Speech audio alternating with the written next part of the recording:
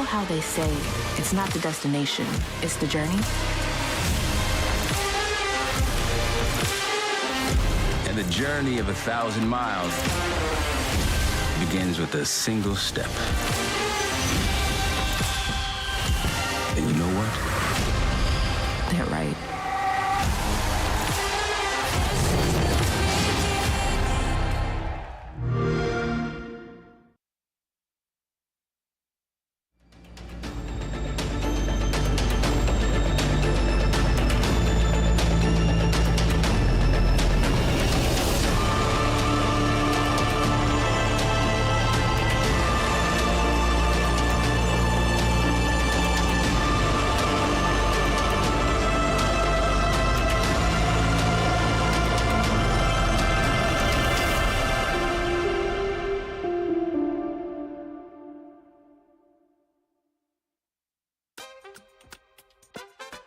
And welcome everybody to SAL. It's South America League, and over beautiful Copacabana and Fort Copacabana in Rio de Janeiro, we fly in our drone.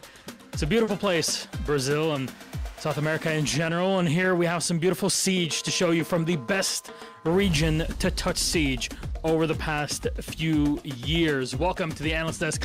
I'm Milos, your host. With me are the wonderful Fresh and Alpha Mine. You know, you guys have been busy with EML, and of course here with SAL. It's good to have you back here on the Saturdays. How are you guys doing? I'm good, Milos. I was just thinking about how much I miss Rio de Janeiro. Obviously, we was only there not too long ago, but being on the Copacabana, it was beautiful. And I just seen it then, and it's brought everything back to me. That beach is absolutely crazy. I actually don't know how to pronounce that word. I hope I pronounced it the right way. Beach?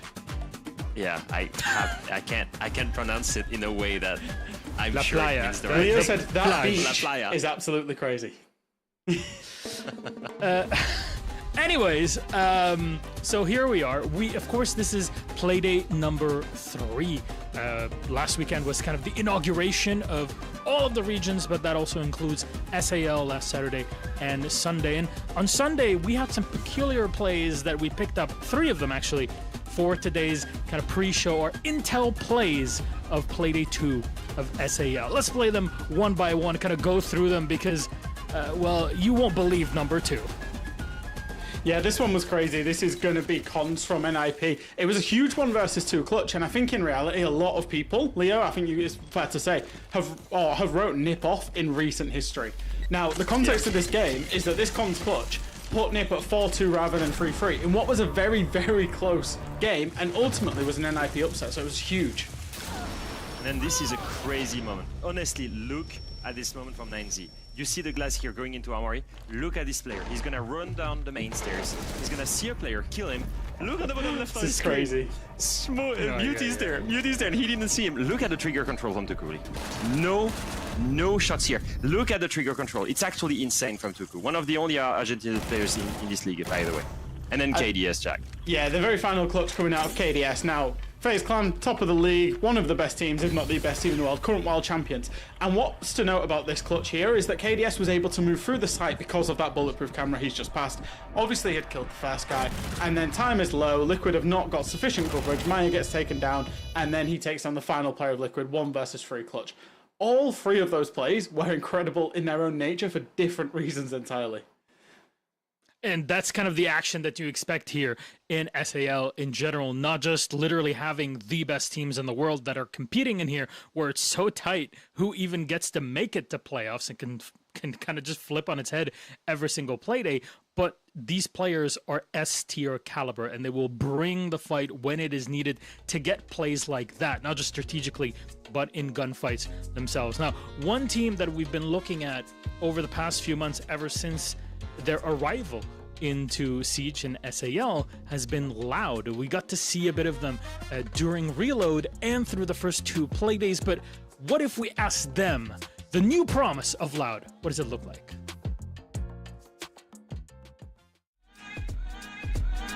Hey guys, Zika here, your analyst from the Brazilian channels.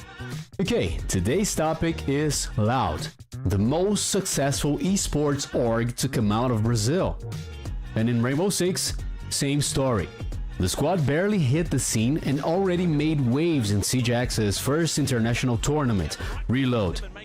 Sure, they lost in the quarterfinals, but only to the eventual champions, Furia. Not bad for their debut showing, right? Então, acho que a primeira experiência foi uma experiência bem maneira. Meu primeiro campeonato Tier S, a gente conseguiu ir bem no torneio até, independente da nossa derrota para a Fúria.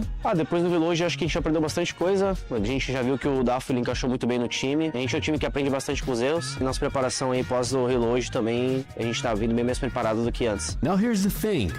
Loud success isn't just in-game. There is a reason they're Brazil's biggest org. And their content creators have been low-key carrying the R6 scene. Names like Yaya, Coreano, and Gabi Peixe are just a few who've straight up sold their souls to Rainbow Six, whether playing or spectating. Great for us, terrible for these poor Brazilian content creators' mental health. Tem comigo. Ó, tem aí. Eu não sei se esse mapa é mais forte defesa ou ataque. Já sai. É bem complicado aprender na real. Ah, tá. Tá aí. Achei muito top todos os streamers aí da loja participar, fazer live do jogo. Eles inclusive gostaram do jogo, então acho que não é uma coisa meio forçada assim. E eles aproveitaram, né, que a gente tá jogando agora e estão streamando os campeonatos. Acho que eles gostaram bastante. Pô, é muito top porque a org é gigante e os streamers também são gigantes, né? Então só tem coisa boa nisso. Então, acho muito maneiro, principalmente pelo fato de ser pessoas de grande nome, assim, entrando no cenário de R6. E é uma coisa que deixa a gente bastante feliz, né? Porque a gente sempre quer ver nosso cenário evoluindo. E também é maneiro que eles trazem novo público também pro R6. Exaggerating? Me? Okay. Well, Loud's massive. Their streamers get crazy numbers, but let's be real. Some big names still haven't held angles at cafe windows. Never Ash Rush it. Never face tank bullets at Coastline Bar. You know, those classic Siege experiences. I'm looking at you, Coringa and Bruno Play Hard. Two of Loud's biggest names still sleeping on Rainbow Six. That's why I'm calling on a Loud member to do some convincing. Alright, Daffodil. If you were head of comms, how would you pitch CJax to them? Então, acho que de argumentos pra gente trazer pro cenário é só mostrar o que o público gosta muito, que o cenário de R6, eles realmente amam muito o jogo, que é um jogo muito divertido, com muitas possibilidades também. Então, a moralzinha aí que eles vão dar pra R6 já vocês vão ver aí, skinzinha chegando, e a moral já vai ser dada. Yeah. Good thing these two are pro players, right? Because if we depended on them to sell Siege, we'd be in deep trouble. But anyway, let's talk pressure. Representing a top org has perks, but comes with expectations too. How do our stars handle it? Does it feel different from other teams they've played for? Literalmente o tamanho da Loud, a gente precisa de muitas mais pessoas trabalhando, tanto como staff, os cuidados que a gente tem no dia a dia também no office, torcida também, que é uma torcida que cobra mais, que ajuda mais também a gente quando precisa. Tá na Loud assim é um sentimento de que tu tá numa organização realmente muito profissional. A gente tem um office que tem toda uma estrutura, a gente tem cronogramas a ser cumpridos, tanto pra Media Day quanto pra empresas que vão acabar visitando lá o office. Tu vê profissionalismo, né? É um principal fator assim, realmente uma empresa que se autossustenta. É bom porque além disso tudo também tem a questão da mídia também, que muitos torcedores, realmente fãs apaixonados. Então acho que só tem coisa boa pra falar. Alright. And with Stroker's hype energy, I'm wrapping up. Good luck to Loud and SAL, and see you later, squad. Catch you next time.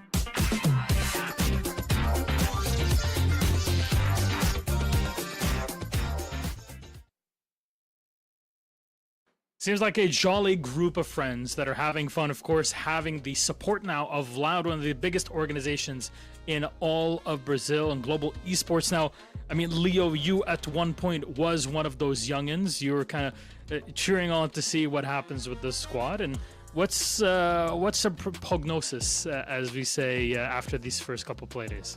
Oh, you're using big words on me, Milash. Oh, yeah. But I will say I was very surprised, I think, like a lot of people, by their maturity. If you look at SI, they made the choice to not join an organization. You know, they made the choice because they thought and they trusted themselves to go very deep, and they wanted the full share of the cash prize. All of that to end up top 6 at SI, then get the best organization in Brazil with loads of influencers that are gonna bring lights to these guys. Then they go into reload, they make it to quarterfinals, and they only lose to the champions. Like for me, these guys, they've had such an exponential adventure where they just keep growing. They bring Dafo, who was amazing. And then comes the moment where they start the stage. They haven't looked that good, Jack. You're going to be able to talk about that. But in general, I would say that it's been a great journey. And my biggest question is, like, do they have what it takes to be part of the top 4? You've got the big organization in Brazil, but what counts is, can you make these qualifications to big events? I mean, Jack, what's the loud stonks check after first 2 play days? I mean, it's not looking particularly hot, is it? 1 overtime win. They've managed to beat 9Z 8-6 on that very first play day. Arguably should have gone 9Z's way. And then a big, I would say quite disappointing loss to Black Dragons. I think like Leo said, this team has aspirations to be in the top 6, to be going to playoffs, to be making the international event. Those are 2 games that a team in Brazil that would be doing that would win both of those games quite comfortably. So they're starting off on the back foot. In terms of this stage, they're going to have to put some big performances out against some big teams if they're going to make that back. And actually, let's take a look at who Loud will be playing today. Our schedule, 5 best of 1s is always here in SAL on both Saturdays and Sundays. Well, Loud will play Los. That is game number 2, the 9Z W7M, NIP versus Liquid, and of course, our match of the day, FaZe versus Furia. Gentlemen, with all of this, and even though Black Dragons ENX is first, is there any game that you're really looking forward to? I'll start with you, Jack. I'm going to go with the obvious one, because I know Leo's got one up his sleeve that he likes, but the obvious one is going to be FaZe and Furia. I mean, how many times are we going to see these 2 guys? The story's right itself. You can see the 2 brothers on your screen there going up against each other. World champion roster, current reload champion roster, and of course we go all the way back to 2024 with one of the best 6 invitational grand finals ever between these 2 teams. It is just a storyline that writes itself for this game, and they're both such high quality teams. Obviously FaZe are flying, Furia was upset last week, so there's lots to talk about going into that one. Yeah, that's just my adaptation to this, is that I feel like Furia dropped the ball last week, and you look at FaZe and you look at the standings right now, they're already at +10 round difference. Imagine dropping only 4 rounds out of 2 games. I mean, it's an average of, they went 7-1 and 7-3. It's an average of 7-2, which is crazy, and they're already on the same level that they were at when almost a year ago they went undefeated in this league and won every single one of their matches, and they actually had the 13-win streak in Brazil. Like, they're on par with that right now. So it's going to be an interesting matchup for sure. But then the one that I really want to pay attention to is NIP Liquid. As you see on the standings right now, NIP are kind of back. They're kind of at the top of the leaderboard. They've got 2 wins. 1 OT, yes, but the one yesterday was, last Playday, sorry, was really good. And Liquid are in deep trouble. They've made changes. They were supposed to be looking good. And historically, Liquid has been a team that dominates the region. And they haven't been doing that as well. And not at all. And they need to bounce back. And they're stuck into a trappy match day against a team, an IP that just beat Furia last week. So it's, for me, the most curious one or the most interesting one. And obviously, if you want a big story and the big plays, Furia FaZe is going to be the one that you want to look at.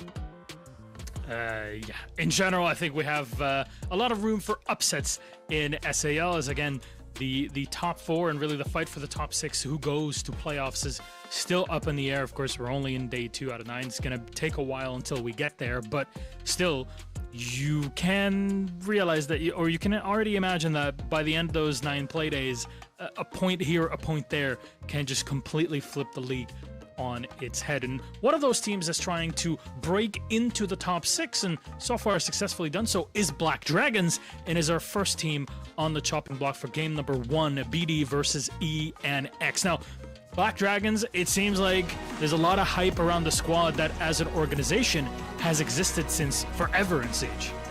Yeah, I'm a big fan of this lineup, much bigger fan of the lineup than the new logo, but who gives a, you know. You're going to see this guy, Makina. Makina, for me, is the big story about this team. In general, and Muzi as well, but in general, if you look at this lineup and at Black Dragons, you think it's a team that has consistently prospected and found amazing talent in Brazil and has revealed some of the best talent that we have in the world. You know, they've revealed Nest, they've revealed Live. Loira, for example, as the big pickup from G2 coming from the Brazil region. Well, Makina, for me, is that guy. He's dropped amazing numbers. He's got the best EPS score out of anyone in the league right now after 2 play days. Flash3 has had a resurgence. He is blossoming in this new roster. He was the big guy that was letting the team down with Raza Hedge Company Academy. at SI, and after being kicked, look at this, still playing garbage and still dropping double digits on average every single game day. So looking at this lineup, I'm actually super excited, and I want to label them as like the biggest dark horse for me to make it to top 6 initially, then maybe even top 4, and qualify to more international events, because these guys are right now on verge of upsetting big teams, and one good way to do it right now is confirming against ENX. That's a lot of hefty praise here, Jack. It really is. I think, the start the Black Dragons have had, and in reality, it could have been 6 points out of 6 as well, had that game gone the other way in the very final rounds there. I think, this is a team and an organization that fosters talent and brings talent through, as Leo said, but also has aspirations in themselves as well. And if some of the bigger teams, for example, Liquid, for example, Loud, are having slow starts, which they are, they need to be there to capitalize on it, and that's what they're doing. They're doing just that already. And this game is probably the best opportunity they'll have right now, because ENX, their opponents, is currently rated at number 10 in the league, just slightly behind Los, who's playing game number 2 later on today. But Jack, is there any silver lining? What do we look at here with ENX, what they can bring? It's very, very hard to find a silver lining for this team so far. They've come into the game, they've come into the league, and they've lost both of their games in regulation, but not just that, they've lost 7-1, 7-2. They've only won 3 rounds, they've only amassed 3 rounds so far across the entire stage. And they're clearly struggling, and I think it's a little bit of inexperience. Obviously, there's only really 6K who's on your screen there that has even played at this kind of level before, so it's a lot of step-ups. And I think in reality, they're finding it hard. They're making a lot of fundamental mistakes that you wouldn't expect them to play. And when we've seen that, we've seen missing information, we've seen lack of flank drones, we've seen really silly fundamental things that you would expect from a tier 1 team to be done and not being done. I will say, I think having 5 days off, the break between Playday 2 and Playday 3 probably will help this team, because there are some very, very easy improvements that they can make in that period. And maybe adding just like some positives right there, Milosh, is that just to counterbalance, they've played W7M and FaZe.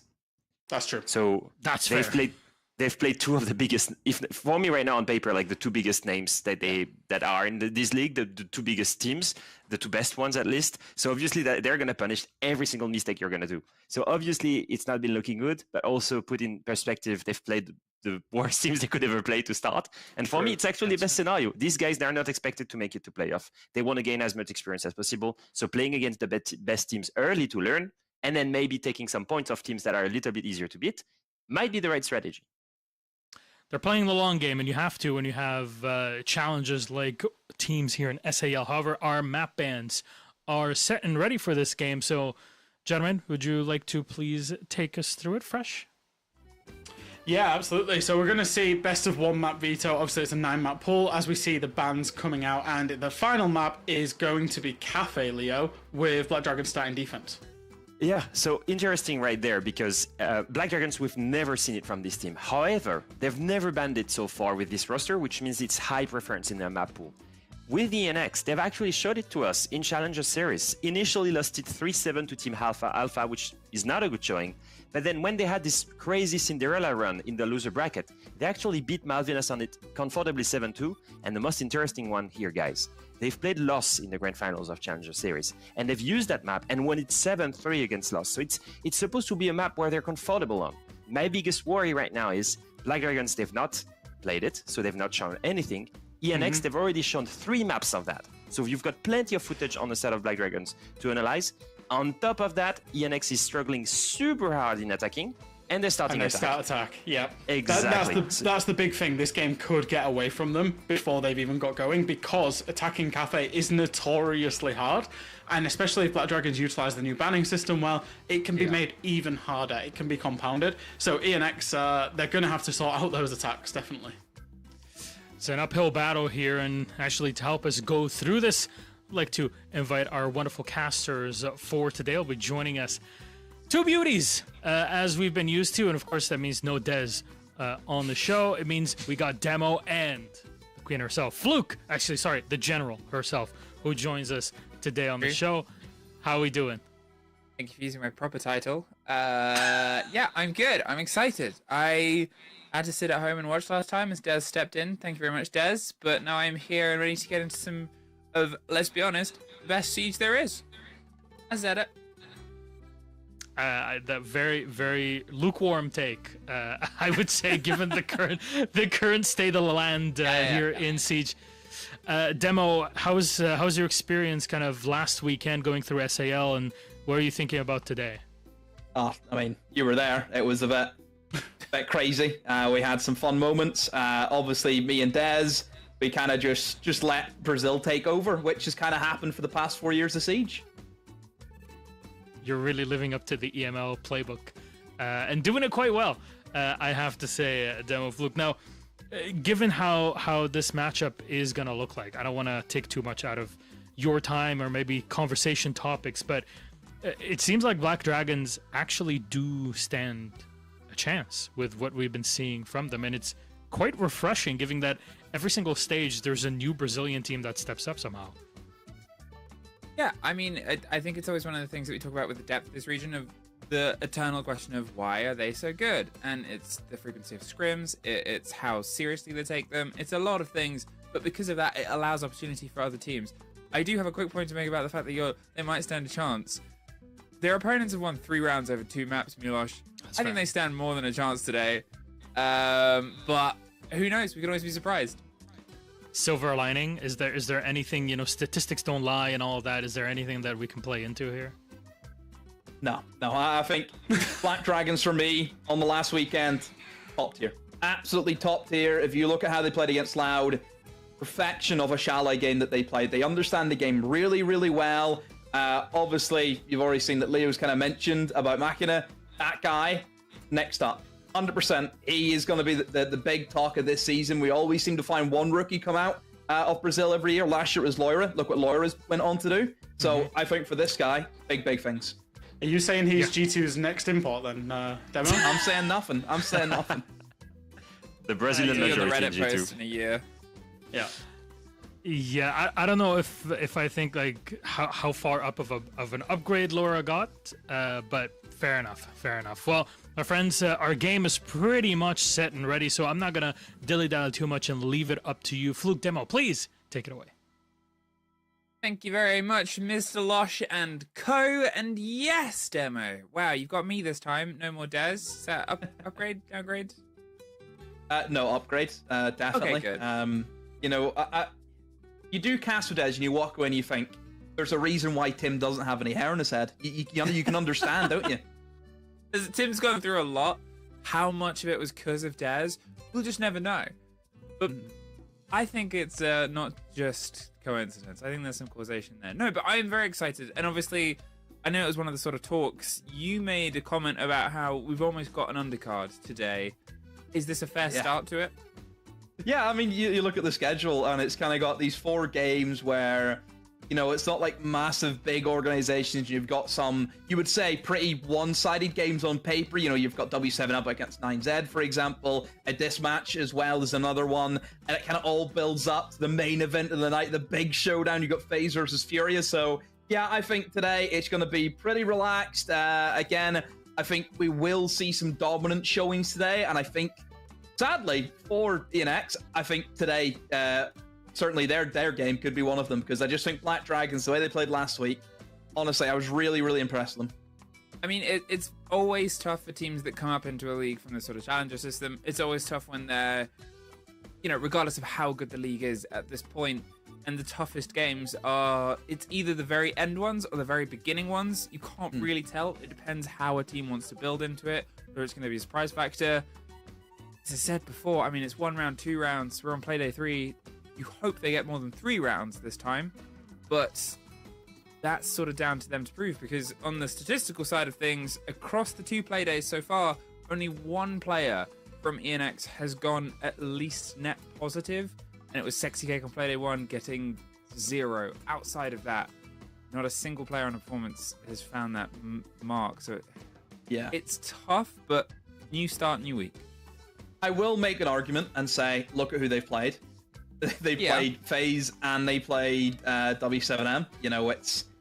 It's tough for them, isn't it? Playing up against the side but 1 invite. You've got the side who won the major before invite. It's not been easy for them. Really, for ENX, I think they're going to be judged Similar to kind of what we talked about on Europe as well on Tuesday, where you kind of have these middle of the pack teams where they need to try and beat each other, and then you kind of have like the top teams they'll play against each other. You know, it's kind of like you need to beat who's around you. But I don't think, again, ENX has that game yet. You know, whenever they're up against Lost, for example, maybe even Liquid at the current state of Liquid are at, that could be where they pick up the points. But again, I said it's just going to be really, really difficult for them. If you were a professional Siege player, Demo.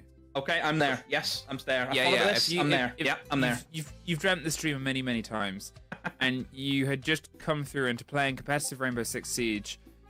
Would you want to have these games at the start of the season against the FaZe and WCM, or would you want them at the end, do you think? I think you want the difficult games out of the way.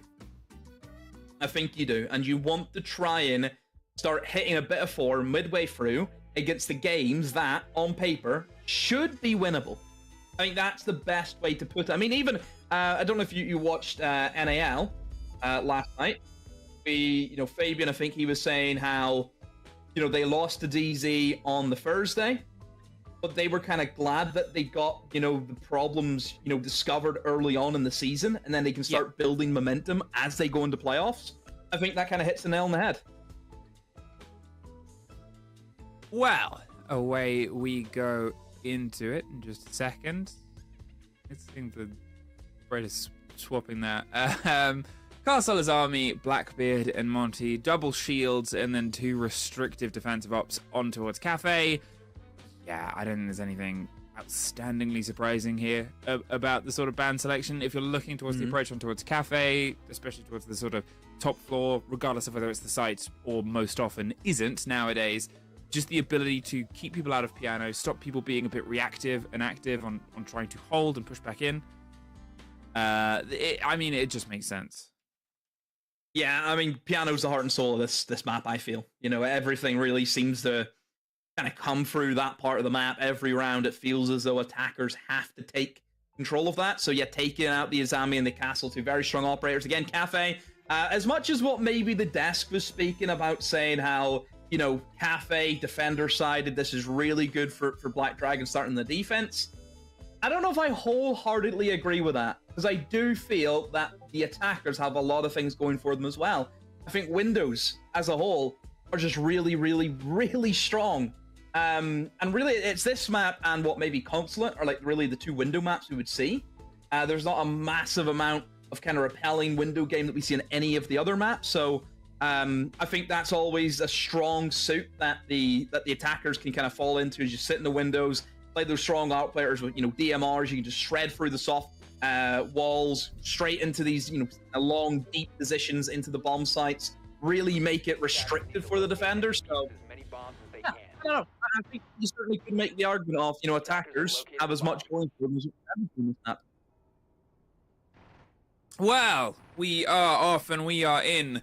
We are going to start in, I'm going to be honest, this is very specific towards a lot of people living through the heat wave right now, in the cool, cold kitchen. And I can really do with a bit of... Cool. How hot is it where you are?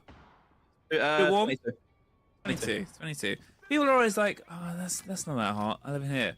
We're not built for this. Our buildings are not built for this. But that's a whole other rant that I'll get into, because these buildings are built to be broken into. They're getting themselves a bit of a stretch and extension here towards the bottom of white. As I said before, you'll have a lot of active sort of holds around this map itself. You want to try and peel yourself up towards the top or back and back, which is why if you look over towards ENX's loadout, that is a let's get vert and let's make sure that if one of our vert dies, we still have vert, and then a little bit more vert.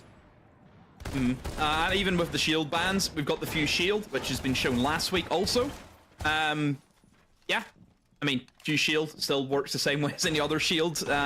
You just don't get the added, kind of benefit. Monty has the extended shield. Blackbeard, obviously, with the way his shield works. Blitz has the flash. Fuse, just the shield. Nothing special about it. Very basic from him. But of course, then you get the gadget with it, which I'm not too sold on. I think it's an okay gadget, but again, very situational in terms of how it gets used. You made a great point about the verticality. You're dealing with Kitchen, a lot of verticality. You really need to try and root out those defenders, make it so they can no longer play into the bomb site, and that really opens things up to try and initiate that diffuser, knowing that no one's in sight to try and stop you.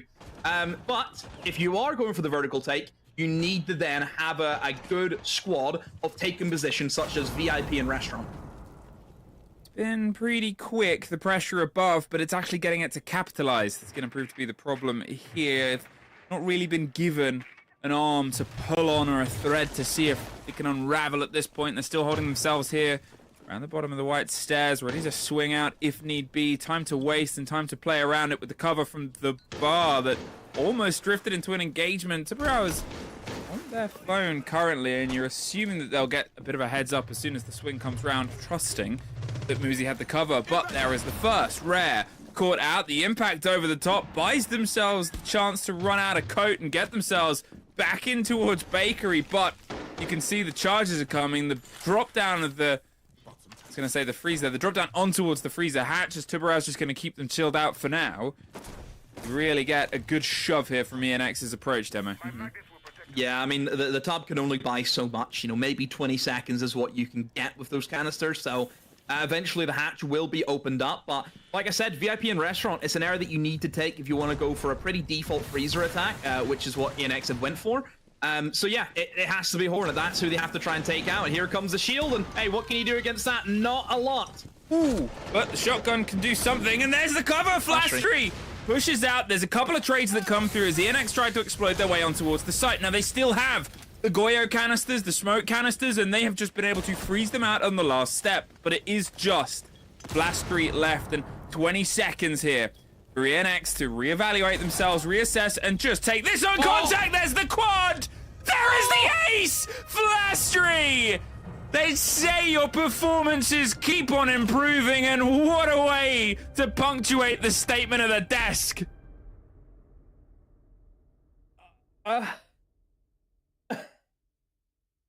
Well, the submissions for Play of the Day have been closed. 6 seconds left the game. It's finished. I mean, my God. Okay, it's fantastic as any ace clutch is, but you do have to ask questions, Demo. The three of them just sent it from the same section. As I said, they had 20 seconds. It's panicky, but that's time. And they just, I mean, right. Let's have a go at trying to. Let's have a go. You break it down. We've got time, as I assume we'll be back in. We'll have a crack. Right. So obviously, pretty default attack from ENX. You know, let's get that out the way first. Verticality, all that. They've done that. Yep, good. EP Restaurant, that's what they were after. All good. Flash Street made a bit of a I gotta do something play. You know, and he was stuck inside of the bomb chassis, you know, over towards the sinks. And he thought, right, I know what's coming. It's very obvious what ENX are going to do. And he thinks, right, I'm going to swing the hatch, kill the guy in the hatch, which he did. And then he was there to support Stabaro and kill that fuse. Okay, first of all, makes a great play. You think, wow, that's really upset them. ENX, though, still pick up their other kills around the map because all loose players were pushed off of site into the areas where the verticality was. You think about the long corridor over towards red, it was all opened up. You had that backstab coming in as well to eliminate the guy instead of VIP. So yeah, everything was working well. A 1v3, you think, okay, good. Flash 3, you know, is he going to make this? Probably not. The Goyos came in big, stopped them getting in towards Freezer.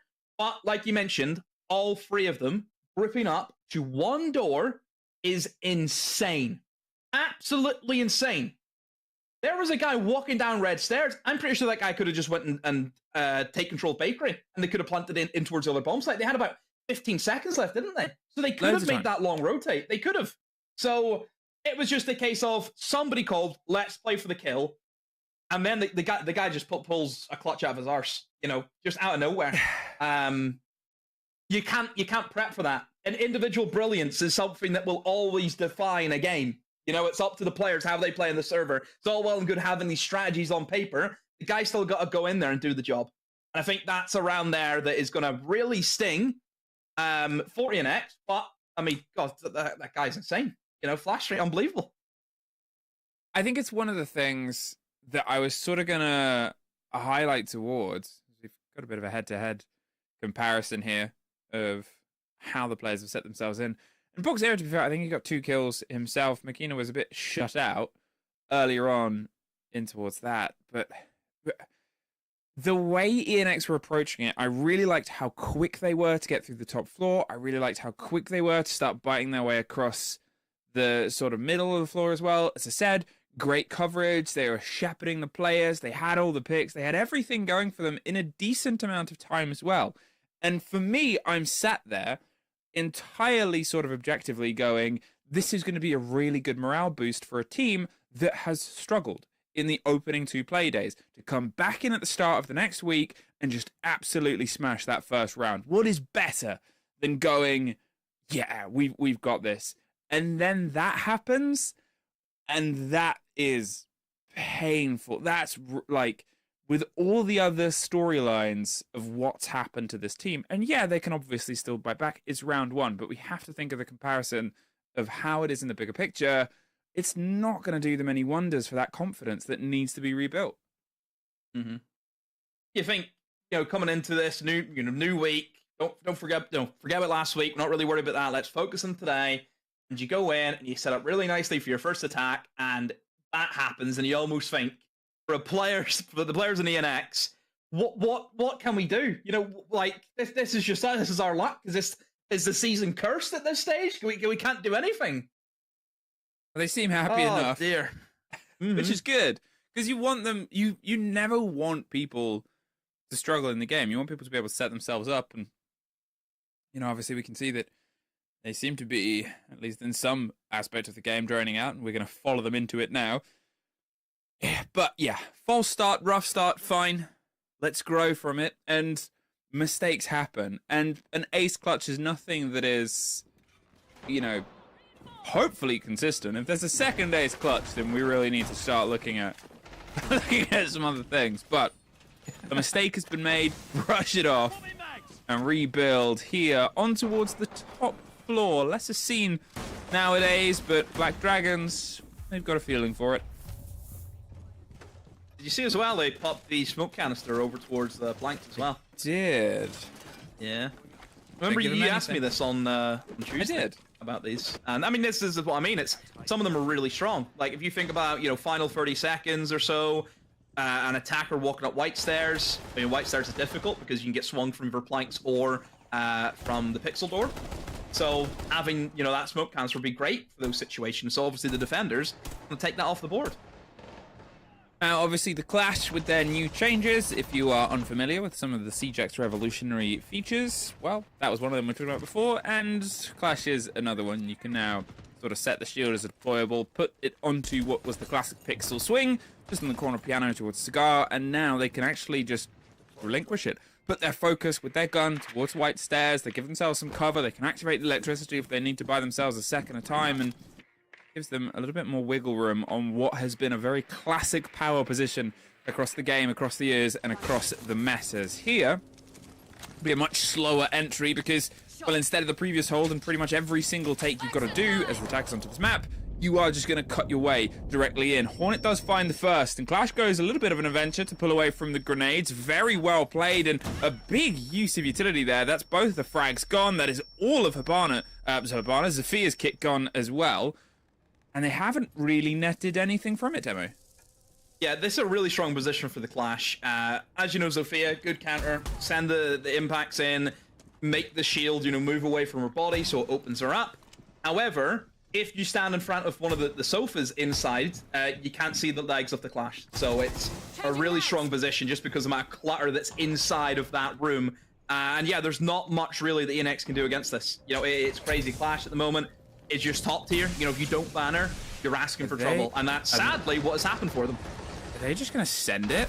They've just, they're just throwing themselves in, and Makina pops out and throws them right back out. They're trying to cut their way across. They realized things weren't working Demo, and they went with plan B, which was cover the, core of the site itself, and it's just not gone very well. It's quickly over there, and, you put it very well there. Plan A was to get control of Piano and get rid of the Clash. Clash was so ready for it. And at that point, your plan B options with what had been taken out of them and what utility they had left, they thought, well, let's just try and cover with the Capital bolts, get the drop in.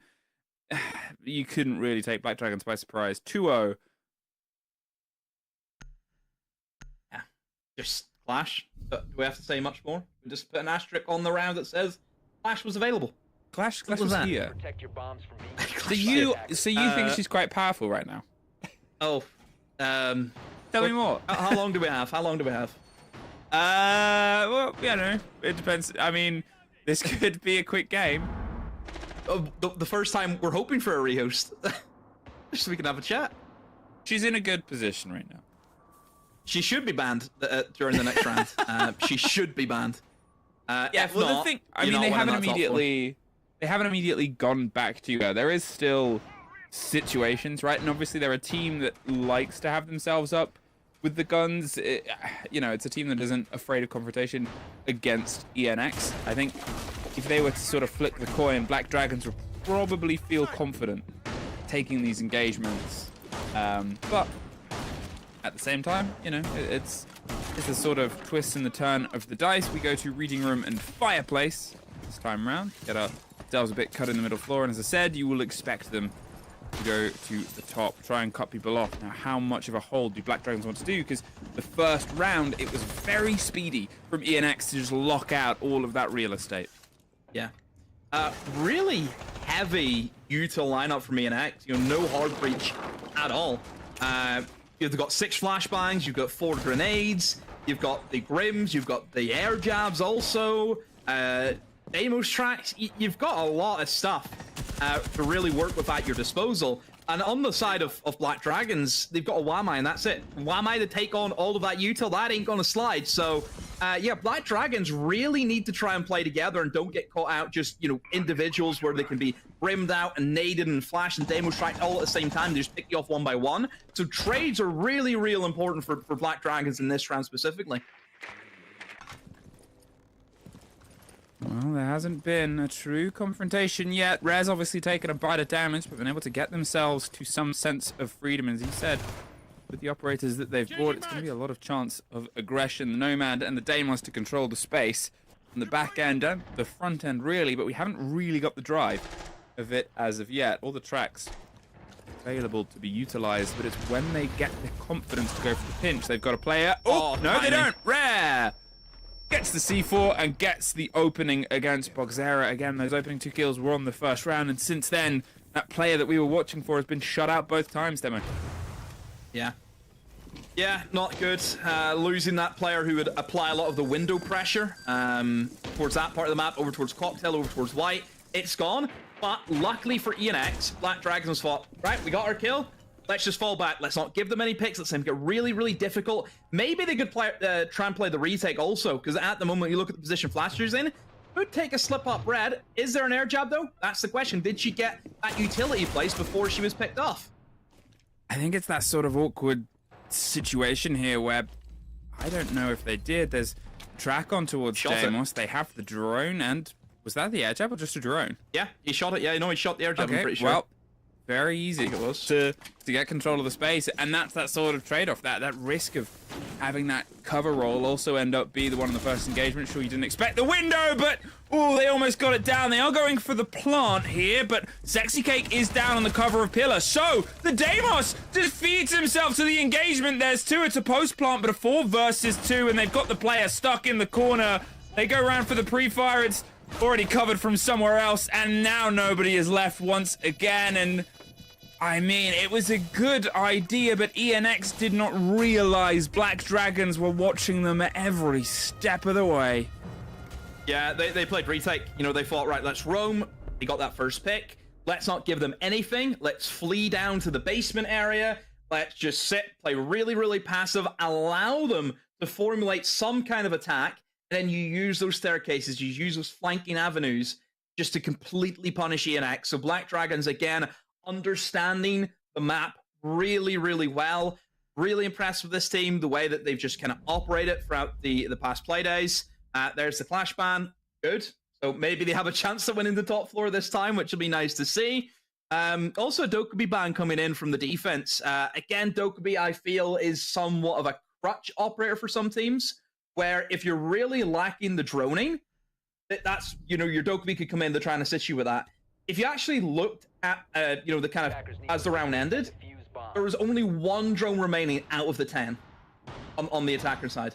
So drones have just been getting shot everywhere. From what was an ace clutch at the start to what has been two differently paced rounds, but I think it's fair to call it two Black Dragons in control the full way round. And obviously, you know, we've had comments about how the attack or the defense rate of the VNX team and Black Dragons have sort of favored over the previous couple of playdays, but at this point, I think it's much more a weight of the opponents. Obviously, it was an overtime loss to NIP, which Black Dragons had, which they weren't able to, you know, get any attacks on the go. But I think it's just a different sort of class of this team. They have all of that to build up. ENX team, who have struggled on the attack, have also struggled on the defense. You know, they've won 3 rounds over the first 2 maps on either of the halves. It's a rough start. There's no two ways about it. But here it's just still just trying to find that way, and I can't help but think if that first round had gone into their favor, if we'd have a bit more of that sort of awareness here. But will they have a change similar, if not exactly the same lineup? So quickly have a look over towards their attack on the approach. They're still going for the pace. I mean, it wasn't broken, so I don't think they need to fix it. Just the landing. Yeah, I think gonna be Black Dragons will probably change up their approach. I think they kind of gave ENX way too much time and control of that mid floor, so I would like to see them try and engage the enemy during that kind of mid floor takeover. So I want to see them just take it to ENX, especially whenever the gun skill's with them. You know, it's not as if Black Dragons should be fearful per se of ENX. You know, they've kind of outgunned them at every mark that they can. Yeah, same lineup again in terms of the attacks, verticality, fuse shield come in once more. So pretty run-of-the-mill stuff for your basement, what we expect to see. But again, there's not much we can really read into Fluke, just because it was based on a bit of magic from Flashtree. You know, that's how they lost this round the last time. I think that's it. And, you know, as I said, you can't always... There's a couple of things that you just cannot account for. A player on their day and then a player popping off like that. And that was just one of those moments. Wonder. That was the opposite of one of those moments. Still off it. No, he didn't. He went to try and get the second follow-up. That does get rid of the Goyo, and that was a deciding factor later on. As I said, in the final 20 seconds, there was still a lot of utility they still had left to play with, and we were around this mark where the first kill started to come through as well. So ENX team, they're still on a good pace here, and well, the perspective is one that I can't see. I don't know if you can. No, I think I'm trying to use the Force, see if I can look into what happens, but I'm seeing nothing. What's your guess? I think we're going to come back and there's going to be 5 players still standing. I'm going to say that Black Dragons win the round. Let's just leave it at that. All right. It's getting a bit spicy. I guess everyone's suffering from the heat around this time. Apologies, everybody viewing. Obviously, we are doing a massively international broadcast and making sure that our broadcast runs at the same rate as the amazing Brazilian stream, the Portuguese-speaking stream. So we'll hopefully be back in as soon as we can, but I think it's a fair guess.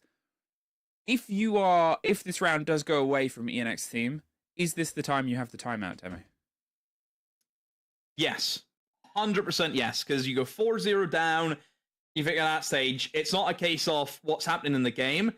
The mental's going to be going at that stage. You know, if you're 4-0 down, the team's not going to be in a great spot. And the coach needs to get in there and try and motivate his guys again. Because you could very easily let that run on and a 6-0 hits you immediately. And then at that stage, what, you're going to take the time out of the 6-0? Is that really when you're going to use it? So it's certainly something that ENX need to take if they do lose this round, which again, we're not privy to that information at the moment, but hopefully we will be soon. Hi, we're back on camera for now. As far as I know, there was just a computer problem with the spectator, which is the most unfortunate one for us, because that's the best one for us. And if that is the case, the round will be played out into its entirety to not interrupt, obviously, the state of play. And then we will theoretically be rejoining at the start of the next round, depending on how things go, because the competitive integrity, it's warm, of the players is the most. Can't keep using the heat as the excuse. You can't I have a tiny little fan that's like running under my desk that I really hope isn't being picked up. You have a fan? Even I have a window. That's all I get. Yeah, I would have it closer towards me, but I don't want it to get into the microphone and just bother everybody. So this is the Playday. This is how it's going to play out today, and I'm just going to let you take this one because you had a fun analogy for it that we talked about earlier. Yeah, look, I mean, again, I'll just rattle off my predictions. I don't mind because do it. I have no allegiance to here, I suppose. Black Dragons. It has to be. And again, looking at it at the moment, it's a pretty one-way stump. Lost Loud. I mean, both of these teams haven't been actually that great. But surely they're both at some in the point, bottom 4, I believe. Bottom 4, yeah. But at some point, surely that the quality of that Loud team, surely it should be enough to beat the Lost team. Has to be, If it's not, it spells a tragedy, I think, for the season. I mentioned this with Dez. You have to forget that Loud organization, biggest in Brazil. You have to perform if you're under that banner. Same way we put a lot of scrutiny on. Hate to hark back to the G2 guys. You think about the org you're playing for. It's massive. Then you move on, 9Z versus W7M. I mean, it's the battle of the numbers and letters, but has to be W7M. Has to be. And then NIP Liquid, which that would have been a great game 3 years ago, because that was also we actually have it two SI probably finals. was a great game 3 years ago. No, but that was the grand final SI 21. It was. We were there. And that was obviously back then where you had Nesk and Paulo on their game. You had Pino and Moosey. Those two duos going against each other was astronomical at the time.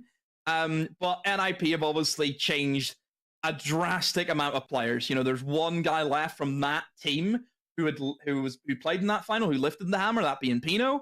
And then the same you can say for Liquid. The only one that we still have remaining from that game is Nesk. So, like I said, 4 years ago would have been a great game. There's only 2 players left who actually played in that final who are playing here today. So that's always a nice thing to see. And then, of course, it's the big one, FaZe versus Furia. You don't need to say much else than that. That is the main event. That is the heavyweight championship fight. That could be for FaZe. I think if FaZe win that game against Furia, FaZe win the league. Honestly, I do, because I just think that's going to be their biggest issue. Do you think that's the match of the day? Yeah. Okay. I think it's all correct. I think you know what you're talking about. Thank you.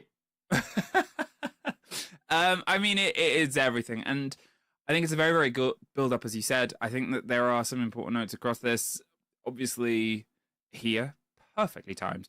Lost versus Loud, when they get into it, we said they're in the bottom 4. That divide of 3 points, it might not jump them up immediately out of the danger zone. So imagine that there is a red over the 7, 8, 9, 10, and then a bit more of a pleasant color above that to secure themselves place in playoffs and secure themselves, the sort of top-end fights. It's very important that you get this win, because this is a 6-point game, as we often call them, where they are your direct competitors. You want to put a divide in. You're not just taking 3, but you're taking the chance of 3 away from somebody who is likely going to be fighting for those sort of 4th, 5th, 6th spot with the energy that things are coming together here.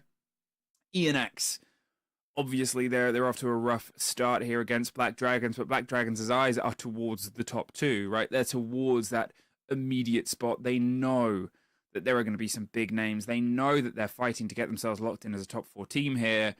And they are, as it was pointed out, the sort of surprise factor that we had coming into this, right, Demo? Yeah, I think it seems to be for Brazil, every year there's always this new team who's knocking on the door. Because whenever I think of Brazil, you always kind of thought, you got FaZe, you got NIP, you got Liquid. Those were the 3 from about 2018 who always went to the events. They kind of took in turns who would go. Would win, trophies between them, unless they're Liquid, who never, really done anything apart from the one. So sad times is what it is. Womp womp. And then you kind of had, the W7M guys come in. Obviously, then went on to be Furia, and they start knocking at the door. Even you think about the E1 team who went to Manchester. We have these Brazil teams where there seems to be always a new one appearing at all the events, and it could be this Black Dragon side this year. God. Sorry, we just watched the Ace again, and it's just a tragic way to... Even Black Dragons, they went to events. Here, the C4 catching on towards Rare as well. I mean, it has been, as we said, the first round was so good from ENX. And then since then, things have just petered away. It was a really good watch as well, right? They had the position, but the Deimos, I think it was Angels, dropping down after they'd got the trade kill across the top floor and handing over the vertical control with their back towards pillars where, look, let's be honest, I know what they're doing there. They're trying to cover the planter to make sure somebody doesn't swing. But you have to take in the perspective of how much time you have left. If the planter dies, you can still sort of reconvene a play where you can watch it from, but also where your opponents are likely going to be coming from. There is two positions in that situation. Pressure swinging from pillars, and then pressure from the top. Maybe there was a missed moment on the call on where Sexy Cake had gone down on the cover here. This down, immediate cross, but then the Deimos hopped the barricade with their back towards it. And a tough start, I think, is a polite way of putting it here. No, actually, no, it's not. It was a great start that has gotten tougher, I think is a fair way of putting it. See, at this stage, why is nobody thought, maybe we go around the kitchen? You still have a good chunk of time. All you need is 1 second, you get the plant down. They also had all of the vertical done. They had all of the vertical over the top. They never retook the vertical once the guy, I think it was the first guy who died in the 5. Once he was dead, nobody thought, oh, maybe I better go above. You know, does feel like basic mistakes. Flastry's second kill was on towards VIP, I think, but the first kill, I'm not entirely sure. I think he swung the guy. I'm pretty sure I think he swung the guy on he's got a kill there with the shotgun, and then he gets the second onto the shield. There. Did he not swing the guy in the hat? Yeah, Dokkaebi dropped. Yeah, and he shotgunned the guy who dropped the hatch because he thought, I have to make a play. Yeah. Thrown the guy in the door with the shotgun. And then, you know, I know 14 seconds, but Did you time the rotate? You did. Oh, well. It's tough. Things happen. We all make mistakes in the heat of passion, Jimbo. Jimbo? Have you not seen that meme? Who's this Jimbo? Wow. You need to educate yourself. Okay. Though using memes of cartoons on broadcast can be a bit dangerous, Leo. We do have some other pieces of art that we can look at. Top 10 EPS, top 10 KD. So let's have a bit of a drift through. And here is the sort of EPS setup, and you know, I think there's a clear bottom 2. They are our challenger qualifier teams, right? They're off to a rockier start. ENX has had a very, very tough opening 2 games. This might be a third tough opening game. But is there anything that stands out about this of being too wrong, too out there? No, I mean, obviously you look at the 2 teams that came up. It's expected. Even the other regions also have it, similar as well. You've got Envy and Cruelty, who have struggled inside of NAL. Obviously EU, we've had Wild, who have struggled. This is going to happen. The new teams coming up. The big difference between playing in tier 2 and playing in tier 1. And I think that is the reality shock for a lot of teams across all of the regions. It's just the level you have to play to. Every region, you have your top teams. You have the teams who have been there for years on end, making the events, hitting top 4 minimum every single stage. And for these new sides to come in and think, oh, we could take them down, it's delusion at that stage, isn't it? You have to be real. It is a massive step up, and that's what we always mention inside of these leagues. You have to beat the teams who are around you at the same level and hope that you can gain the points to try and make up, the rest of the league. So yeah, that's the way I view it at the moment, with just based on how the league's going. And here is obviously the split of how things are coming together, and it gives you a little bit of a perspective, I think, on why we're talking about how Loud season has sort of got off to a bit of a rocky start. Because yeah, it's 1 OT win, 1 loss. They're not a million miles away from being much further sort of up. It was a decent fight they had in their first Playday, and then Black Dragons, things just sort of got a little bit away from them. But that doesn't mean that they're entirely out of the sort of balance game there. It shows that there's work for them to sort of build into. I'm worried about Liquid. I really worry about Liquid. Because they're a team which have not been great for the past 2 years. You know, they've really struggled just to get that consistency. Like, we might have seen them at the odd event fluke, and yeah, maybe they did okay, but then they would go into the next stage and they would just stink again. So for Liquid, it was always the consistency for me. Top players as well. As you see, no Liquid players there. Maybe that's an issue. Nobody from Liquid is maybe stepping up to the plate, which they got, you know, obviously they shipped on Palu, which massive decision for that team. But would we say that anyone has been able to fill his shoes yet on that lineup? I would say no. No. I mean, I think it's always the sort of situation, right, where we can look at transfer notes, we can look at transfer deals from a very objective position, I think, most of the time, because we do not ever have the truest read. And some people might hear stuff, some people might get whisperings, but it is like anything, right? The sheer conversations that happen in the room where it happens, we will never be privy to. But if it's the belief of how things can sort of step up and shape up versus who gets let's go, that's always the trend of things.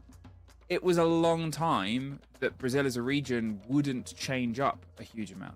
And it's not that they wouldn't make transfers, but you would look at how long their teams had played together, how much they'd worked together, and you'd look at how frequently other regions made changes, and you were like, okay, well, they're like sticking it out. They're very stoic about their decisions. And over the past year, we've probably had roster changes, especially major roster changes in this region. Yeah. Than we have over the past 5 years of the region. Chopping and changing is, I always consider, a bit of a bad habit.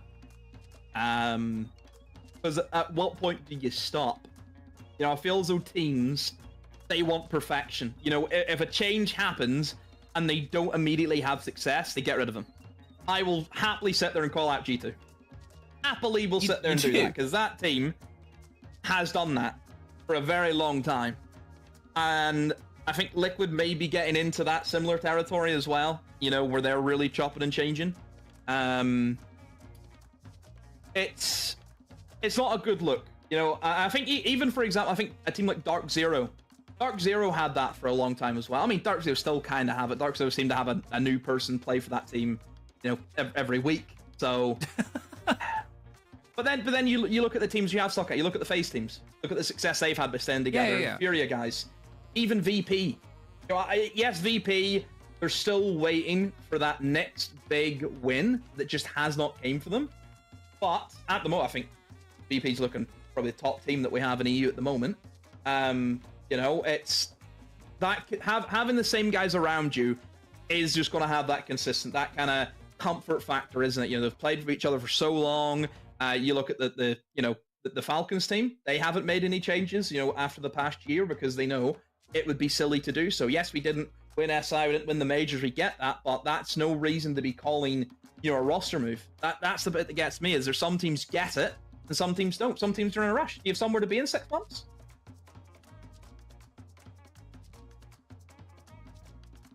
Well, where do we have somewhere to be, Demo?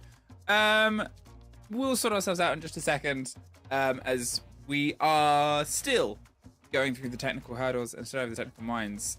So we are going to go to a 5-minute countdown before hopefully we'll be back in with the game. Thank you for sticking with us. We will see you in 5 minutes. Go open your windows, get some water, get refreshed, and we'll be right back to continue this showdown.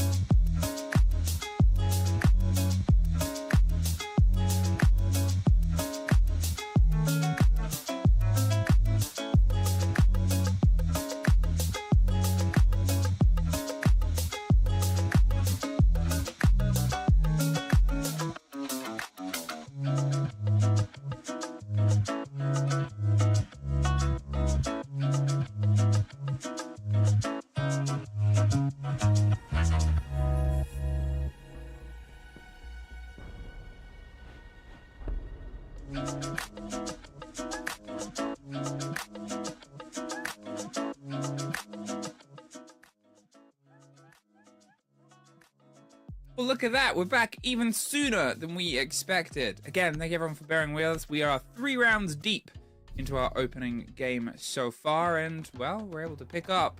Let's see where we left off. Demi, you thought that was a Black Dragons round. Drum roll, please. Please, please. It was not. I retire. It was not a Black Dragons round. Off My screen. credibility's out the window. Off-screen, ENX team were able to win down on Kitchen. Now, they almost won in the very first round. They didn't. They have been able to bounce back. But it takes more than one kitchen to make a feast. Well, no, it takes one kitchen to make a feast. You can make pretty much anything in the kitchen. It takes more than one moment in kitchen to make a feast. And they got to try and make things happen elsewhere. Now, the bans, though, we can talk about those a little bit. Clash and Dokkaebi join the removed operators for the last 2 rounds. Yeah, and then this is where the Clash ban should be really strong for them on this bomb site on the top floor. Clash was the sole reason why this attack just didn't really get to work.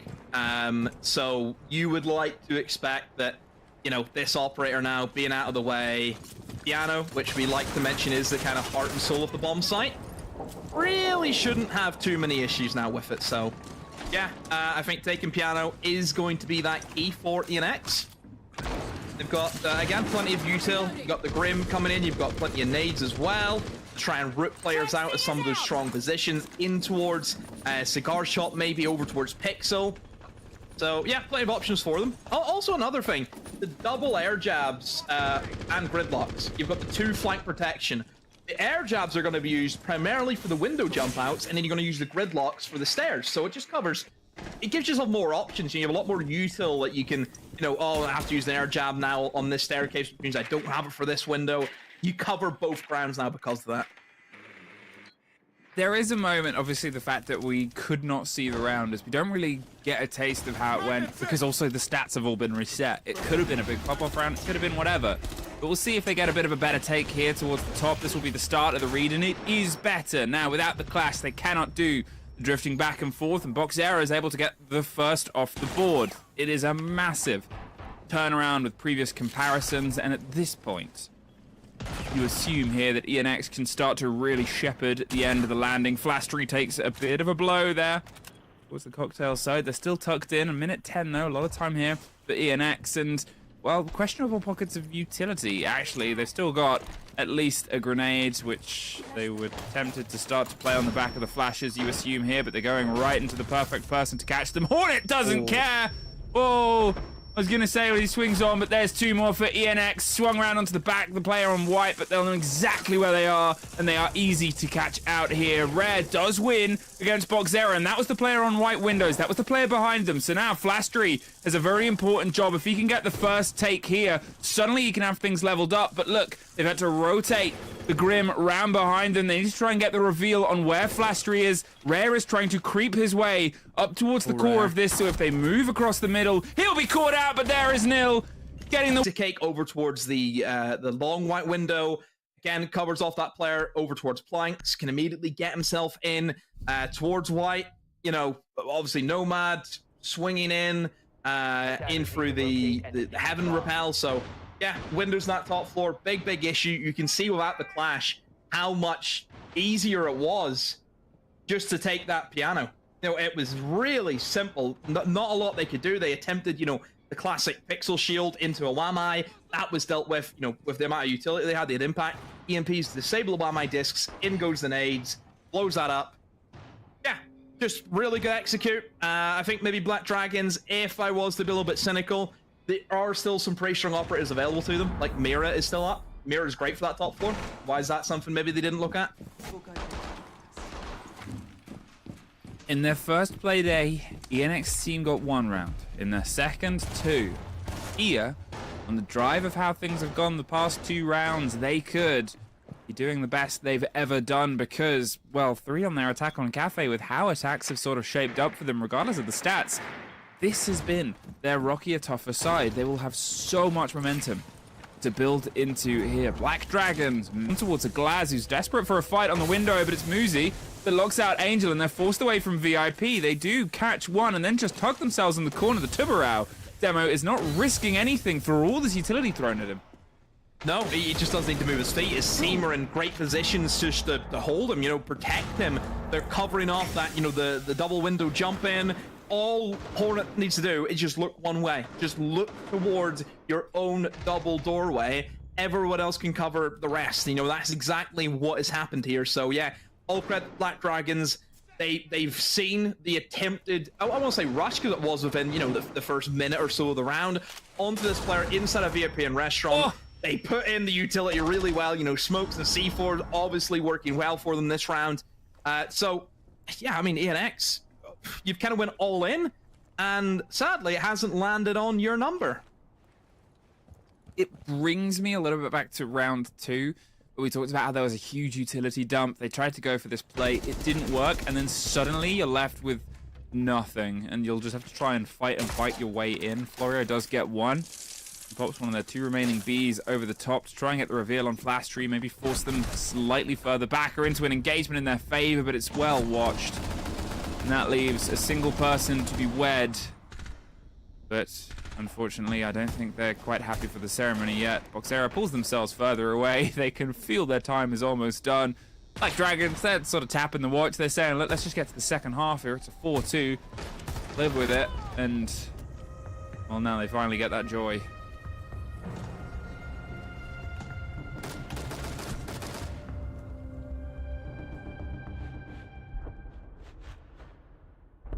Well, where does this leave us now for ENX? I mean, 4-2, it's not horrible per se, but still, could have been a lot better. It should really be 3 rounds apiece, I feel, because obviously the first round we have to mention again just how much of a disaster that really was, considering the shape and the formation at ENX were kind of dismantling that first round, and it really did cost them just that Flashery said not today. But Black Dragons onto the attack, and ENX onto the defense. Now, if we want to look at a team such as Black Dragons, I was very impressed with how they went around their attacking phase last week up against Loud. I thought they were very clinical. I thought they have a really good game plan in terms of controlling the tempo and the pace of the game, which is something you don't see a lot from teams these days, is you know when to speed it up and when to slow it down. Some teams, I feel, either just don't get going at all, or they speed up too much and they crash out.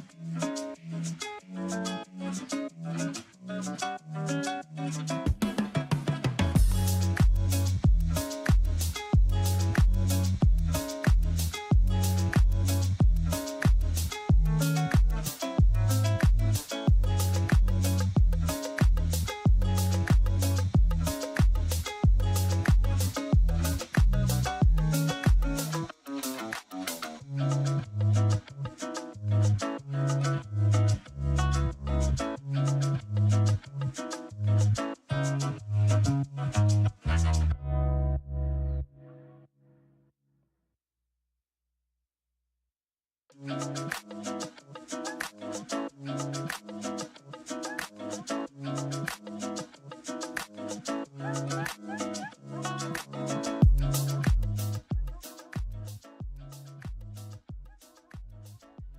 hello everyone, and welcome back yet again. Unfortunately, there is obviously some internet problems, but we are finding ourselves theoretically on the other side of them now from the studio side, and it should be smoother sailing. Thank you everyone for bearing with us. Now, Demo, what were we up to in this game? Give us a vibe check on Black Dragons vs ENX so far, please.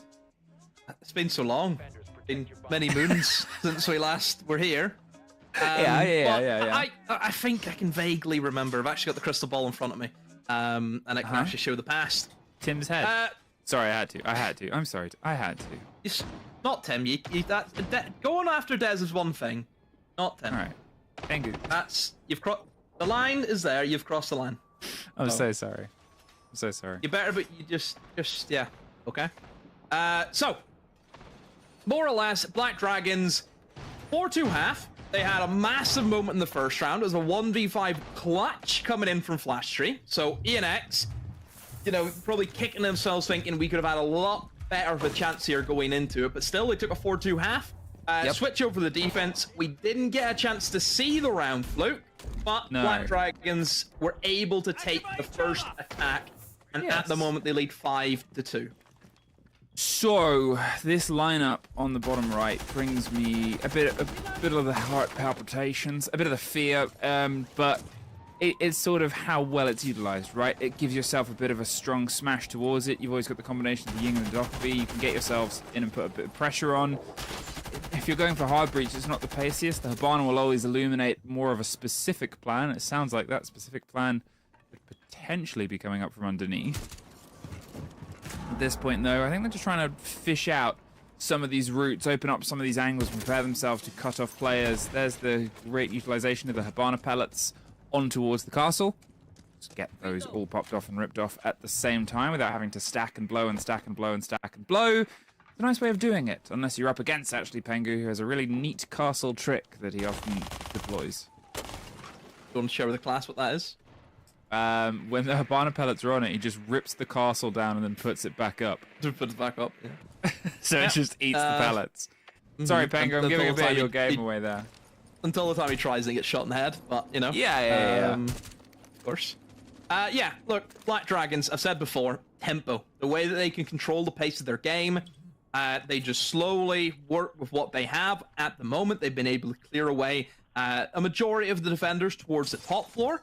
So that does allow them the access of now being able to move in and having access to an area such as Pillar, for example, which, as we know, these mid floors is a pretty high traffic area. So having control of that is good for the attackers, and again gives them a late opportunity to drop into the second floor as well from that position if needed. But it is going to be all about getting this hatch open over towards Train. You open up that hatch, it will split the bomb sites in two. But don't forget though, Fluke, that hatch, even if you drop down it in towards Train Museum, you can't plant there. You still have to try and work through into the other two bomb sites. This is why this bomb site's pretty unique in that characteristic. Okay, the calls came out, the combination with the Candelas, but can they get a body on the back of it? They know somebody is around Laundry because they heard them and they've gone for the pinch, but Angel has the cover on towards Muzi and locks down White Stairs. There's a C4 finding Makina, and as they push their way up, they're knocked right the way back down. They do finally find the Laundry player, but at this point, getting the pickup, getting the kit back up, puts them into the 4 versus 3. All fully stacked here on towards the White Stairs side, and the combination of Library, but it feels like with 20 seconds, it's going to have to turn to a mad dash. The first fight here is a very important one, but it's not going to go their way either way around. The shotgun perfectly placed, and a C4 isn't quite the end. Does get to Barao, but with 10 seconds, a 1 versus 3, and no kit to plant for the Troubles, I think we're going to see our third ENX team round here. Angels just sat on the stairs. Nobody really dealing with him. All too well from the side of Black Dragons. The idea was to have the Ying push down White along with the Dokkaebi call, and if somebody was in that position, they would have been taken out. Now, I don't know if he was stood on a mute jammer or not, because then that obviously would have blocked the Dokkaebi call coming out, but it did feel as though that nobody really knew that he was going to be there. That's what it felt like a little bit. Did the Ying maybe think, oh, there's a guy white stairs, here's the Dokkan call, but then he didn't hear a call, so naturally he would assume, oh, that guy's ran away. But he didn't. Again, I don't know. I need to see the characteristics of. I need to see the details. If they did have a mute jammer or not. But again, it would have been an option for them. But I would say that overall for Black Dragons, they probably approached that in a way teams usually don't want to go for that attack on that bomb site. There was very little vertical play. Didn't open up the hatch. They didn't put any pressure towards the actual bomb site players at all. You know, it never really got going for them, it felt. 5-3 here, Black Dragons, and, you know, they're not out of the woods yet. ENX team have beaten any of their previous records on the previous 2 play days to get themselves their 3rd round. Can they start to drive this a little bit deeper against an opponent that, let's be honest, Black Dragons was fighting towards the top? ENX team, if they can start to make this one swing into their favor, if they can especially do it close to the end, they can bring themselves into a really strong idea of, okay, maybe we can make this happen. Maybe we can get out of the bottom 4. It's a great game to potentially have at the start of the comeback on a team that's setting their own pace. The reads towards the hold here on the top floor again, the play around the castle. It's a consistency because it's been allowed to be, but the choice of that and the Azami and the glass, you said, it is a better removal. You're pretty confident you know where those castles are going to play, and here's one that I talked about before. This position, it's backed up by obviously the laser gates, but it's still not impossible. Demo, you'll have prepared for this. Yeah, again, would have all been very crafted. So I wouldn't say there's much that's really going to catch them by surprise. And util from both the attackers and defenders are going to be traded. One explosive hit for the defense, and it takes out the Lion. And the nades that were tossed in towards bathroom did not hit their mark. So at the moment, ENX are on top of things. No trade coming in from the side of Black Dragons. Again, Castle Barricades will now be dealt with by the Ash, and it forces Florio out of that position. And you can see very swiftly now for ENX, they will try and dart back into the safety of those reinforced walls still scattered about the bomb site.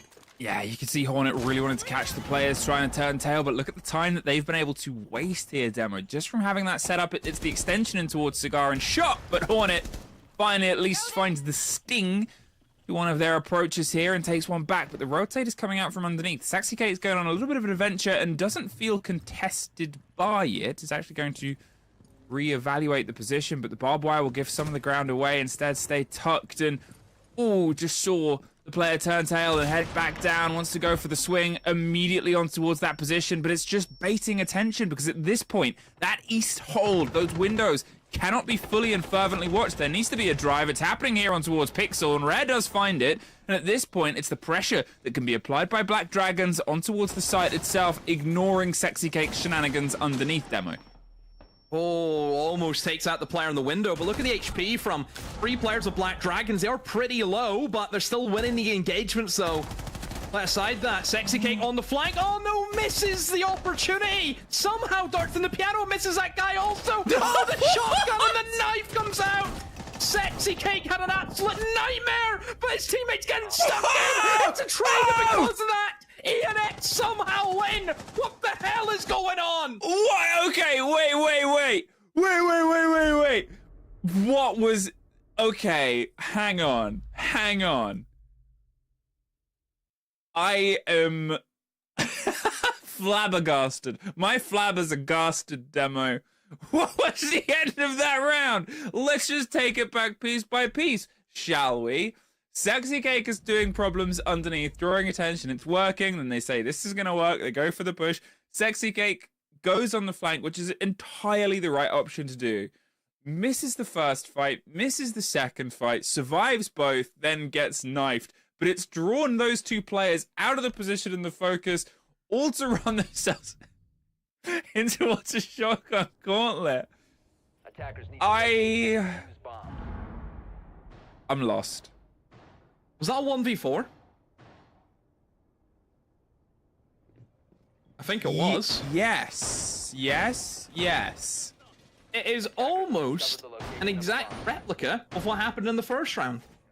One guy just sat and just this onslaught of just these hordes running at him. Ugh. I don't know. The thing is, okay, as soon as Black Dragons realized that they just needed to put the pressure on, because time was becoming their big factor with how long it took in, and that was the game the NXT were playing, it was the right decision until it just fell to bits. And it's the same criticisms we levied against ENX team's approach, entirely mirrored towards Black Dragons of a, what was that? And there's panic, there's time, there's all these things that come into it, but you know, I think it's on the operating manual when you're up against the shotgunners to just not run immediately into it as a group. Sort of where they do their best. Yeah. That's why. Even the trade, it was a trade as well on the last kill. Oh yeah, and it was defenders just win. On LAN at that situation. You know, there's so much that sort of runs into the numbers there, and it's just. I have noticed though, just in general in CJX, I've seen a lot more trades that happen as well. I don't even if you've experienced playing it. I feel as though trades are a lot more frequent in this game. Don't know what it is. Maybe it's just better registration. I don't know. But I see a lot more of them. ENX team, they get themselves the recoup of the round that should have been theirs a long time ago, and taking this one back from Black Dragons, and they had decent ideas. They just got a very lucky end towards it. Black Dragons, was it complacency? Was it mistakery? We'll find out now as we push ourselves further on here. The steady control, getting rid of the Goyo canisters early. It's just going to make their life a lot easier here with that Twitch. Yeah, Twitch being able to move in, destroy a lot of the bits of util in and around the site, of course. Goyo's being the main thing. Oh, Rare opens up the first pick. It's not a good start there for ENX, mostly because they're not in a position to get the trade-off as well. But again, it is a Goyo. Util would have already been used, but still, it's a man that you've lost. Also, a little note, this changed. Rappelling around the walls in our cafe. My goodness me, Fluke. Oh, it's so fun. What quality of life change. So fun. And it looks cool, and you feel cool, and isn't that the most important thing about video games? Feeling cool. Feeling cool, looking cool, I am cool. Yeah. I'm playing video games. They have obviously lost the Goyo at this point. It's a great gun to have, but with the use of the utility as well, it's just been very well counted into it. They've got pressure from the vertical, but utilizing the sledge means that they're playing that dangerous game, dancing against the C4s, and they don't have the pace of swapping between the buck, the gadgetry, or the safety of being rammed, but they do still have the angles, and Rare cuts off the head of Boxera. Now, at what point here is that player that's playing around red going to try and make some motion, or do they expect to find a fight? Sexy Cake does suffer, and that was pressure from it, and instead they're going to rotate their way up towards the top. A 5 versus 2 versus 1 versus 4. As there's a couple of trades, but it doesn't last very long. Black Dragons sort of do what they should have done last round and just lock it out. Yeah, clinical round, wasn't it, from Black Dragons? That's more like it. Had full control of that round, never looked out of sorts. They had the game plan. Again, they brought on the Twitch, countered the Goyo really well. It gave them a lot more time to work with. They then done the verticality. It helped them out a lot. Was able to push the defenders out of the position. And then, yeah, just picks 1, 2, 3, and then it's a 5v2. Yeah, really tough for ENX. We finally see the timeout from ENX, but... There's such an irony to this statement. After what we've gone through this game, we do finally see a timeout. You're right. Hey, look, I mean, it's not... It's not wrong. Say it wasn't a team timeout. You think ENX just said, you know what, stop the show for 20 minutes. We're busy. Stop the show. We have, and I mean, otherwise you might not use it at all, right? And yeah. Should the score be this way? Yeah, I think it's fair. There was a round that should have gone one way, and it was a round that was stolen right back in curious fashion. Look at Flashy, by the way. Look at that card. Love it. You're a big Rick and Morty skin enthusiast, aren't you? I've never took them off since they came out. Really? How long ago was that? So you love the realism of the game. Indeed. I love this skin. My favorite skins. Yeah. No, you go. No, okay. No, after you. Thank you. I've opened the door for you. I love pay-to-lose skins. Okay. Like the cheesehead Mozzie. Mozzarella. Furry smoke. Oh okay. No. You've cursed this game. This is you. You've started What do you mean? You've started mentioning cheese mozzarella Mozzie. That's what happens. You telling me you don't love cheese? I do. Well, I mean, am I going to sit down and eat a chunk of cheese? Probably not. But if it was on a pizza, yeah. What about cheese string? No. What? Nah, that's just. That's I easy, would have innit? taken you for a cheese string enthusiast or a Baby Bell enjoyer. No. Wow. Never had. What was in your packed lunch as a kid? Didn't have them. I had school dinners. School dinners. Okay, that's fair enough.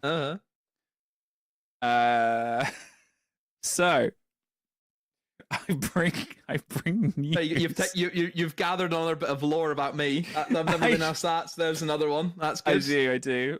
I feel like you could ask the talent. I think if there was like a photo of each member of talent's generic lunch, you would get a real wild mix from people.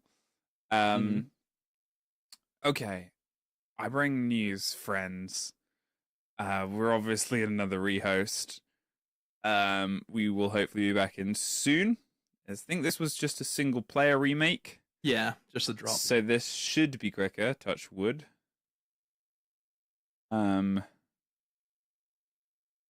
But we will be back in soon. It is 6-4 at this point. Black Dragons just need one more to push this game over the brink and over the edge and get themselves... Well, I think both teams this early on, it's a bit of a strange one to say, but need the 3 points. ENX to stop the spiraling.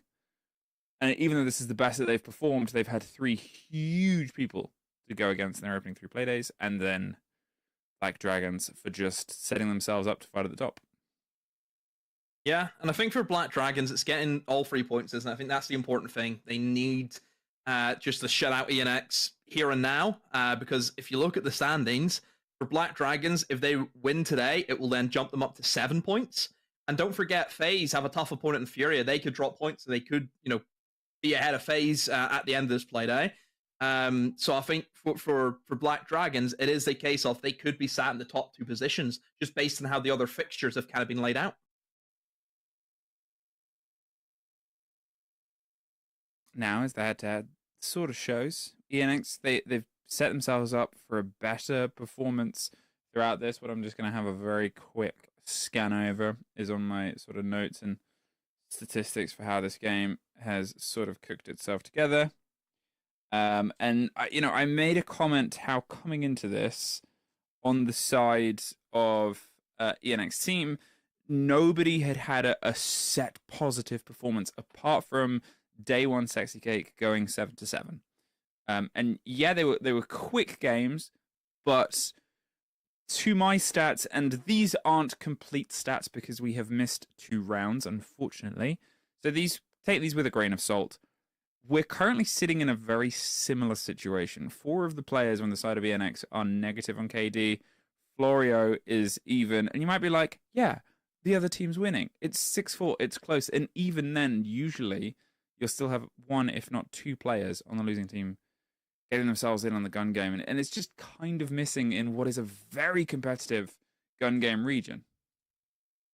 Yeah, I think for Brazil, it's always weird because Brazil versus Brazil are always crazy, chaotic.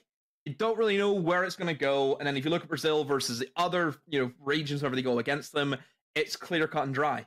Brazil as a region have always struggled against themselves. And whenever I say that, it's not the case of, could ENX go in and by that logic beat a VP? No, I don't think they could. But could I see, an ENX take points off of Furia or FaZe in this region? Yes, I could, because that's just the volatility of this region. It's weird. It's very, very weird to explain it that way, but that's what we've seen throughout the history of this league, is that Brazil, anyone could beat anyone. It really, it's as clear cut as that. So, back in just a moment. We can see, end of the game. That was cool. It's very dramatic. 6-4, round 11, match point. The bans are still there at the top of the screen. Sometimes they're not loading in properly at the minute. Clash and Azami, the Cuba Barricades, gone for the defense, and now Castle, a mirror of what it was the first time round. The only real shake-up here is that the Ying is banned instead of the Dockerby as the trade. And to be fair, Ying has been used pretty well on some of the pushes where they've utilized it that we've seen from Black Dragons. Attackers have discovered the location of a bomb. All right. Into our basement is where we go. Obviously, we have had the other sets of bans. Castle, yeah, makes sense. Of course it does. It's the same bans that ENX went for. In terms of ENX and who they banned on the attacking side, it's the Ying who takes the hit. And we did see a bit of Ying coming in from Black Dragons, of course. So I think it's a fair ban to go for if it is causing you issues. You know, she is one of those operators that can change the dynamic of a round. Because there ain't a lot you can really do against her unless you are, of course, Warden. Quick identity. Oh, and a Twitch drone that has slipped on by. Long time to check your cams there, Florio, and now this will happen. They've obviously read it out to their teammate. Those Goyo canisters getting got so early on. I'm a big Twitch enthusiast, and it's just such a perfect counter to a lot of the holes that people like to do. There's some attention being paid towards the cut window on red, but not from the approach here. Flastry is obviously going to be able to get those long-range rams in. Talked about it before, the sort of trade-off of getting the more specific destruction on towards soft, the sledge versus the ram, where you can do it with some safety, because, well, to be fair, there has been, I think, at least 2 C4 kills that have come off the back of ENX. They're not going to test the waters any further. There is a setup that Hornet might be about to run into now down the stairs, as our first engagement is actually going to cut off his rotation, and he takes the option to stand and fight, and it's a mistake to be made, because there's that other point I made, Demo. If the Buck is the one in the situation, they are so set up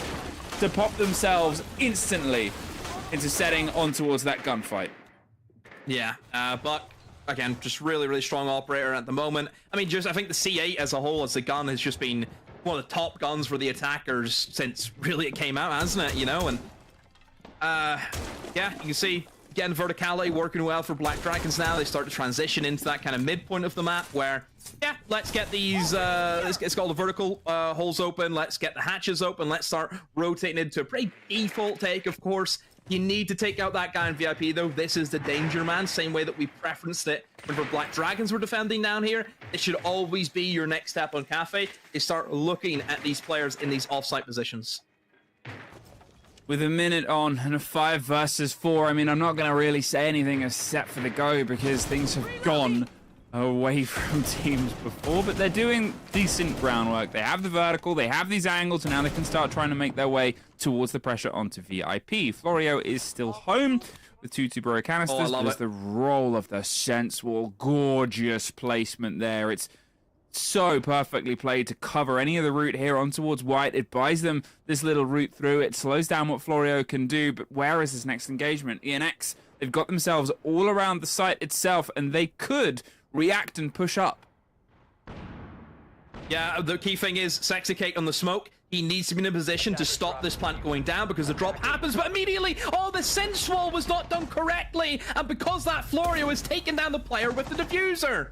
Look at the time, 3 versus 2. They don't have the kit. Sexy Cake is very massively hurt, and there's an easy catch onto the dropped and down player. Too little, too late is the story of the round, and we aren't done yet. 6-5. They're still clawing their way through this game at ENX. Danger Man inside VIP, I mentioned that before. They're almost trying to cheese a way around them, aren't they? Rather than taking the time out to push that guy, we'll be, I want to say, a little bit lazy. You know, we'll just hope that their sense will stop him. Hasn't worked, has it? I'm always a big advocate of you need to take that side of the map, no matter what. Once you take the vertical control and you open up that hatch, there's nowhere that guy's going to go. That guy's trapped there. He will die instead of VIP, and there's really only 1 or 2 positions he can play it, 1 in each corner. So it really shouldn't be too much of an issue for a team who's as well experienced as Black Dragons to know how to deal with that. You know, it felt a little bit lazy. And because of that, it's been punished. If this goes into overtime, I think that will probably be a bigger blow to Black Dragons in the grand scheme of things. ENX team being able to push themselves towards a fight against a top flight team, I think is going to be a huge boost, regardless of how it goes, especially on the back of them being on the back foot throughout the game themselves. They sort of have clawed their way back into this. There's a couple of bits we haven't been able to see, but they've just set themselves up for a new bar to try and leapfrog over. Here, Black Dragons, the importance of them not only getting as many full fat points as possible, but especially from the teams at the bottom of the board, that is sometimes and has been the difference maker. You know, you talk to two of the people on our desk, and they were both on sometimes the bottom of the board teams that took big moments away from top teams on the fight.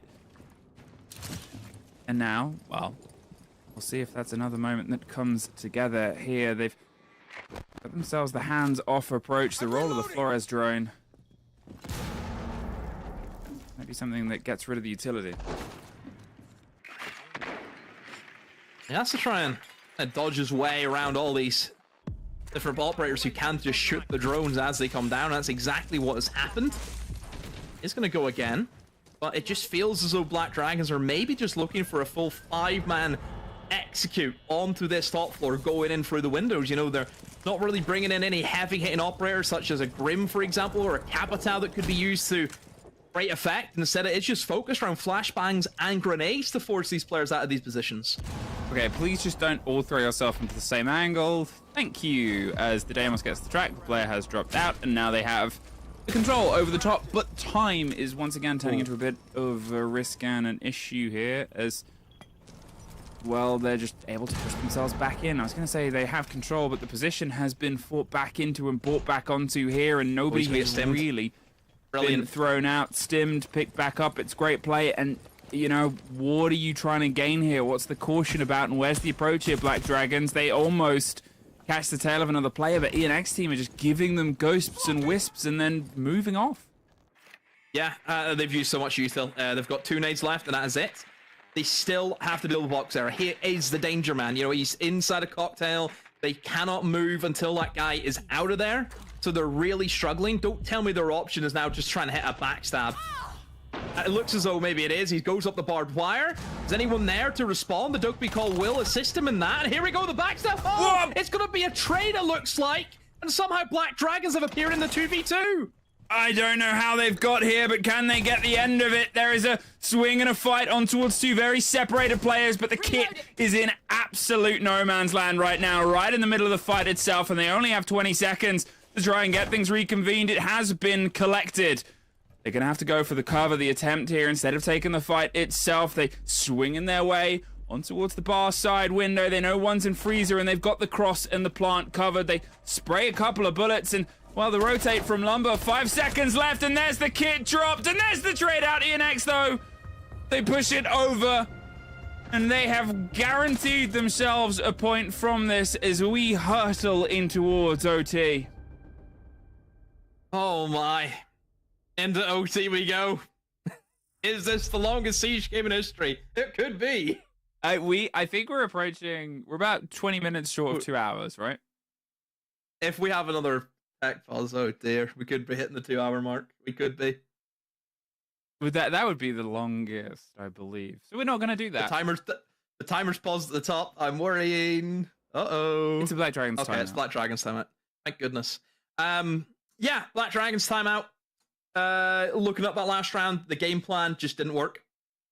They attempted to go with 6 nades and the flashbangs. You burn for the utility, but the kicker was the dock, wasn't it? Being able to stim back up that Rooney was still able to, you know, stay alive. You have to get as well, Rooney is a free armor. You know, she can tank nades a lot better than what, obviously, you know, a 1 armor can. So that was the big benefit, just the positioning there for me and X. He had the right people at the right places at the right time.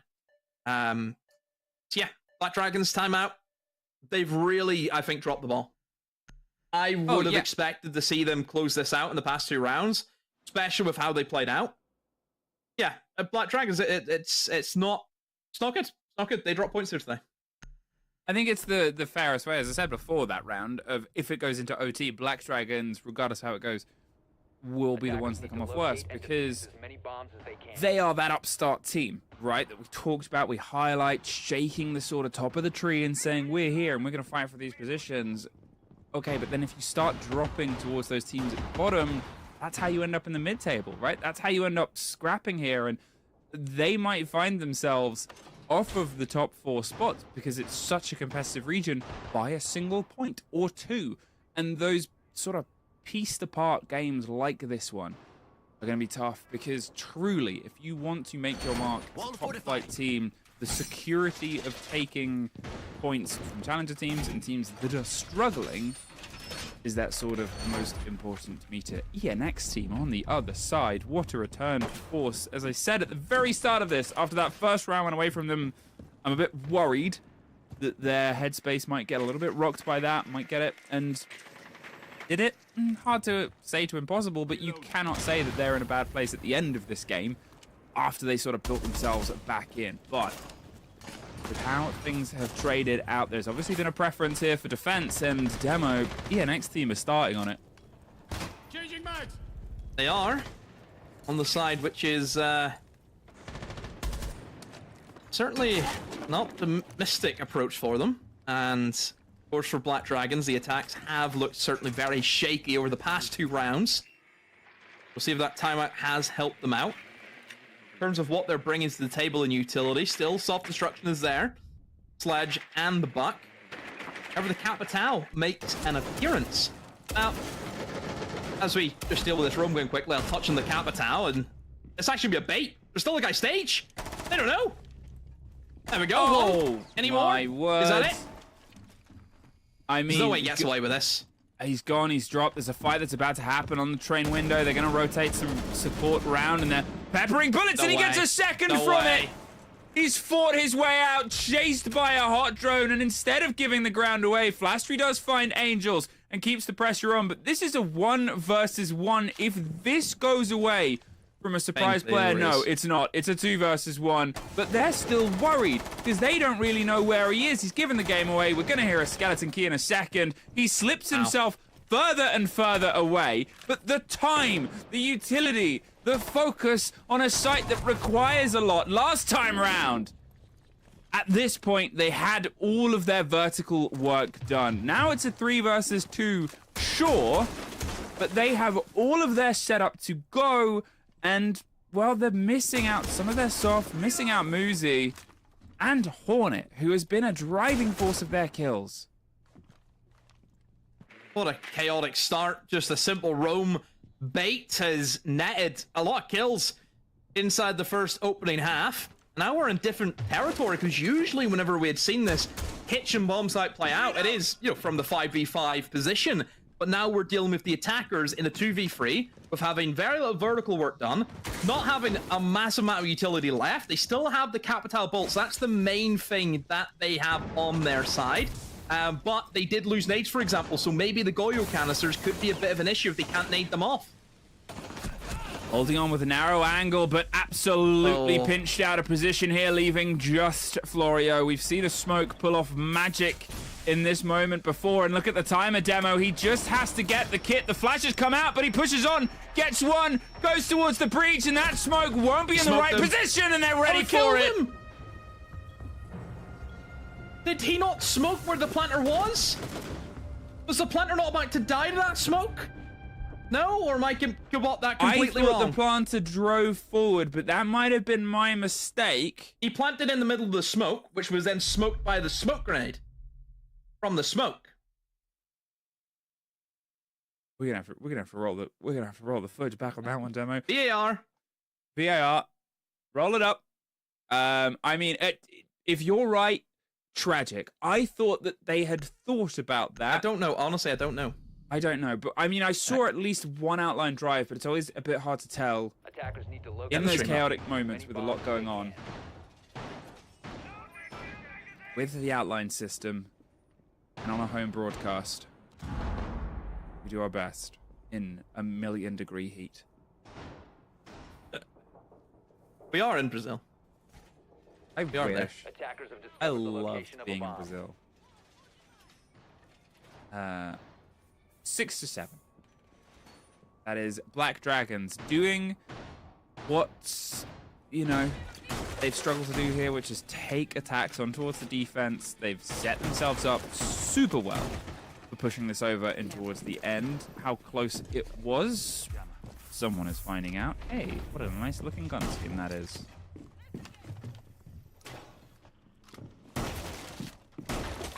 Are you rolling the VOD back? Well, it's I won't know for like another 2 minutes at least. That's true. That's true. If not more. So the game might be done by then. Game will be done. I'll get my answer at the end. On the board this time. We do. Yep. Obviously the bans. If you don't know, we didn't touch on last round. Bans remain from what you did in your opening half. So as you can see, same bans that ENX have to deal with is only really having either the Blitz shield or having the Fuse shield, as their two form of operators with the shields, of course.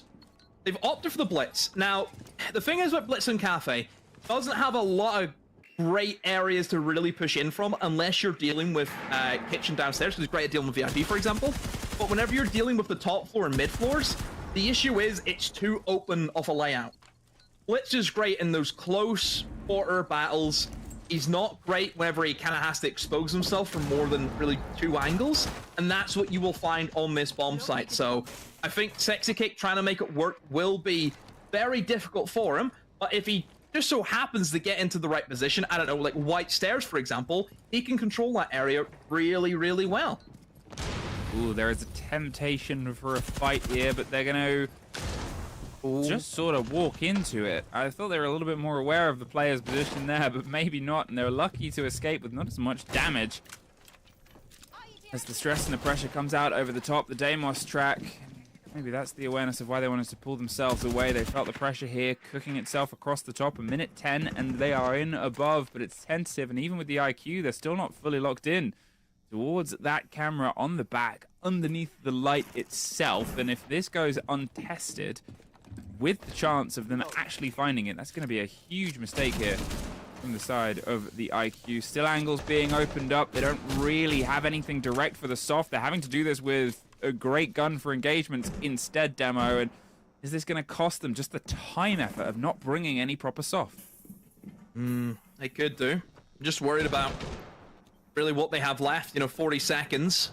There's still Goyo canisters and smokes that they have to go through. So the attackers, it's a time management issue for them. You hear the Goyo canister will be popped, and they're attempting to force their way in free train now, and it has netted them a kill, so maybe they're looking to go for a different approach and maybe look towards train as their option. But based on where Florio is with the diffuser, it still leads me to believe that they're looking for a default plan.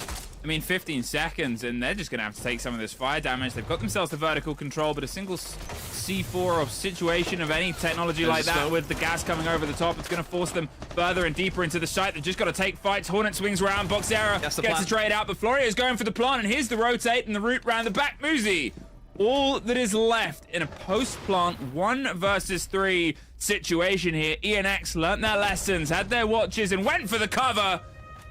And we are going the distance all the way to the end here. Demo, would you have predicted this at the start? Nope, I would not. Nope. Then you know, 2 hours ago, 2 hours ago, we started this game, did I think we'd still be going? No, of course not. Yeah, that time ENX had learned. You know, Black Dragons, I believe, whenever they had previously defended that site, they went for kind of like a light retake where they attempted to flank above. At that time, didn't work. You know, ENX, they were on top of it. There was 1 kill that happened from the flank and then immediately was traded off. So ENX did a lot better at controlling the retake coming in from Black Dragon. So yeah, get that diffuse around. That is the main thing. They had to win some big gunfights, albeit, but hey, they won them. They sure did. I think that's the sort of thing, is this reactivity, you know, it wasn't anywhere really at the start of the game from this team. When ENX were putting their attacks together, obviously they'd made mistakes, they'd been caught out before in similar situations, and they just seem to have keenly turned on an awareness as this game has gone on and on and on. And, you know, I sort of repeat all the lessons that I've said before and all the things about who would this benefit and blah, blah, blah, but you have to give credit for this team for sort of putting their foot down and digging their claws and their heels in and refusing to let this one against Black Dragon slip away from them. Again, the frustration for the side of Black Dragons here of this game has gotten to this point. Yeah. It's going to be a big one in bouncing into it to get tomorrow. I've checked the VAR on the last round. Yep. Well, not last round, the round before. And he did, in fact, run forward. I actually seen the red ping that threw me off because there's a red ping right where the smoke grenade went off. But yeah, actually, you know, it's kind of like, it's a 2-second delay, isn't it? So you can just see him just kind of run past. But again, there's it's always difficult whenever there's a lot going on. From our perspective as well, there's all, you know, we can make these judgments. There's no way the player would really know that without camera directly onto that position, and chances are there isn't one. So they would have made the play regardless, I think. But 7-7. And it's been quite late, these opening engagements in these later rounds as well. Teams are getting a lot of time to set themselves up here and set for some idea of success back towards the top floor. It's probably going to be even longer before we get ourselves inside here. And they've got the Deimos and the Lion. They're still going for a very active hunt down of these players. They want the gunfight against ENX team. They're not going to sort of set themselves up with the Nomad and the air jabs as ENX have done against Black Dragons and sort of trust what's on their back. They want and want for bloodshed, but it's just not being offered to them here, Damo. Yeah, it's not. If you look towards the top floor now, it should be pretty easy for Black Dragons. There's no Clash, there's no Azami, there's no Castle. It's 3 very strong operators for dealing with Piano. So that should save them a lot of time and a lot of utility right from the get-go. And really, once you lose that Piano for the defense, it does feel as though the bomb site becomes extremely smaller. That really makes you feel claustrophobic once you lose that big opening of Piano. But again, for ENX, based on their lineup, they still got 2 C4s, which they could maybe go for some light rotates downstairs and achieve some C4s from below. But they're actually trying to contest the players on the window, and I mean, Nigel gets out of there. Big Nige out of dodge. But really, where does he fall back onto? Everyone else, you know, now they're sat on top of each other over towards planks. There's 3 players in this position. This is the issue with giving up that Piano control. Ooh.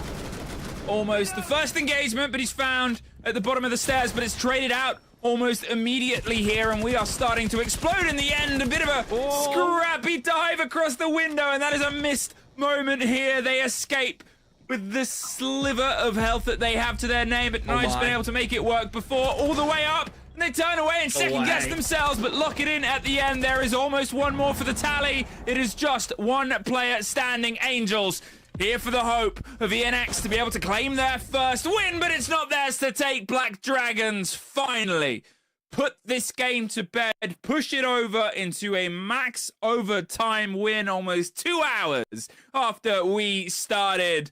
But the heat has been felt all around because ENX put up such a big show and a fight around it, Demo. Oh, they did. Look, that's only our first map in this best of 3 series. We've still got 2 more maps to go between these now. Again, I think overall in a game of really strong mental fortitude, you know, to be playing for that long on just the 1 map, credit to the both sets of players for being able to stick it out, but just Black Dragons having the edge at the final minute. Rare just crouch walking up long bar, and the reason why, there was no information. There was not a BP, not a Valcam, nothing to give that information over to the defenders, and Black Dragons, they've seen that 1 gap, and that's all they needed. Well, all I need is a bit of a break, so I'm going to throw it over the desk to take away. Yeah, that was a hell of a game, I have to say, in the sense that I can't believe that it took that long for Black Dragons to close it. This is only game number 1 today. It took us 2 hours to get through it as we're sitting here and watching. And of course, there's the tech issues and all that, but it seems like the whole time Black Dragons should have had things closed out, but at least they're victorious and they grab 2 out of the 3 points, Leo.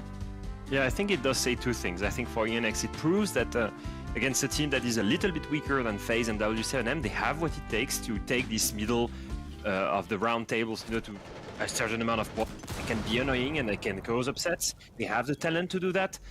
And on the other end, you look at this very first round, you know, they were in a position where they should have won that one, by the way.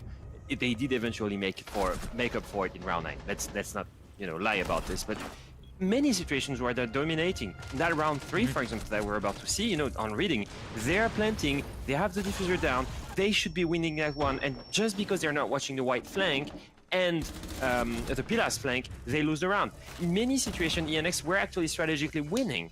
But across the match, it's just been a story of, in the late round, lack of intel, lack of flank watch, and consistently being punished by that from both sides. It was by no way a close game because of quality. It was a close game because of huge mistakes from both sides.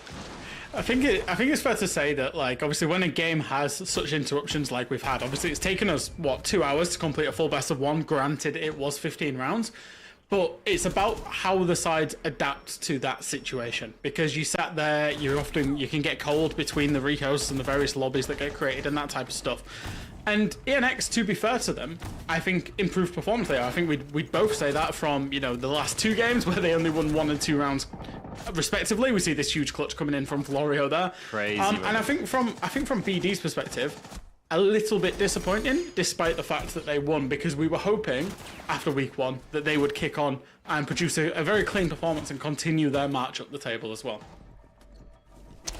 Well, what a situation we find ourselves in. A lot of these rounds also came down to, you know, planting in the last few seconds, which really shows that, hey, we're spending the entire round trying to go for plants. It's down to a 3-3, and then we're just planting in the last 3 seconds, just trying to make something work at the end of it there. And it, at some point, really did drag on until Black Dragons were able to close it out in this play here in the very last round on their kitchen attack. Many of these highlights, as you'll see. We move on to our match stats after it. And, you know, within the cloud, the fog of war that was this entire game, are there any players that really stood out for you, Jack? I think it's worth saying the 2 guys that got the clutches, first and foremost. I thought Flashtray's clutch in that very first round, and then Florio's clutch in the late round as well. I think both of those players are players that are maybe on their own redemption journeys, so to get a huge clutch individually for both of them was absolutely great to see. I think overall, like, you've still seen the talent on both sides. Makina was a little bit too quiet for what he's used to do, you know? You're expecting him to always be banging on every single match. I think he was barely positive that game. But it's really the support player that were shining. I feel like in many of these late round situations, they were the one with the multi-kills. And it shows with Rare and Fleshry being the top rated players on their roster, both being Mute and Smoke mains, and Florio being the one big support player that had a stint into Tier 1 a couple stages ago and came back as the support player of ENX. You know, it was surprising to see, but that's when a game is decided in the late round that you see these guys shine. Sexy Kick and Muzi, arguably 2 of the most, if not the 2 most experienced players on both of these rosters here. Really, I guess, not giving it their all, maybe not showing up on that scoreboard at least. Of course, we can't tell exactly what's going on within their comms. Looking more like deflated cake at the end of this game. And, you know, we have to hand it to the supports, as you guys are saying. They're really putting up the numbers when it is not expected of them to do so. That's how we get this close matchup. However, our MVP, I'd assume it'd be a bit medium or maybe rare. I was wondering why you was going with that, Milosh. I didn't actually know who the MVP was, so if it wasn't rare, I would have been boned. But hey, that was absolutely the case. And I'm wondering now, how does Rare keep up from here? What's kind of that future looking like for a developing player, Leo? I think he's got a good future. You know, the guy is only 22 years old, and first, like the first time I really got my interest sparked by Rare was on Furia. I mean, the guy has a wealth of experience. If I recall well, he played, you know, both SIs of 2021, 2022. He played the Mexico Major, the Charlotte Major, the Berlin Major with Furia. He was one of the standout players as a support also, always playing the hard operators like you see it right now on the screen. His role hasn't changed. He's a guy that has a wealth of experience at a really young age, and he's given the opportunity of redemption with this new roster of Black Dragons. I think he's had a huge impact on that new roster after spending so much amount Furia the name IBR. Now he has a lineup that has loads of potential, that has high quality players in Flashtree, in Makina. Once again, I'm just a little bit disappointed in their performance today. I feel like as a collective, we expect more for them. They take the OT win, which is what matters right now, but I expect a better evolution. Maybe that starts tomorrow. Gentlemen, I'm gonna close the chapter, close the whole book on this game here. Black Dragons versus NX, done and dusted. I bet you wouldn't believe this. We still have 4 more games to go. When we come back, it's Loss versus Loud.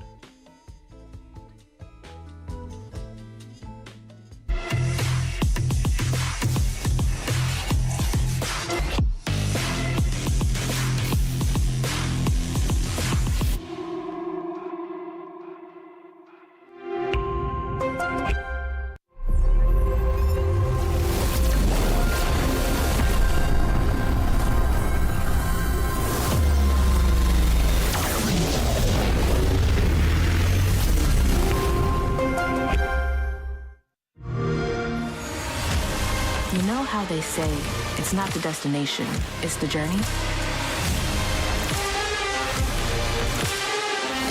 And the journey of 1,000 miles begins with a single step. And you know what? They're right.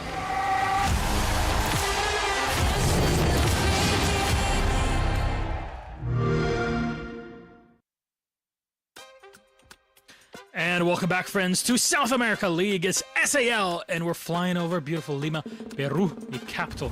It's a beautiful nation. Very mountainous. Love to go there one day, maybe for an event or maybe just for fun, right? We all love to have some fun here at SAL, and after game number 1, I think it's time to get loud. You might even say, Los get loud. Hello, and welcome back to the desk. Full of the jokes today, Milosh. I think my mind has been grilled after game 1. So has my sandwich been also.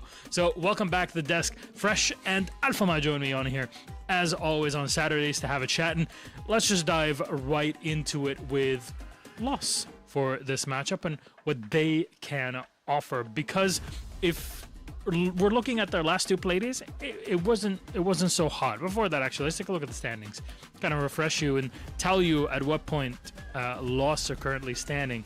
They're all the way at the bottom at none, which last. Can I say, Milosh, this is a team of lows. This is a matchup. This is a match of lows. Highs and lows. You know. Both of the teams are lows in the standings, and good. they're both starting by Loud and Lows. Okay, I'm gonna give up because even your joke are not even good. Mine are even I'm worse. losing my mind right now.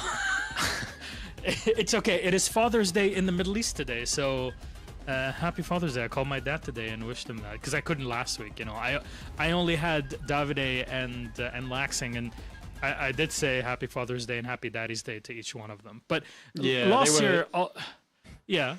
No, go on, Mila. I'm just trying to move on to the next piece here. Loss are all the way at the bottom, whereas Loud, we kind of expected them to be slightly higher than where they are now, but sitting at 7th at 2 points off of an overtime victory that they had on Playday number 1 against 9Z. Definitely unexpected, a chance maybe today to recover. Now let's talk about our teams more in depth. We'll start off with Loss all the way at the bottom. Is today finally redemption?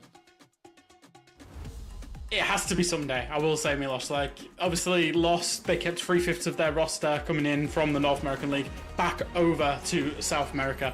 And I think, realistically, they've struggled a little bit. Sure, they played that Playday 1 against Furia. They're going to lose to Furia, as you'd expect. Furia are probably one of the best teams, if not the best team in this league.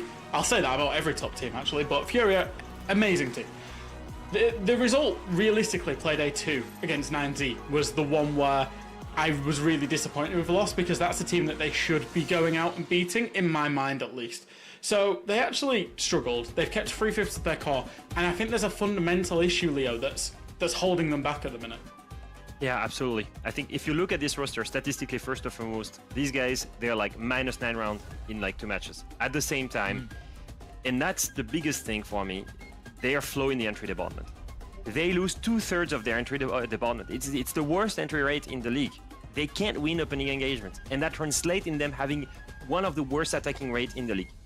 They cannot have good opening engagements. And one of the guys I was looking at for that was Legacy. For me, Legacy was the standout player. He was the standout and best rated player on the roster during the Challenger Series, and he has not stepped up just yet. So they should have the potential, but we're not seeing it right now. They're clearly one of the worst teams in the league, and they're sticking to their name. Huge, big loss. Yeah, it's the L that really stands out in the name right now. But another L on the other end is Loud, and they've taken one of them last week against Black Dragons on Sunday. Today has to be a recovery. On paper, a moment for them to bring it back.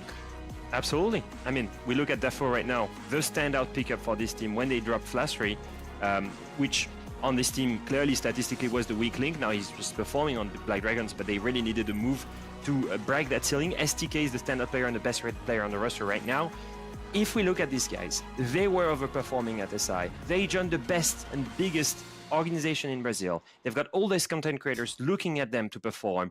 They go to Reload, lose in quarterfinals against the champions. You expect them to be dominating that stage, at least making it to top 4 behind those other big names. And it's just not looking so good. They struggled to beat 9Z, which on paper is one of the weakest teams in the league.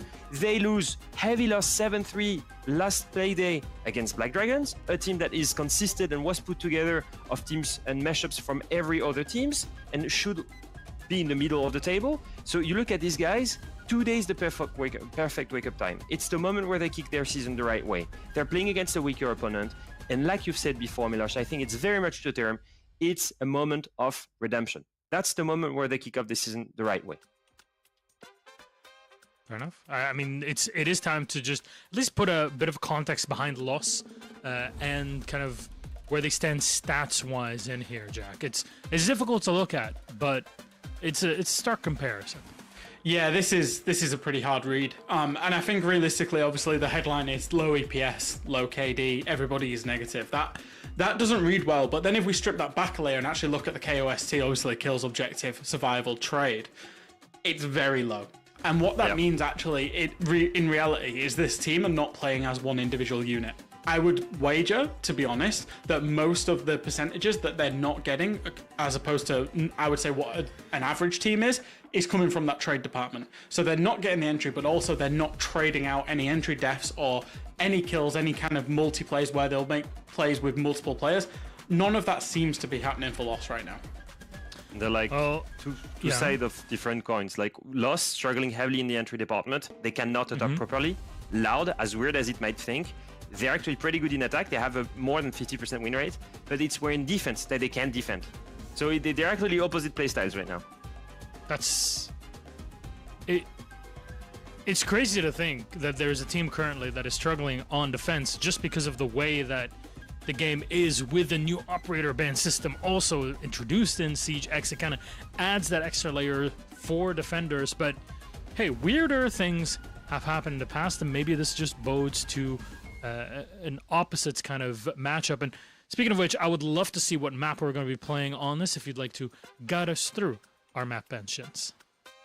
All right, so we're going to be looking once again at a BO1. As a reminder, I think the starting side will be very important. If Lost starts in attack, which we're going to see here, they will start in attack. Both of these teams will start in their weak side. Loud on defense, Lost in attack. And they do so on Nighthaven, which is interesting. Nighthaven is a map we've not seen from Lost in a good amount of time. Played it twice against ENX and Kid Starts. Won it both times, 7-3, 7-4. So decent, but not necessarily high, because they've not showed it that much. When you look at Loud, it's been a very long time we've seen it. Actually, they haven't played it under the name Loud. They didn't play it from Reload. The only times we've seen it is at SI. And funny enough, they played 4 times, and they lost it every single time. 7-3 Unwanted, 7-2 Shopify Rebellion, 7-5 against BDS, now Falcons, 7-8 versus Dark Zero. They have a -4 lose. They've got a 4 lose streak on it right now. So I'm assuming they've cooked it and made it better, Jack. Yeah, what I will say is Nighthaven as a map is very breach heavy. It's kind of the modern day Clubhouse. It's very wall denial, breach heavy. Team fundamentals is what gets you over the line on that map. That should be the strength of Loud as a team. That's what we've seen when they were as a company academy. We saw it out of them at Reload. So I appreciate that they're on a 4 loss streak on the map. However, like you say, if they've gone away, reworked it, and the map should match up perfectly with their playstyle, I'm expecting that it isn't necessarily representative, and they do have confidence going into it. And I'm wondering, as you know, someone who's usually sitting on the sidelines watching these matches, is what happens when you have a week maximum to prepare for your next matches? How do you prepare on that end as staff fresh? What map to expect, you know, going through the ban potentials, How do you prepare for your opponent? How does that work from your experience? Yeah, I mean, realistically, obviously teams operate with knowing what maps they like, what maps are in and out of their pool. Now, some teams, I would point to your FaZe and your Furias of the world, will have a 9-map pool. They'll play every single one of them, but they will put some away that they don't want to play across the season. So there's a few things, especially in best of ones, that are important, particularly the starting side. So what you will do is you will isolate the maps you don't want to play. You may know the permabans of your opponent, assuming they do have any. That'll narrow it down from anywhere from 9 to say 5 viable maps. And then you just start filtering it out from there based on the maps that you want in terms of the priority and going through from there. And again, assuming if you have to start on the worst side, which ones are you preferable to go to, basically? Well, gents, we're going to have to set up with all 5 of us here and have a chat. I hope that Fluke and Demo have had a moment to relax and breathe. I know it is difficult to breathe currently, given the heat wave that is hitting all of us. And by heat wave, I mean Fluke on camera. How are we? Warm. I don't know. I mean, I've calmed down a little after the previous map. I'm excited to get back into it. You know, how are you doing? You good? I'm good. I made myself a sandwich. Nice. What was Want to in it? see? Yeah, actually, I'm gonna turn my phone on.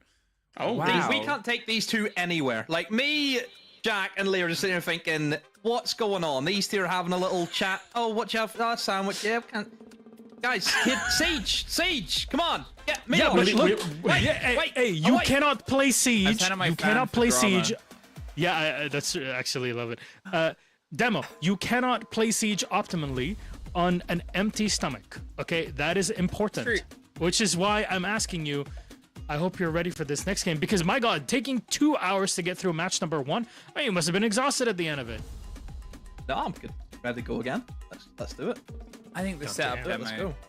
is Milos just talked about food. Are we all ready to eat some delicious Siege? That's the throw that you can do. You can have that one. No thanks.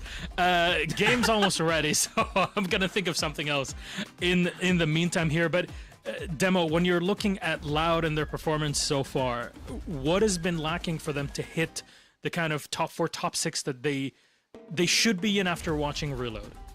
It's just the team play at the moment. They're not gelling well. Last Playday, they were just giving so many just free picks for no reason away to Black Dragons, and then you're giving Black Dragons this man advantage, and they just slow the tempo like way down.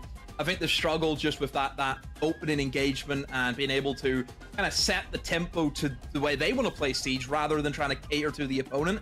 I think for Loud, they have to win today. You know, if they don't win today, we have to have a serious discussion about this team, because at that stage, that getting in towards that top 2, top 6, that becomes a very far reach now for them, considering, you know, they still got some pretty tough games, you know, coming up.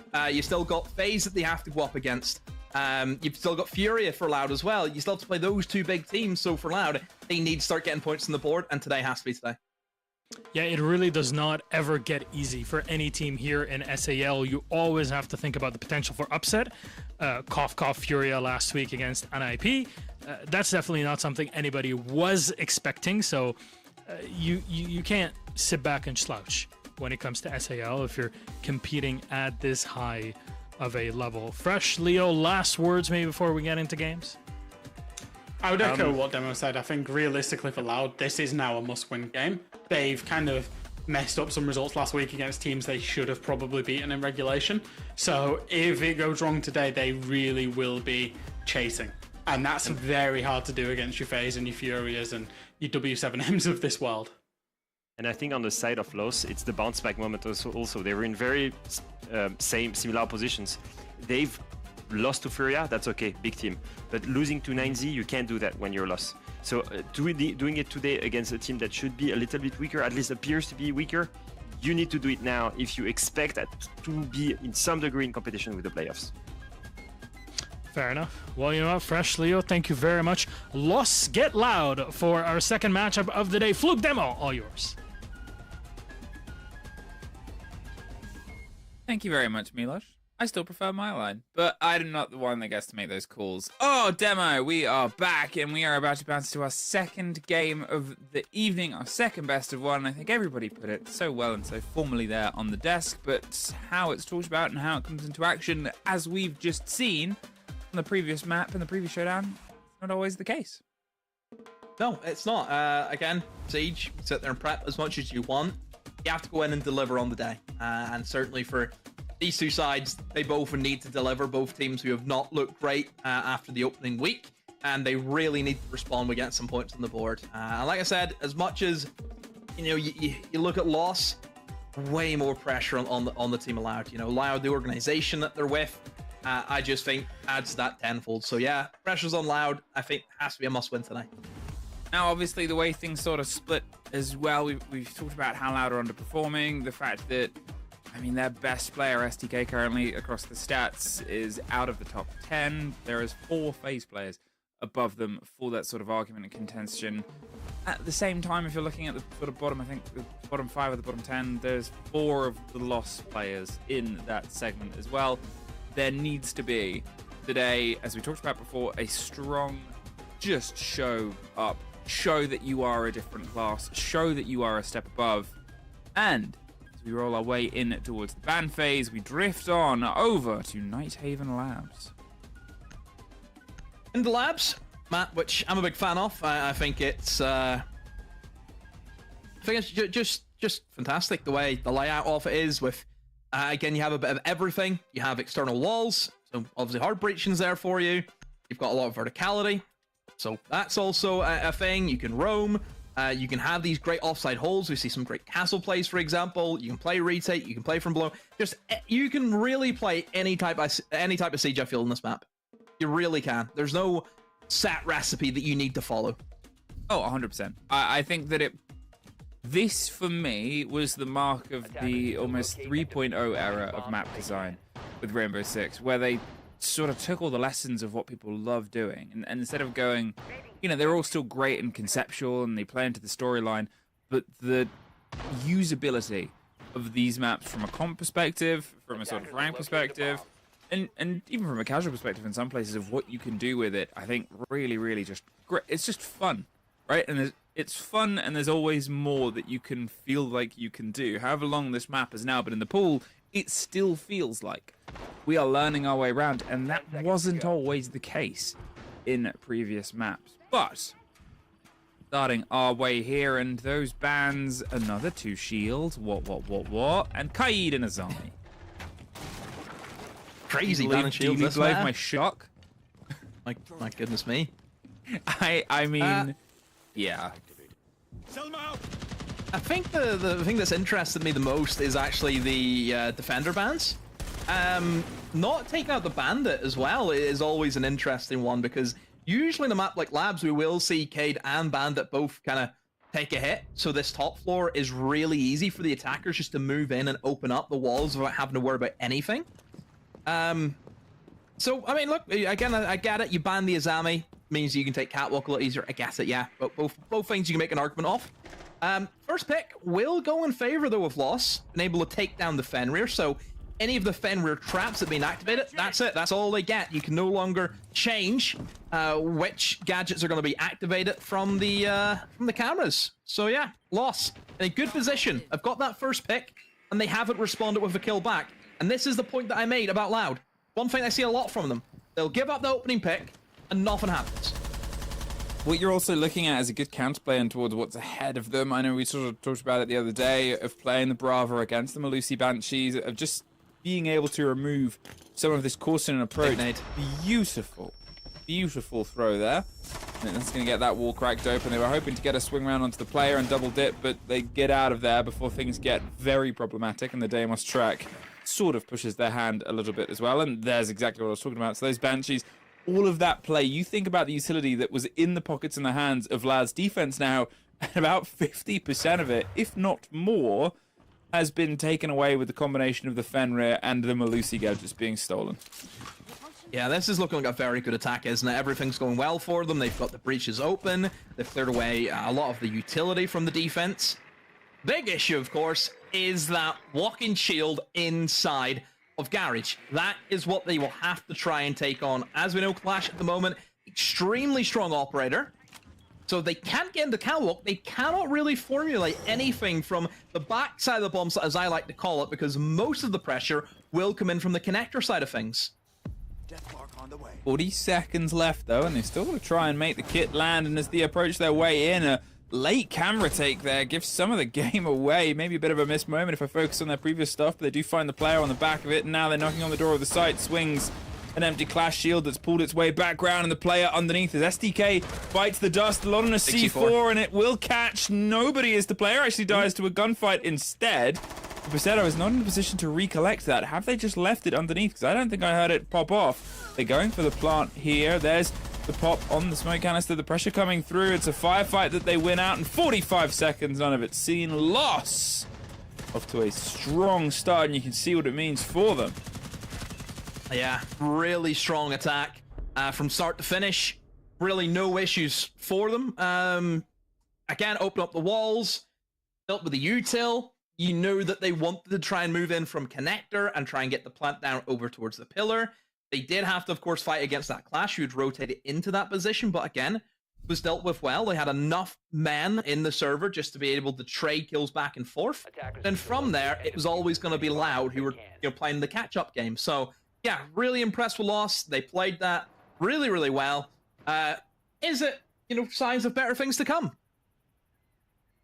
It's the perfect start, right? If we're talking about how they highlighted on the desk that it's the two sides' worst halves, it's harder to gauge up. But you also flip a coin when you come into Nighthaven Labs, where the game itself, the map itself, is one that does weight itself nicely to either attack or defense. So what becomes the argument here? Momentum. That other factor that, yeah, you get a break halfway through, and with the bans coming through, it will slow things down, it can change things up. But if a Loss get into a really good, solid opening half on their attack, heading into their defense, Loud aren't just going to be on their better side, but they're going to be on their better side, on the back foot of a must-win game.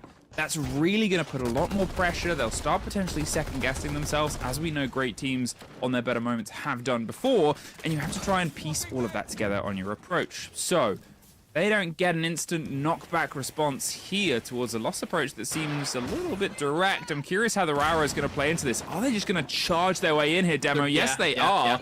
They're in, they're off to the races, going to try and tuck the plant immediately on it. The Raura maybe to cover those immediate swings on the doors so they can't get themselves in. The smoke, they're putting the plant deep inside the site. They're not going for the tuck, a beautiful location. And what are you doing, Loud? You got to try and live up to your name here. Do something.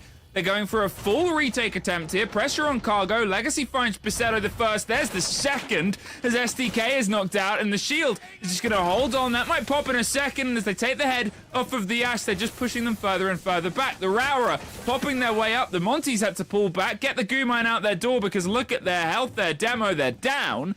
Loud fully stepped up, still don't have the Raura door open, have only 10 seconds to get to the kit, and another door closes. You know what they say, when a window goes one way, the other goes the other. Sprayed background, 2 seconds to hold on to the kit, and Loss. They have absolutely played a blinder here, Demo. Unbelievable, what a round. Really creative, really inventive the way that they went for that. Obviously, you mentioned before, you kind of think, oh, are they going to go for a rush? Yes, definitely. Look at the lineup, being able to bring the Maverick in, open up that single breach so quickly, and then straight in using the Aurora, blocking off 2 of the doors. The Monty, I have to specify the Monty. Where he planted was the key. Any Tom, Dick, or Harry can just plant on the door. Yeah, very simple. Everyone knows that. C4s happen, smokes happen, all that kind of stuff. You expose her from Cargo. Yeah, that's pretty obvious. But to go the extra mile, to move into position that people are not going to expect the C4, have you in, that's the key thing. You're throwing a kind of wrench into the works. You're really catching them by surprise. And not only that, that plant position then can be held from just sitting inside of Animus. Just that long angle, and that's exactly what happened. That's why it was really difficult for the defense to even think about going for a defuse, because they couldn't do it. They had to engage those players because of the long angles that were established. So, yeah, really impressive stuff from Loss. And that's what I mean by just labs in general. the play styles that you can have. You know, the first round, slow, methodical, open up breaches, util, yeah, all that jazz. And straight into the next round, a rush. You know, that's the beauty of this map. So Loud. What do we do now at this point? Obviously, been really hard to judge, and they've kept the rotation on the sites open and feasible. The punch on the mirror window, they can sort of play the blatant game of it, and they have the clash to respond to it. So make sure that if anyone tries to start burning their way through, they'll suffer some damage on the back end. Can be tricked, can be dropped on, but lost. They're not paying a huge amount of attention to it as of yet. See if that becomes a focus for a fight as the clash actually just leaves the territory. Doesn't want to stick around and sees what entirely happened. It's a big vertical hold here, and it seems like we're back to round one approach here of loss of slow and steady.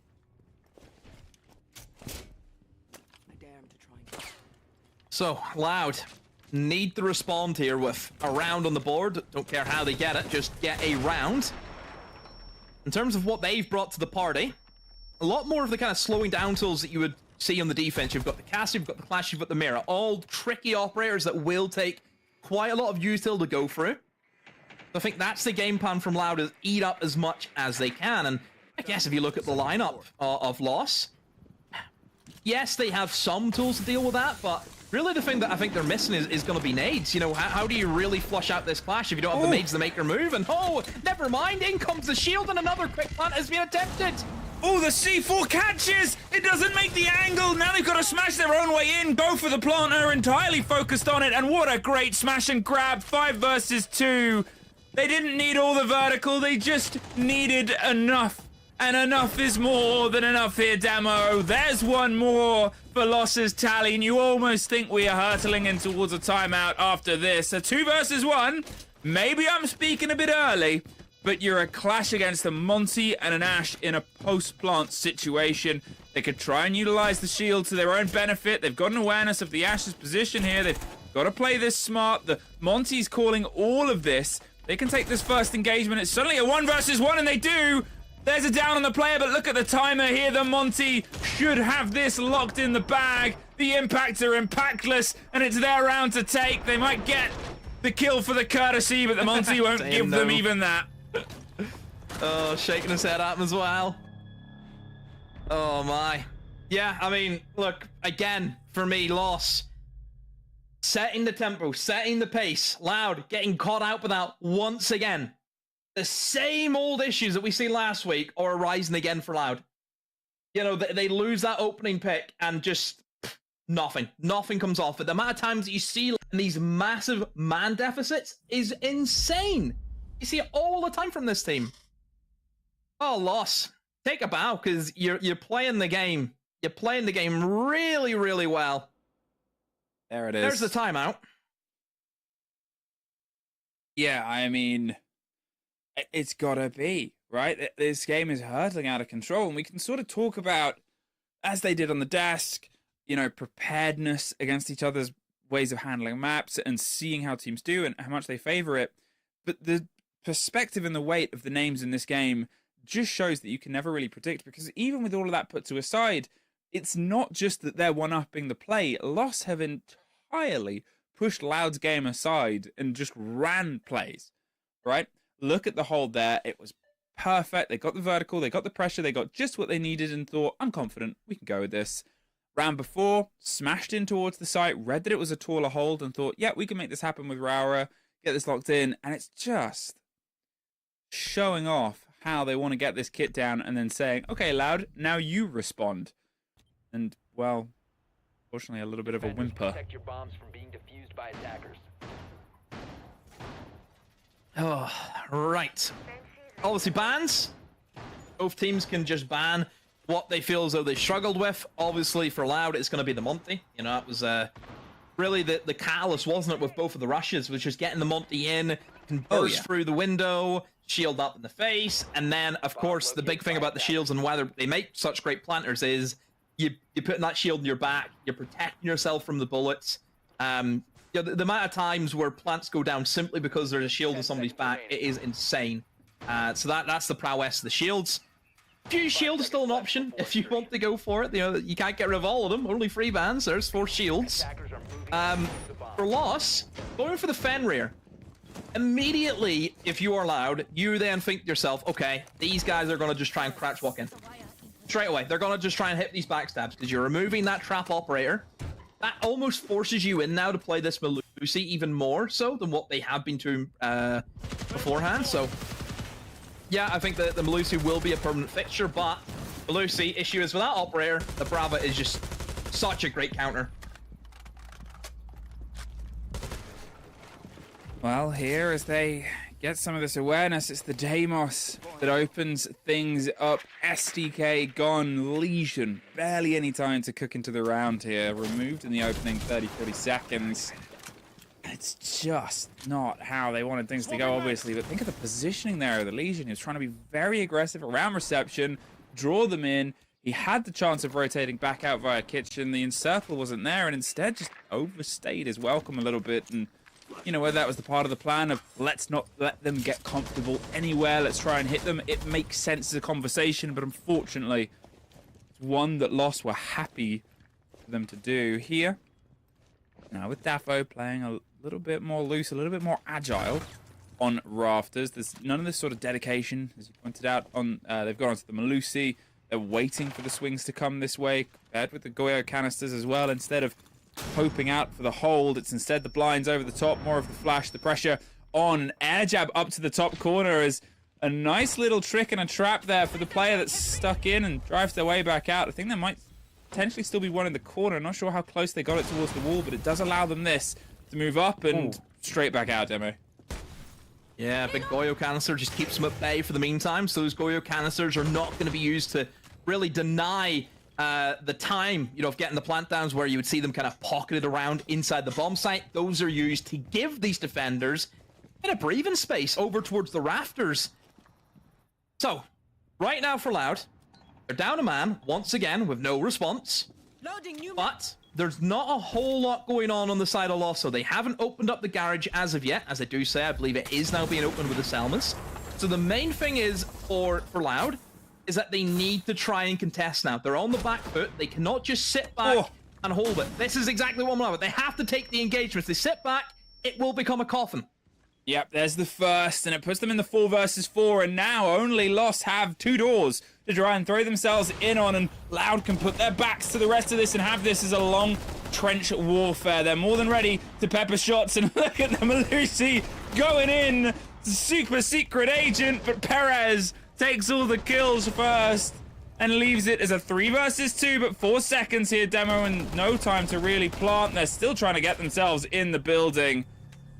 Perfectly put by you. They just did not have enough done elsewhere to, you know, probably put a threat in. A single Deimos is not going to draw all the attention. And, well, they got wiped out the board, and it was even less. Yeah, Perez done exactly what he needed to do. Play aggressive. You need it to take those, you know, fights. Just hold the angles, contest. You have a DMR, which is great at those long engagements, as we know. Yeah, there was a period there whenever the Goyos got popped on rafters. Just Lost didn't really do anything. You know, yes, they opened up in towards Catwalk, but they didn't have any util to clear the guy away from the bomb chassis. They attempted a backstab with the Deimos, but again, it's just one guy who was dealt with, and then there was no other pressure from that side of the map. So Lost, I think we're just really hoping that the Deimos would do more. I think that was probably what hindered them. But then again, why are you setting up strats based around somebody just crab walking about the map? What kind of game plan's that? It's I think it's fair to say questionable one. I would agree with, you know, I'd agree with the statement, not saying you're wrong. Yeah, they have maybe a chance to rebuild here as well. If our very first round on the top floor was a systematic destruction of a hold by Loss, it wasn't this time round. The first time we were down in the basement, it was just a drive through on the back of the Monty. They do not have the benefit of the Man Mountain, so instead, a lot of soft. Probably going to steady themselves away here, and this gives Loud the chance to say, okay, now you have to play our game. And our game might start with Live finding a fight here. Loading mag.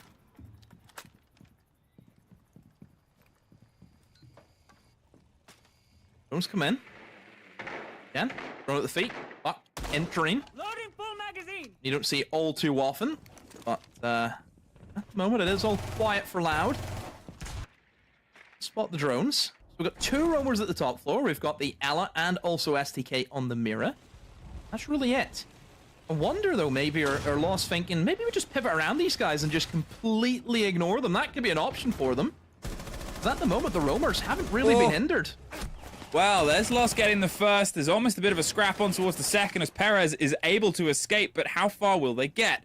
There's the chance of a fight here towards the storage section, but instead they're just being slowly pincered, surrounded, and if they cut themselves off, it's a 5 versus 3 down on towards the site, so Perez has to fight his way out, blinded, swung round, they don't know there, they do. I was going to say, there was almost a moment he slipped through, but his Arthur gets one more as well. It's a 5 versus 1.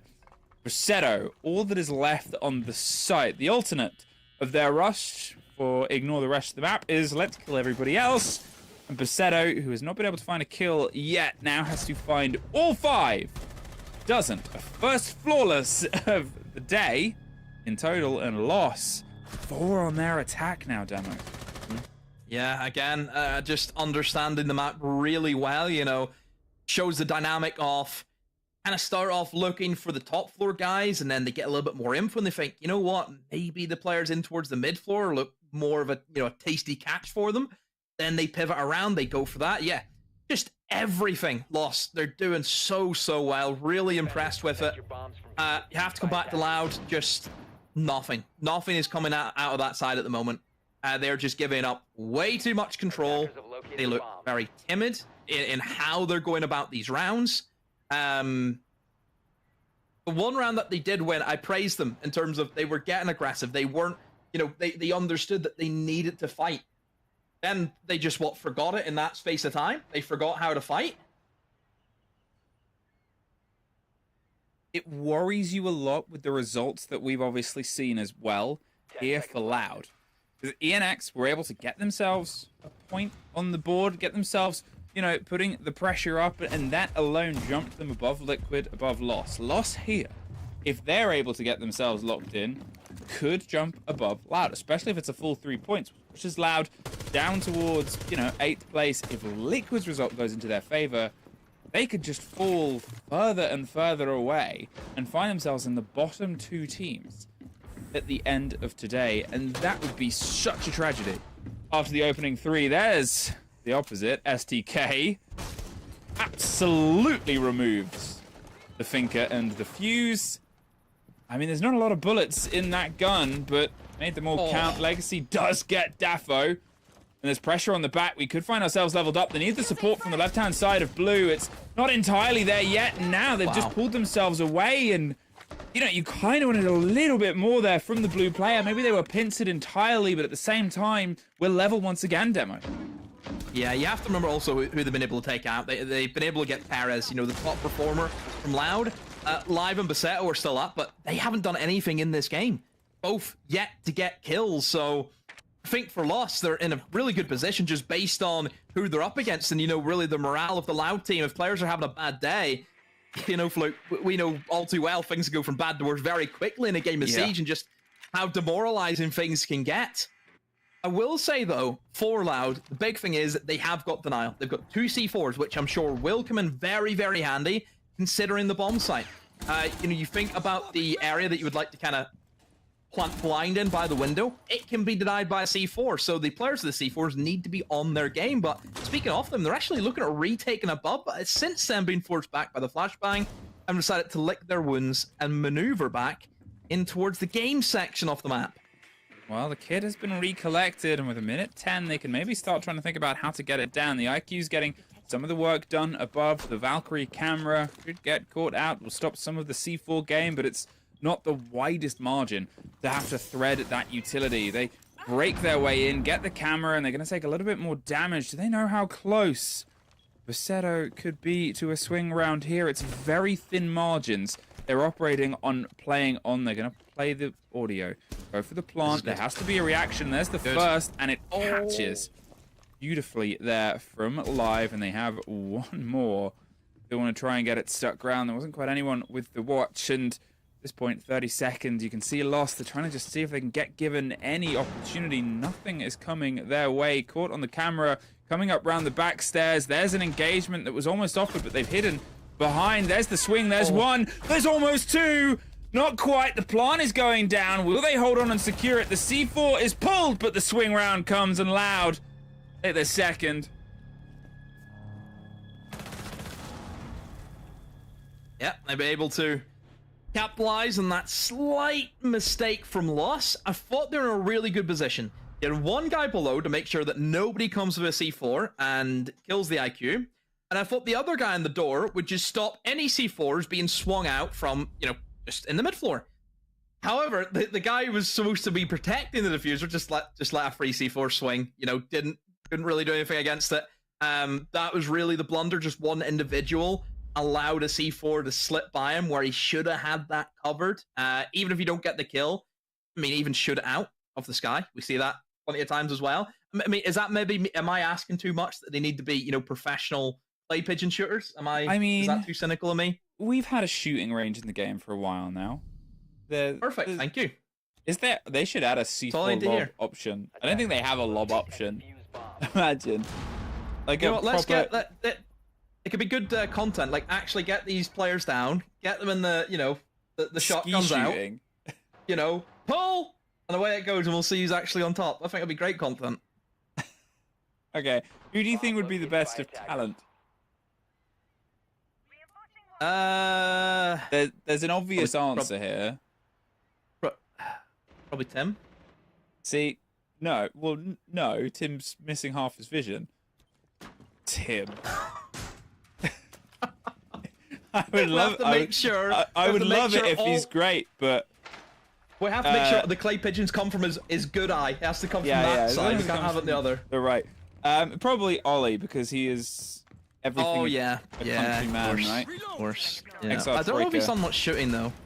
No, but he's the kind of guy that wears a flat cap, so he's got to be good. Yeah, I don't know. I think he'd be a bit dog at doing shooting, but just my opinion though. 4-2-2.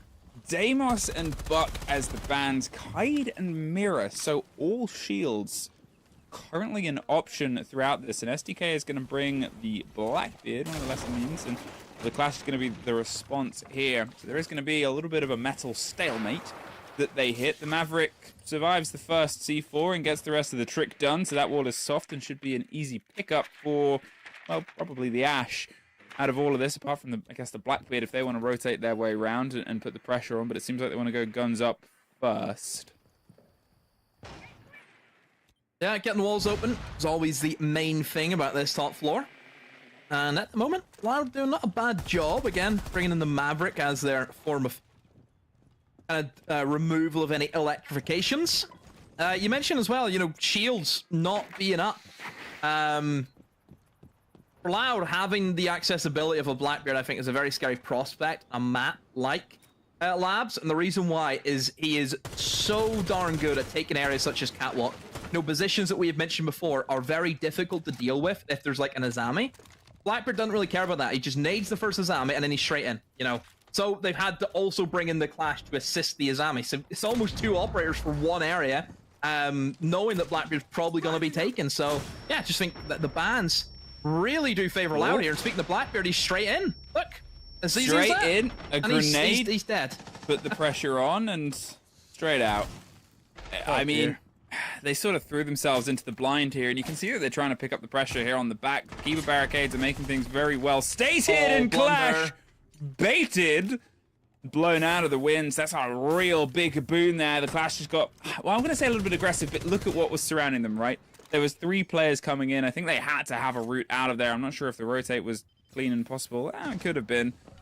Yeah, they flipped a coin and caught out by a nomad, but they were blinded throughout the mix of it, so I can apologize for them not having it. Still, here, we were in this situation before demo. The attackers, with not a lot of options here for plan B. It's just a run through. It's a flat firefight. Your guns versus ours, and the first is actually going to be a bit of a gift. Fenrir caught out, 20 seconds. Perez with the kit is rotating for the engagement, and that just drops the kit cold further away. Now the 2 players have to try and drive themselves in entirely round.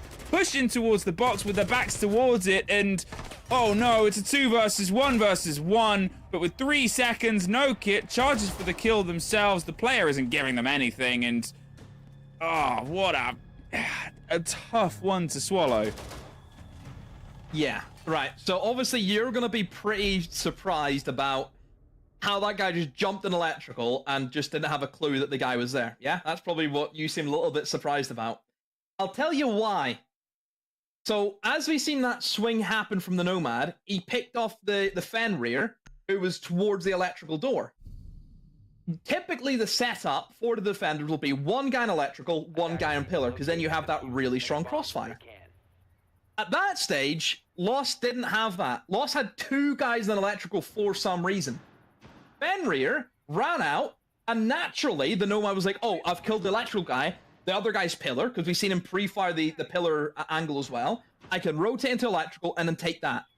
But I feel sorry for the guy, because I'd also be sitting there in my games thinking, why is there 2 of them in electrical? What were they doing? I could have just walked in. Nobody's in pillar. They almost lost that round because Lost were silly and they put 2 guys in electrical. You know, that's... Oh, it's really annoying. It's one of those annoying things where it's like the team have played it badly, that you yourself has played it badly because you expect better of them. You know? Yep. It's...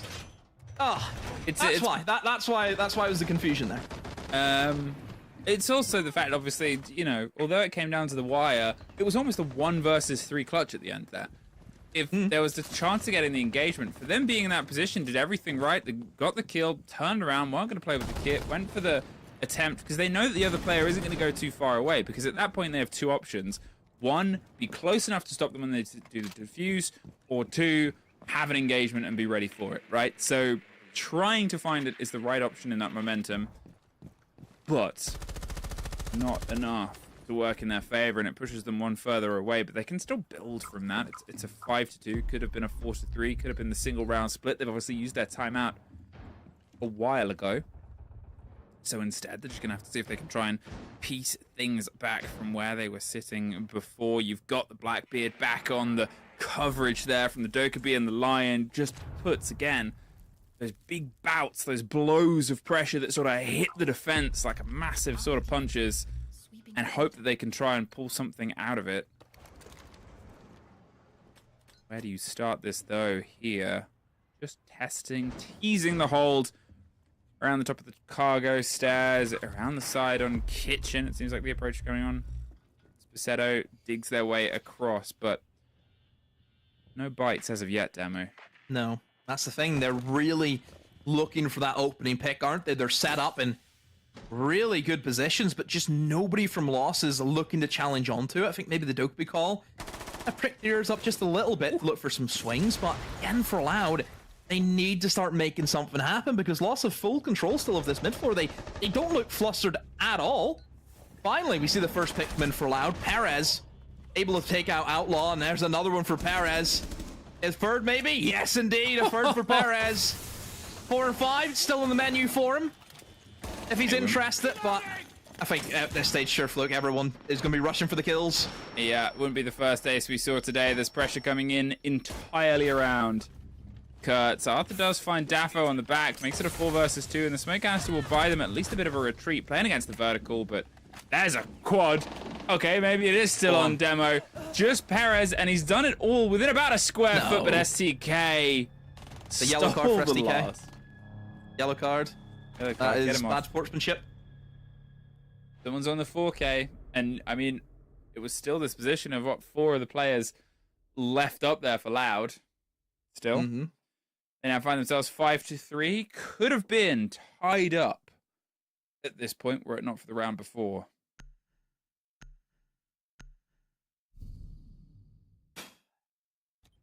Loud, finally, bit of success on the attack. And I think for Loud, again, is it down to 1 guy pulling off a great round, which gets them up to the 3 mark? Could be. I mean, you look at the stats on Loud. Perez, was that nearly... yeah, Perez has almost the same amount of kills as his whole team combined. What does that say about this game? Burning the work. I mean, it's one of those tough ones, right? Is when we talk about how maps can sort of play out, and you talk about anything in the current meta, this is such a wide map, and there's such a lot that's going on in terms of the angles or in terms of the coverage, that if there are people lacking in the gunfight, you can maybe forgive one, maybe two, but you need to have an even spread. You need to have control of vast bits of the real estate for it to work, even in rush strategies.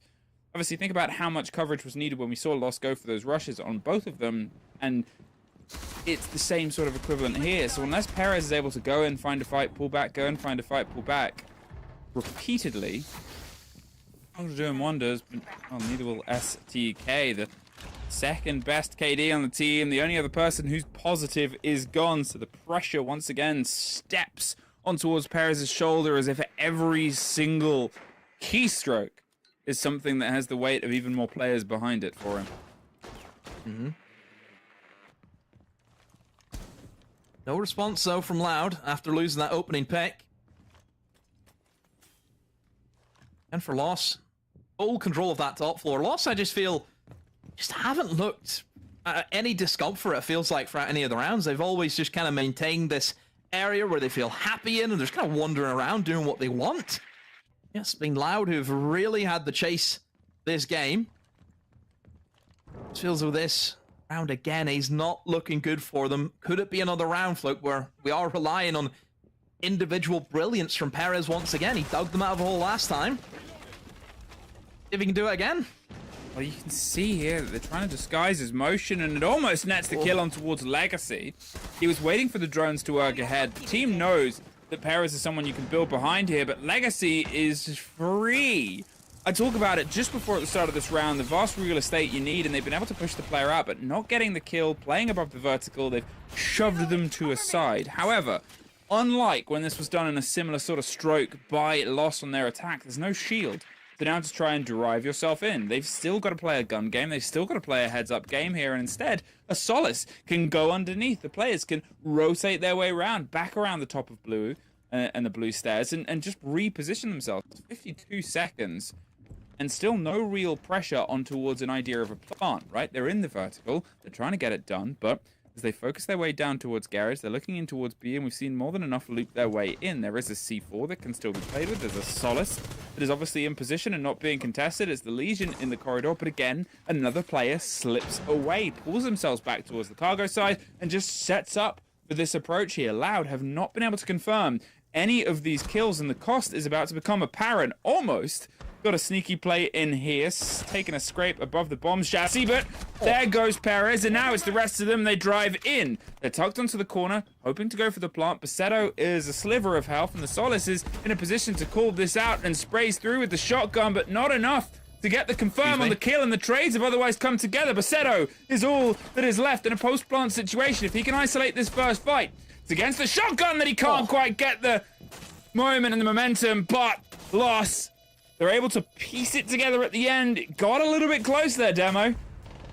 Yeah, the one bit of the bomb site that you actually can't destroy from below, he'd set the plant on, and that caused a bit of issue from Solace. But the main thing, though, even though the Solace didn't get the kill to stop the plant going down, the information was there to say where they were planting. You know, that's obviously a big thing for the rest of his team to then know, okay, if he's planting in that position, I'm going to know where player A and player B is, trying to cover that happening. You know, I think that's what helped the defense there, was being able to kind of formulate a plan based on where they were planting. Loud just losing that opening engagement. You're playing from that 4v5 the whole time. You know, they are going into those engagements, they're losing the opening pick, and they're just happy enough to say, well, didn't work, we'll try and win a 4v5.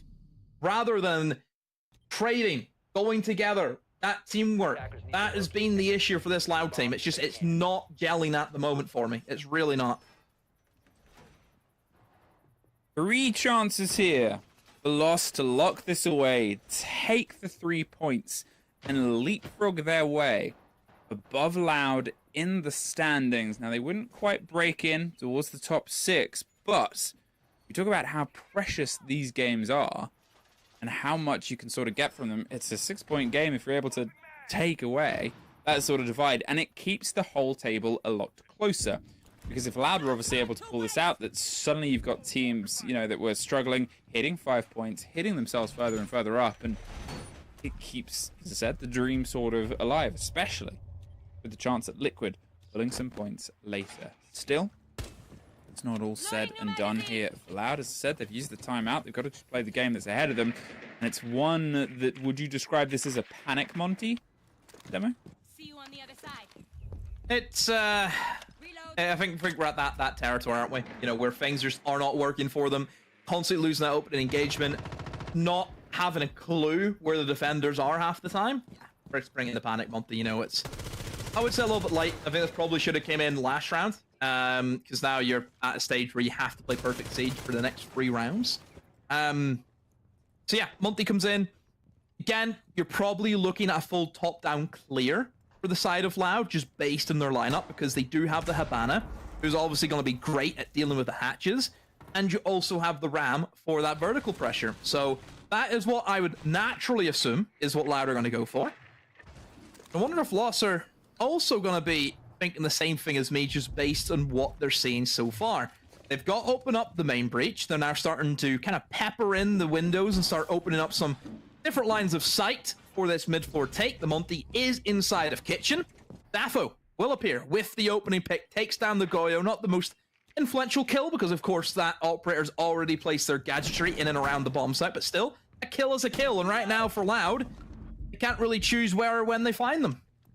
No, it's a good step in, it's a good lead in, but at the same time, there is still the pressure of time. There is still the pressure of ensuring that they have themselves comfortably set up for this approach, for this chance at a plant. We hear smokes popping in the distance, and as the drone rolls through, so does the Monty. Gisetto up towards the sort of default plant position here, and there's a C4 that's trying to get close. The smoke will bait, and they'll actually swing their way around towards the back instead. The flashes drive them up the corridor, but there's the cover on towards Live, and now the Ram's gone. The Monty's in a little bit of an isolated situation. They're waiting for somebody else to shoulder on the fight, but Perez, as reliable as he's been for the team, gets one more. The C4 does not catch the Monty. They find themselves still fighting on the vertical. They're watched from either side at this point, and now it is just the vertical left as Perez just keeps going. Dropped on, caught out by their own castles. There's not really a position to get the player. They're a little bit too late, and at this point, you're thinking this is one that they can take away. Does find the Monty, which if you're able to pick anyone, that would be the player. But 40 seconds, and they get themselves through the gauntlet of guns. There's the first swing. The Perez gets locked in, and Loud not done yet, but still, I think that was another Perez 3, maybe 4K to do it. Yeah. Perez again, just, my God, the guy is trying his best. He really is to keep his team in it. The Monty, obviously, look how strong that was for them. Able just to move straight down in towards Exo, and just the information that you gain, the pressure that you have with the operator, just unkillable at times. We know that. That worked out really well for them, and I think now that is something that Loud just need to keep rolling with, is this Monty. It's rewarded them. Let's see if it can keep doing so. But this is where you would expect now for Lost to start bringing in some hard counters, but then again, you look at the lineup, and I'm not really seeing much of that. I think it's sort of the idea of, like, do they want to entirely shake up their game? Do they think the Monty is a play that Loud have entirely built behind, you know? Are they going to be consistently playing onto this? They've got the pulse that could play underneath. Yeah, hiding it as well. It. Well, that's the counter, right? They're hoping that game of sort of play the C4 under, if they're going to play the shield and go for the plant, well, let's just take out the floor from underneath them. Yeah, the only thing they need to be careful, though, is that generally for a Monty, we will see a lot of fish takes. You'll see teams trying to open up in towards IT, take Garage, and then rotate that shield over towards Fish. And the position that you would plant in for that take, you cannot see 4 from below. So that would be the only worry that you would have, though. If it is going to be a connector take in towards Pillar, then yeah, all of it's going to be C4able, but they will have issues if Loud do opt for that take towards Fish.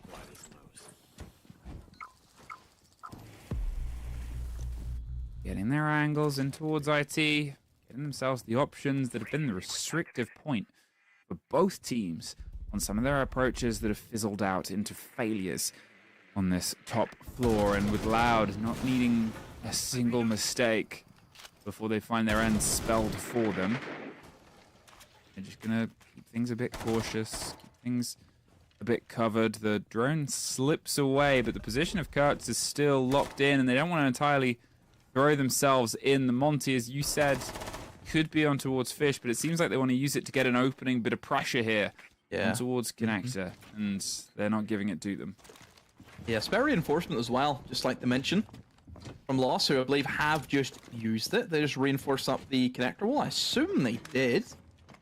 Let's see. Yeah, they did. Okay. The thing is, they probably should have waited until maybe the Ace had used the Selmas on the connector wall, because now they don't even need to open that up behind them, so he still has the 2.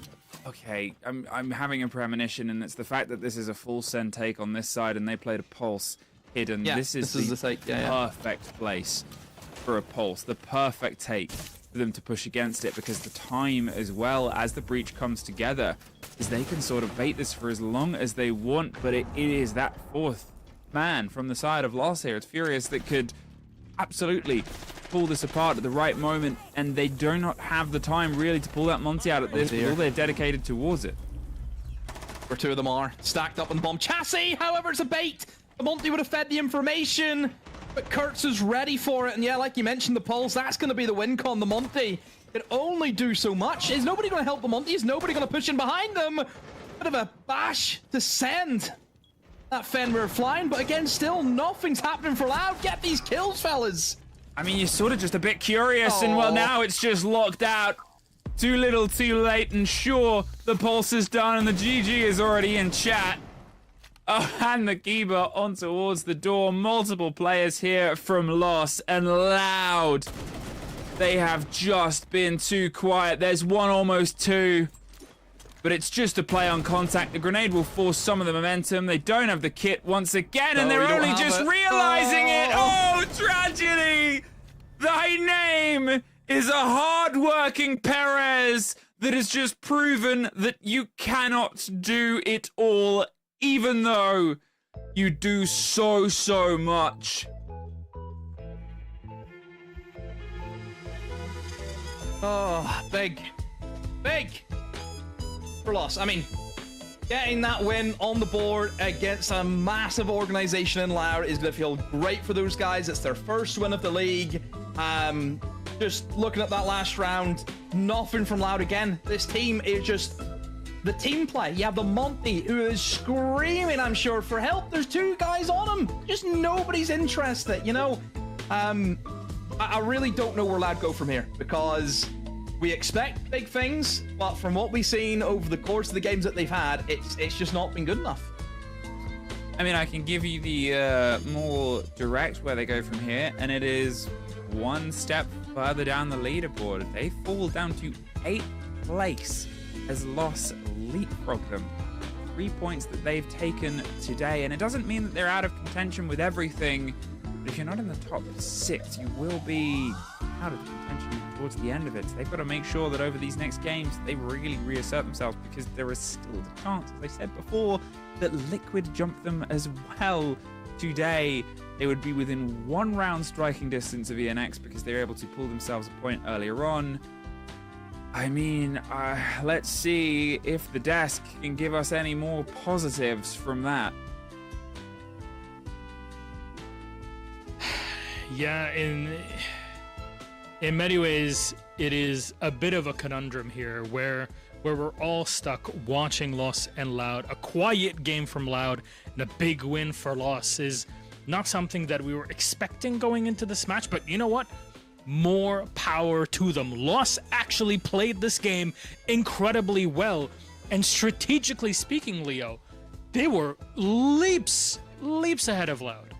That's the main thing for me, is that we've said before the matchups, both of these teams had opposite weaknesses. On Loud's side, it was the defenses. On Loss's side, it was finally getting to attack, getting more entry frags. Look at these executions. Look at how many plants they put down, and look at the way they did it as well. In his very first round, they used the Nomad. In the second was, what do they use? The Monty and Riora combo to execute here and plant the diffuser once again. Round 3, same story. They bring the Monty. This time, instead of bringing the Riora, they bring the Ying. They always had the combination of the shield plus an operator there to enable the execute. Get the initial control, work the site, create a situation where they can get the plump down, and in the first 3 rounds, first 3 diffuser planted. It was honestly amazing to see them play and execute the same way here, Jack. Yeah, absolutely. I think what was really, really impressive for me, Leo, was that when Milos actually asked in the pre-game, how do you plan for a game that's a week later on? And clearly for Lost, they'd counter-stratted Loud. They'd had a look at what Loud were doing on this map, and they were working out, all right, how can we fix our mistake of the entry frags? How do we fix what we've got going on, but also at the same time attack the weakness of Loud, which Leo identified as their defenses? And that was a lot of preset. I don't want to call it cheesy, but I'm just going to use the word cheesy. Cheesy attacks in terms of the rushes, in terms of the shields. Very, very creative. And it really set them off on the front foot. 4-2 on their attack split. And Loud, honestly, looked absolutely rocked by that. It's beautiful to witness when everything came together for Lost in this game. And if there's anything like player-wise that really was stepping up, who would it be for you, Leo? I think it's a mix of things. I think I loved Kurtz in the very first round. Jumps in barrel's window, runs in garage, gets the opening kill on Daffodil in the first 10 seconds of the match. Like, the sheer confidence on the guy. Outlaw as well, I will point him because I think he was one of the new pickup of the team that we're looking at in the fragging department, and I thought he was doing really good. And finally, and it's the guy that I've mentioned before, that I was waiting to see step up, Legacy. The guy that had the best rating in the Challenger series, and also, in general, the player that we expected had the most firepower on the team is the one that I think stepped up. Overall, I will say though, it was a massive collective effort, and that's all that matters. Look at the other side. Paris on 18 kills, and they still don't win the match. I'd much rather have a team that's well balanced in terms of kills, but actually plays as a team and commits to the vision, and that's what Lost did today to get the win. Well, gentlemen, we have an interview ready here. It's Hellraiser, Lost's coach, who's joining us. Hello, hello, and congratulations on the win, Hellraiser. What an incredible play that you had today. And I'm just going to leave it to Leo here because when it comes to strategy, I think there's a lot more to discuss than I can understand. Yeah, I think we've praised this a lot, guys. You've improved drastically in attack in this matchup. And these executions that we've seen, especially the Riora, the Monty, the Ying, where did that come from? Did you guys theorycraft all of this? Yeah, we try to work more with strong operators. So we try to bring a more tough game, so to play against Loud, because we know how they play. And we know it was a good kind of strategy to bring against them. How come you chose to go to Nighthaven Labs today? Was it that you'd counter-stratted Loud on that map? Yeah, we know they don't have a good history with streak, They have a big loss streak in this map, so we are comfortable on this map, so we just decided to play a comfortable map, I mean, it's a comfortable map, as you say, but then what happened to you in, like last week against 9Z on Clubhouse? That was not the same performance that we saw today, of course. Yeah, of course. We try, I think we feel a little bit the pressure of the tournament because, even the boys have already played the Tier S, the Tier A. They still newers, beginners in the stage. So I think we feel a little bit the pressure, and we cannot bring our game to the server. Fair enough. Gentlemen, any last questions before we head out? Just wondering, how did you guys spot the replacements? So you kept the core, but then you brought Kurtz and Outlaw. How did you guys scout them? What was the reasoning for picking these guys up? Because it seems to work. I think we tried to bring a more aggressive team because in the past we have Sexy Cake and Wizard. So we tried to bring one guy who likes to play more flex and who likes to play more alone. It was Kurtz. And we tried to bring an offensive player. It was Outlaw. He's a little bit crazy, so he don't have fear to face the enemies, in the strong spots or even weaker spots, So he's just crazy. Fair enough. Well, Hellraiser, thank you very much for joining us here on the interview. Congratulations one more time. Next Playday tomorrow. You guys get to play against W7M. What do you want to say to them? We're going to be stronger than today, better than today, and we're going to smash them. I'm definitely looking forward to it. That's Thank you it. again, Hellraiser. Congratulations guys. to Loss on the victory today. See you tomorrow. Thank you. And it's good to hear this honesty from Hellraiser. Like, yeah, you know what? We're going in. It's our first opener. We still have the nerves, even though they played before. It's humbling, and I think that's a good launching pad for the great performance we saw today. Definitely. For me, it's like ENX. It's the story of a team that was at the lowest of the standings after week 1, that is still with new players to this level of Siege at the Brazilian level, and that is looking to prove that they can upset big teams. And I'm sorry, I'm going to go back to this once again, but for Loud, go for it must be really tough right now. They were expected to do so much better. Perez has been collecting kills throughout this entire game, yet it doesn't seem like it's having much of an impact on it. Yeah, he was absolutely farming. Nearly got an ace as well once Loud got onto their attack. And I think it just goes to show the disjointedness once again, doesn't it? I think realistically, you look at Perez, gone huge, 18 and 7 and 82% KD. But again, I will point to this on the side of Loud, very low KOSTs from a lot of their players there. And I think that's realistically not what you want to be seeing. They don't seem to be a functional unit right now. We said it was hard before this game in terms of that race for the top 6, because that's where you want to be.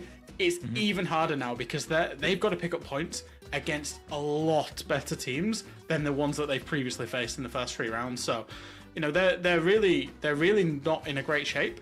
And the video that we showed, they talked about the fact that they've got this big org and they've got streamer presence and content creators behind them and a lot of interest in them, but they're not necessarily living up to that hype right now.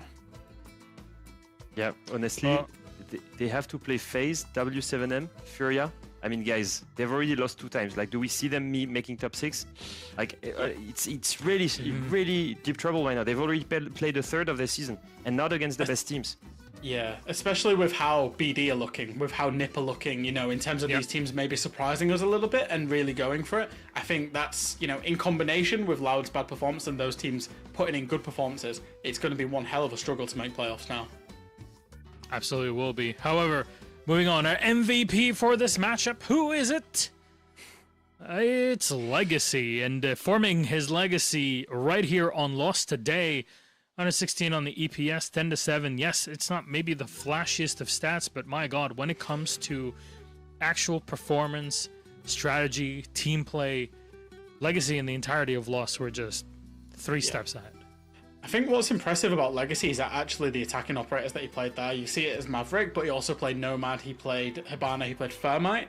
He's not playing operators traditionally on the attack that are the ones that are the first in the building that are getting those kills. So he's having big impact, and also he's finding the kills to make himself the MVP as well. So it's kind of a double bubble. Like, he's doing that with much less time than a lot of other players are getting inside of the round, because he was spending most of the round breaching for his team as well. So yeah, very impressive. And I will point out again that it was the game that I wanted to step up, because he's the only one remaining from the core that I felt was very interesting to watch in NAL last year. This guy, despite them having a terrible showing, only winning 2 matches out of the entire year, this guy was top 9 rated players in NAL last year. So that's why I think him, and then the addition of the more fragging, flexible players that they've added to be more aggressive, makes Lost now a strong contender for the middle of the table, and they've just proven it today against Loud. Well, there's more contenders for that middle of the table, and actually, they're in the middle of our Playday after the break. 9Z takes on W7M. See you in a bit.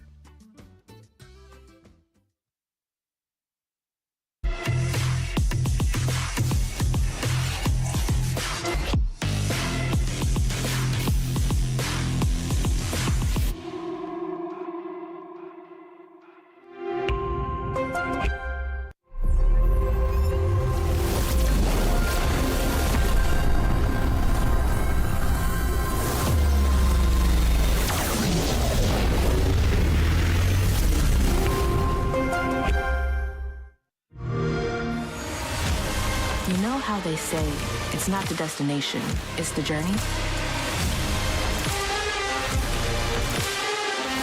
And the journey of 1,000 miles begins with a single step.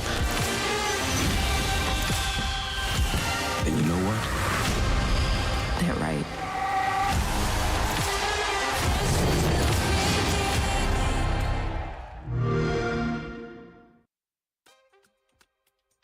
And we're back to South America League, this time over the capital, Brazil, Brasilia.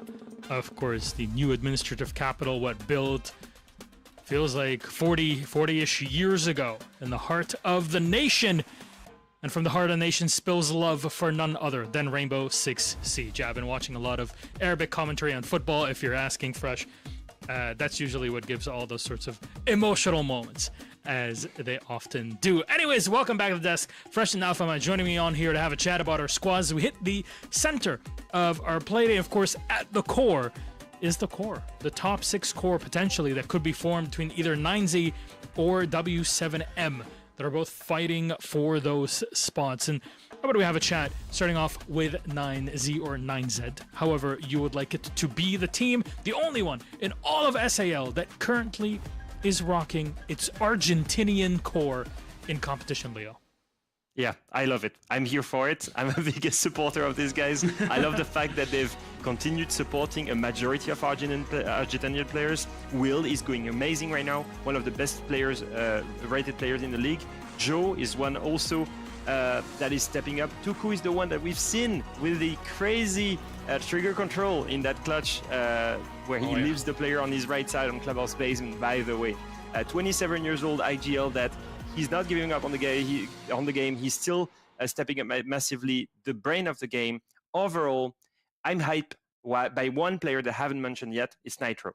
Nitro, just like Joe, these two guys are stepping up, right? Nitro is doing such a good job at being one of the most consistent fragger, not only in these teams, but in the league, and he's Argentinian. And that, for me, tells you the story that, yes, Brazil is the best region in the world. Yes, they're the best country, providing the most talent pool. But in South America, there is also talent elsewhere. And the fact that they've kept this Argentinian roots and these guys delivers is just amazing to see. It would have been very, very easy to have gone to a full Brazilian team. You know, we've seen teams across Brazil pick up, or across South America League, pick up Brazilian teams where it's rookie Brazilian players. Whereas 9Z, they've stayed with that core, and that's, really commendable to have that Argentinian presence.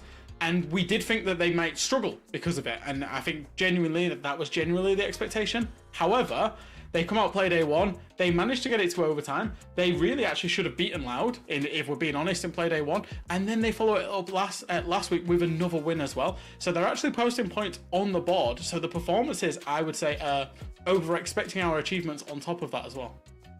Which is great for them, and especially if you're looking at their opposition for this matchup. It's none other than W7M, the current major champions, looking back at Montreal. W7M, and this team has been incredibly impressive, including in their start off into the stage, demolishing Liquid, ENX as well in last week, and today they're looking for more.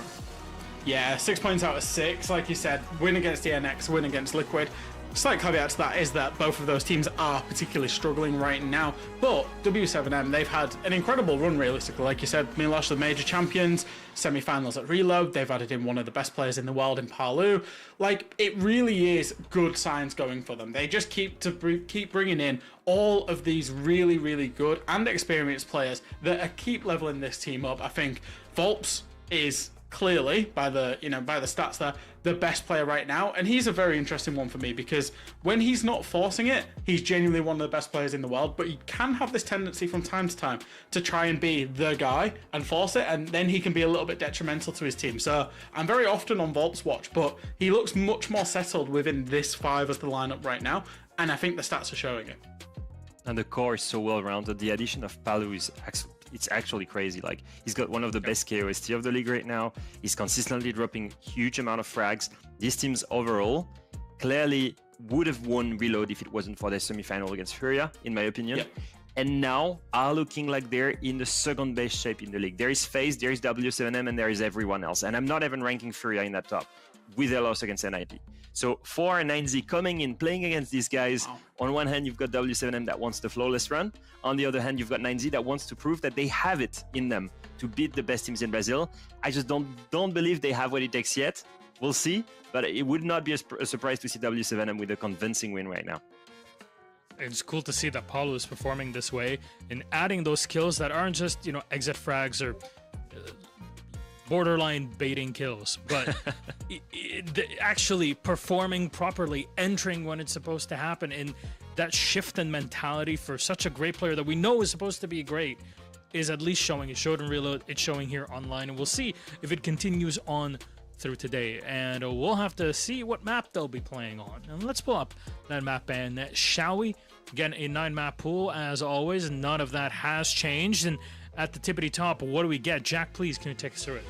Yep, of course, best of one map veto. Very important again on the start side, and we're going to see the map of Chalet. Now, for W7M, we've seen them play this a couple of times, even with this new lineup. The first Playday of the Reload event, W7M played against M80 on this map, and it was genuinely our first taste of seeing new W7M, with Paulo included.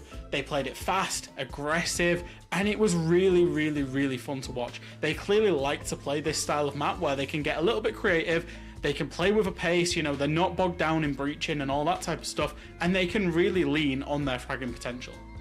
If I remember well, I think they eliminated Falcons in quarterfinals, but Falcons did beat them on Chalet at Reload, and that's the most recent VOD that we've seen of them. So you've got effectively 2 VODs of W7M on CJX on that map. And for 9Z, they haven't shown it. That's why we haven't spoken about it yet. It seems though it's high preference because they never ban it. So they do want to play it.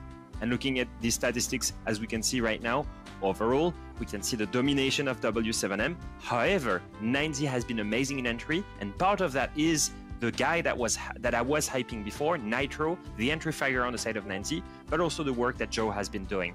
Honestly, like we said before, 9Z are overperforming compared to the lineup that they have. Is it enough to beat W7M? That's where I guess we will have the answer there. Once again, I'm not sure it's the moment for them. I will say, Leo, we've gone into Playday, or Game 1 of this Playday, saying, oh, we don't expect the upset from ENX. And we went into Game 2 saying, oh, we don't expect the upset from Loss. So if form is anything to go by so far today. That would be crazy. Yeah, it would be a great day for upsets, and I want to ask the hard-hitting question for especially to someone who is not afraid to speak their mind very bluntly. Let's bring up our casters, and I'd like to direct my question to Demo. Is there hope for 9Z to continue this? Yeah, you're Blunt? someone who's... No. Couldn't be me. All right, the blunt axe that is Demo. I've seen you play killers in different games. I know how blunt you can be also in that. Tell me, what's the lowdown here? Are R9Z bringing this back? No. Look, as much as you guys can make a case about 9Z and all this and saying, oh, you know, these players, Argentinian sides, have all looked good. They've played Loud and they played Loss. How are those two teams doing at the moment? You're up against W7M. Lost just won, to be fair. Yeah, against Loud, who then also beat 9Z in the first Playday, right? So it's a bit of a mismatch going over there. But you're dealing with W7M, who are an experienced veteran side in this region, have won a major. You've just picked up a very historic player in this region in the form of Paulo. This is a side who will be competing to finish in the top 2 this season. You know, they will be competing to win majors, to win SIs. That is a big leap from these 9Z players, where it's their first taste of playing inside a tier 1. It's a massive ask, and I just think W7M on a map like Chalet, this is perfect for them. But dare to dream, Demo. Dare to dream. That's so much 9Z slander. Get real. Too much. Hashtag get real. Too much 9Z He does slander on not this podcast. mince words. He does not mince words here, Demo. Well, I'm just going to leave it to you then. Fluke, Demo, please take it away. So you held back there in pleasant company, right? I held back, yeah, of course. Yeah. You know, that was the calming way of putting it. We are here. Do you know what I envy? The snow of Chalet right now. I could throw myself into it. We are standing here on Chalet, and this is W7M's to drive. And what I think it's fair to say, Demo, to contextualize the day that we've had, is in some ways quite unexpected. The first 2 games. Yeah. Do you think this will set us back on the road to normalcy? I think it could. Like I said, the guys are there.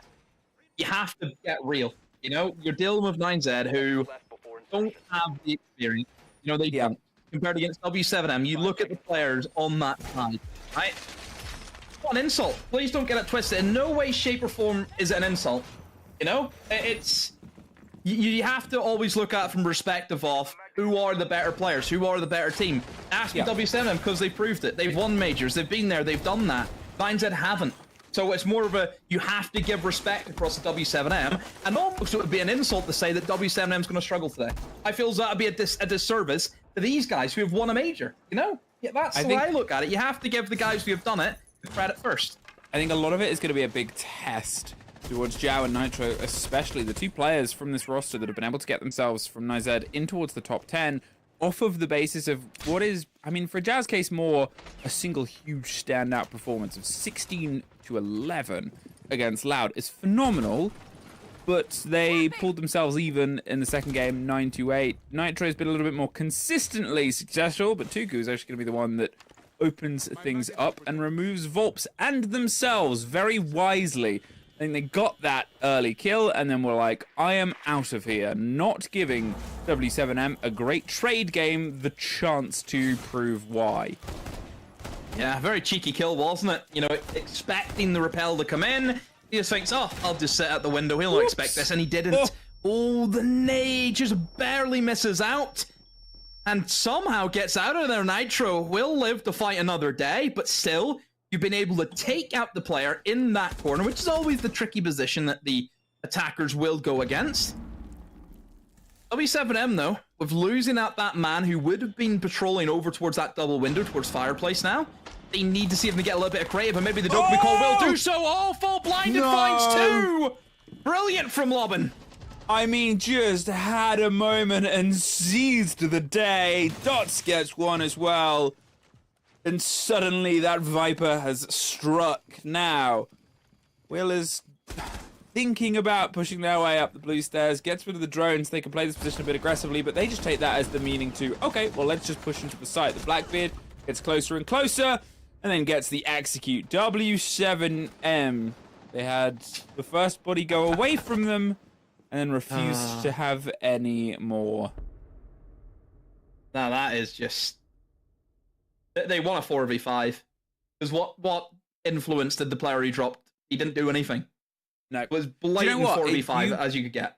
You had a moment where you were proved right from a previous game. And I don't know if you remember, but you said in... I can't remember if it was the cafe the game before, that Aruni's good because they're a 3 armor and they can survive a grenade. And they did. Yeah. How do you feel being... No, it's just occasionally right. You know, just used to it, you know. Yeah, Sitting here, rubbing shoulders with the stars, you know. Yeah, used to it. But you're entirely right. It was a 4 versus 5, but there's a way about it where it just didn't really feel like one. I know that's a strange thing to say, but think about how W7M approached that.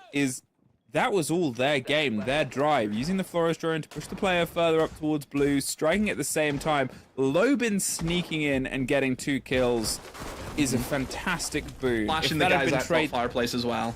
You know, and you have to get the timing on those perfect. And I guess what we maybe didn't get the truest taste of is what freed him up to be able to do that.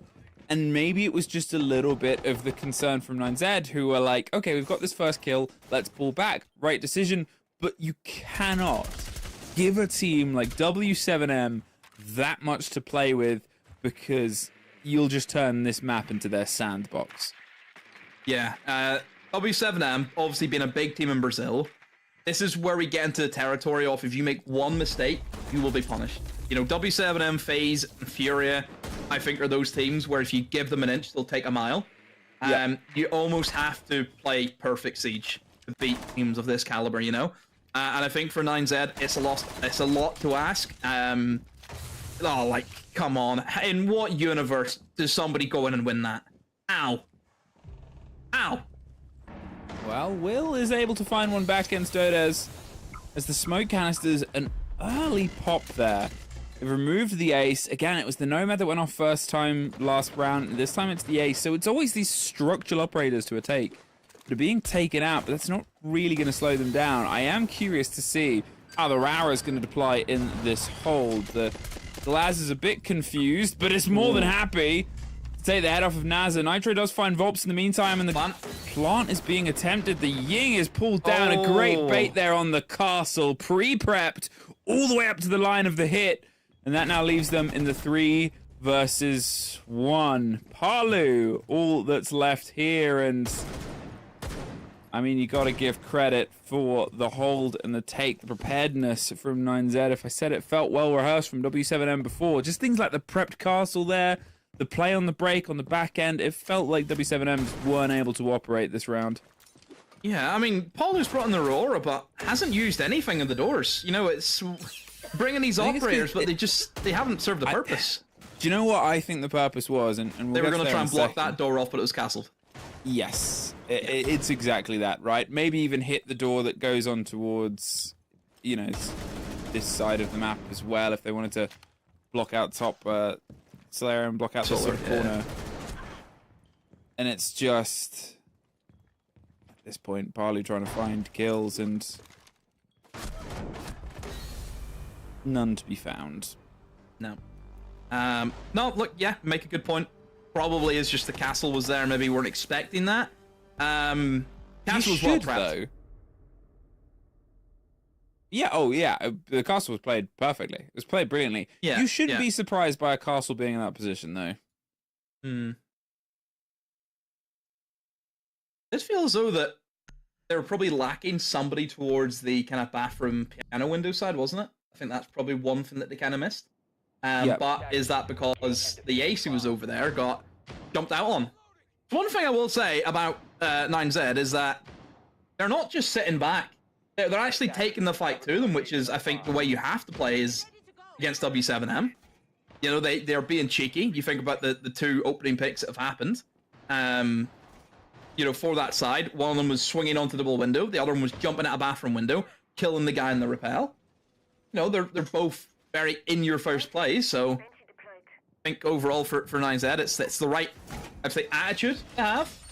You know, a team could easily come in here and just sit back and let W7M do all ungodly amount of things to you. You know, it's you need to be very, very careful. Well, it was sort of my concern after that first round moment where they were able to crouch walk their way past Ivy and just put the pressure on top fireplace. Is this 9Z giving them too much fear and not trying to contest top blue stairs, not trying to contest along that sort of shot? And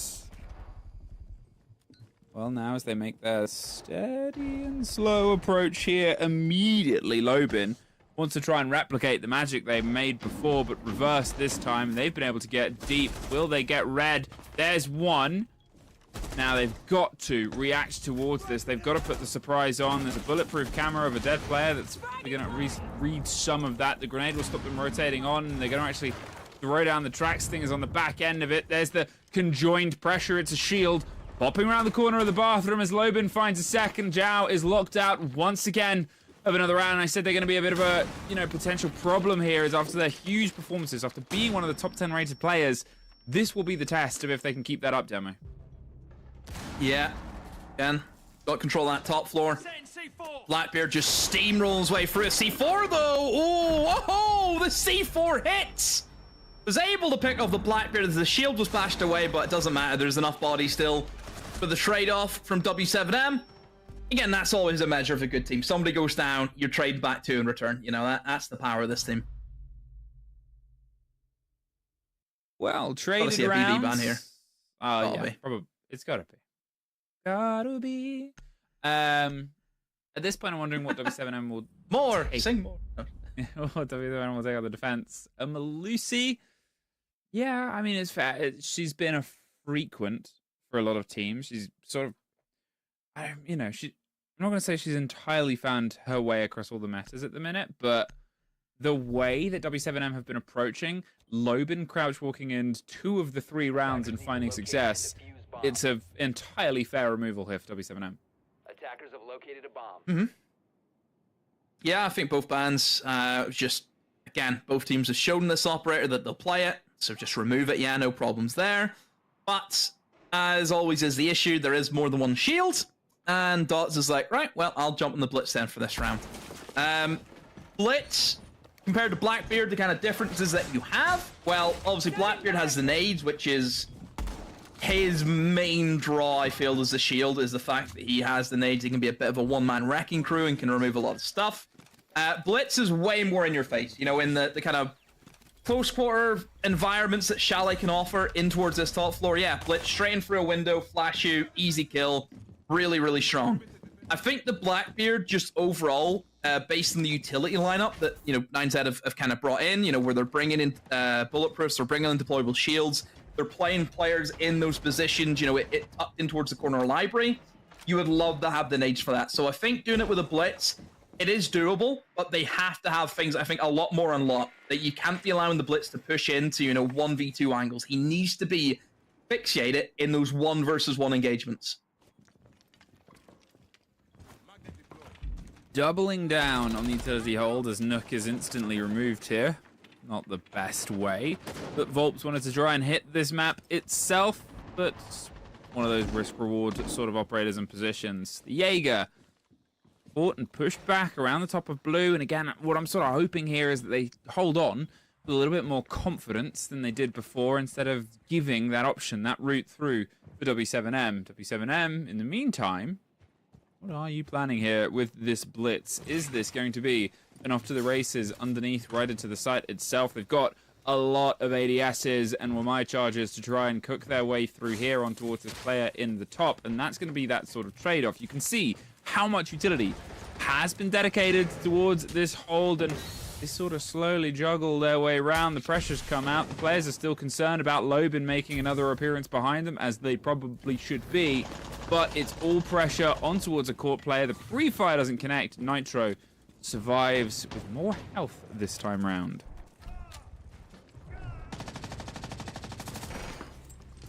Well, W7M getting stuck in, as well as 9Z. They're, again, keeping the pressure on W7M.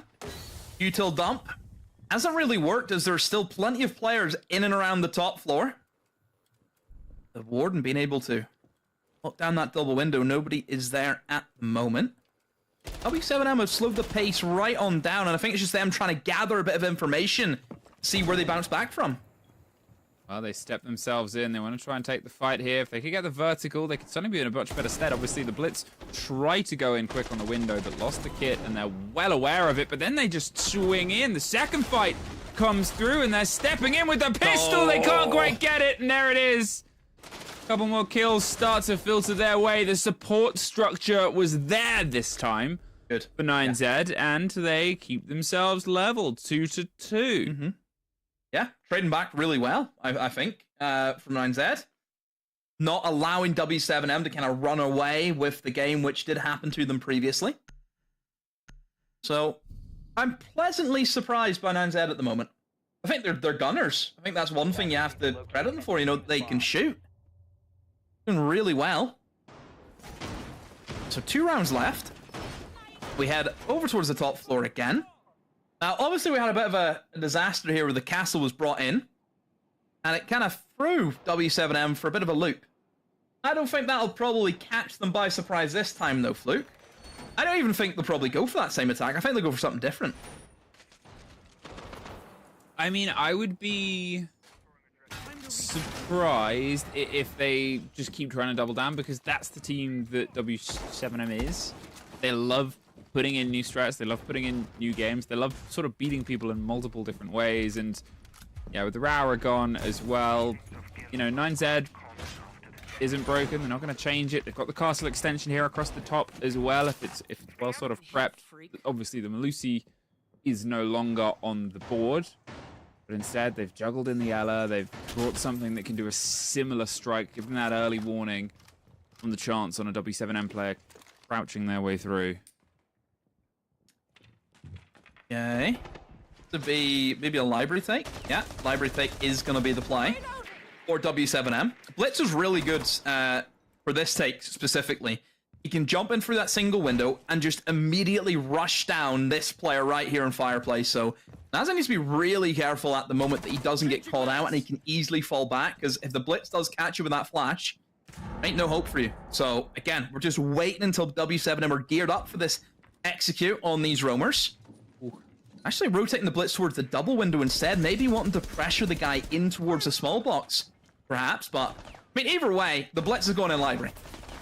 Yeah, I think that's it. The Blitz is going in library. We saw Loban playing around the bottom of the stairs. There's the Blitz off to the races, and it's pressure from underneath. Dots does find Nitro. There's a Fenrir begging for their life as their blind sprays through. There's no way through, son. You got to go round, and Jao has the cover, but Palu has the catch.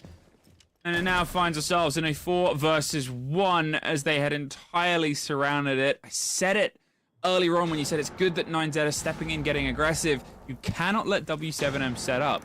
The hard thing is with that statement demo, sometimes you just don't know that they are doing that.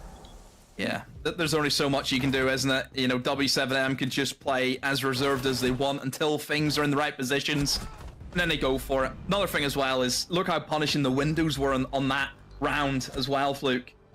People trying to run back into the bomb site, maybe try and go out and assist those guys over towards library.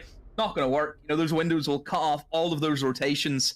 Yeah, that's a clinical round from W7, and what we expect to see, just really good Siege overall. Now, there's the chance here of 9Z getting themselves an even half, and maybe even further beyond. And I think it's one of the things where we said at the start of, we have games of expectations, right? We have understandings with all the data, all the head-to-heads, all the history, everything comes together. We put it through our machine of calculations, which is our desk, and then they spit out a result.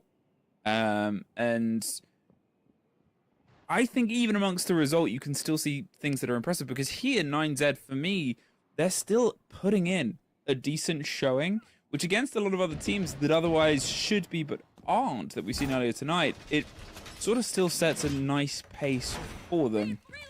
You definitely, you know, have something that they can hold on to here. They're not running sort of scared. They're not making too many vital mistakes. They're just being punished by a team that is, I think it's fair to say, pretty good.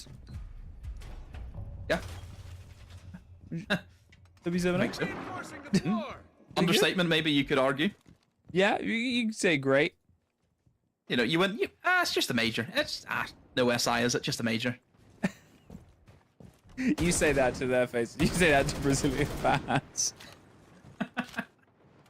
3-2. W set GME. They have their chance now to push it over towards 4-2, but it has been traded rounds back and forth, and this time the ram on the door and actually some hard breach, which I don't think they actually brought last time they were down here. They have the opportunity to go for something a little bit more steady, but the first fight is Volps. Does he know? Oh, does he know there's 2 of them? But do they know Volps is about to pop round the corner and feast across the billiards table? That's pretty much should be round done at this stage, shouldn't it? 2 kills like that. Yeah, there's another one for them as well. So we've just went for just a roam game. And I don't even mean like a roam game with any intention. That felt like a ranked roam game from 9Z. That's what they've attempted. But W7M just so efficient in how they can clear out those roamers. And that leaves them a 2v4. Yes, one of them is the Clash, but hang on a minute. What was that from Dots? Decide to run down. Air jab goes out. Should be a freebie, and it is. Last guy swinging around in towards blue. 3 players that he needs to try and find. Volps will pick up that diffuser. Has not yet went for the plant. Do they have any idea where he is? Yes, they do, Volps. Finish it off with a 3-piece. I mean, that is probably the easiest round of the day. Gotta be. I mean, what was that? Just a TDM match. That's a lot more. That was a team deathmatch. I think that's the thing, is that's the round that comes after I'm complimenting how 9Z were getting into it. Oh, but dear. you just cannot write off W7M. I think that's the thing, right? Is for a lot of teams, when you go up against them, you'll go like A, B, maybe some C, right? And then that's how you're playing. So you're like, they're doing A, we could do this for A, maybe they'll move on to B and we can do this for B.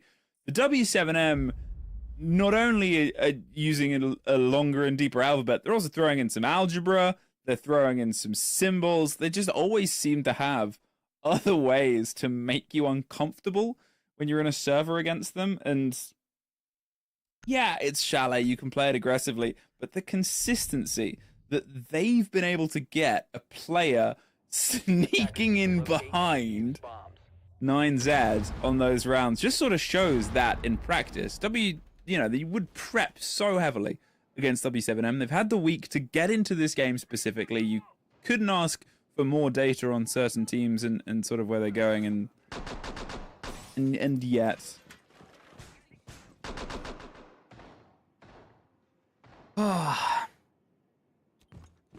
Well, we move.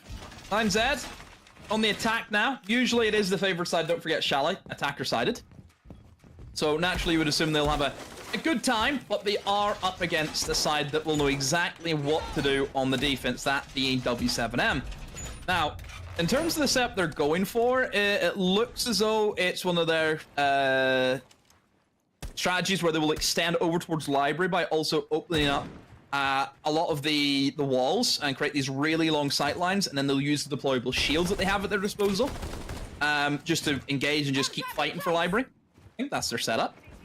But could be wrong. I didn't get a great look at it, but just based on the operators that they have and the way they kind of geared it up, then I would assume so. But again, just not entirely sure. Let's see if they can have the confidence that leads them into this engagement the same way that they've had the confidence to step in to some of the approaches from W7M. Now, with the use of the Frost, the play of sort of, yeah, step in, let's see what you can get. It's not the most common, but it's a great gun in the right hands. And Dodes is going to try and be those right hands. For now, a steady approach towards library side. It's giving them food for thought, and they're being pretty cautious, but well, caution has paid off. The first is theirs, Parlu, and now they can start to operate. Zhao moving their way up the main stairs, gets the second, but gets traded out by Dot still.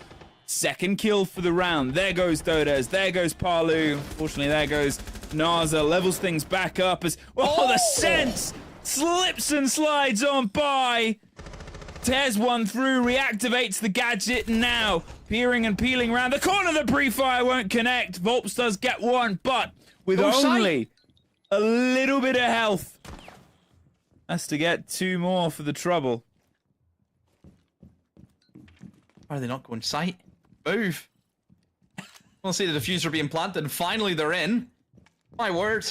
I mean, W7M have really stretched themselves thin for this hold. It almost feels though they're trying to hold about 60 or 70% of the map with the extensions that they've went for. Using the shield against them. I mean, HP wasn't an issue. It's his team's util now. His own team is starting to affect him.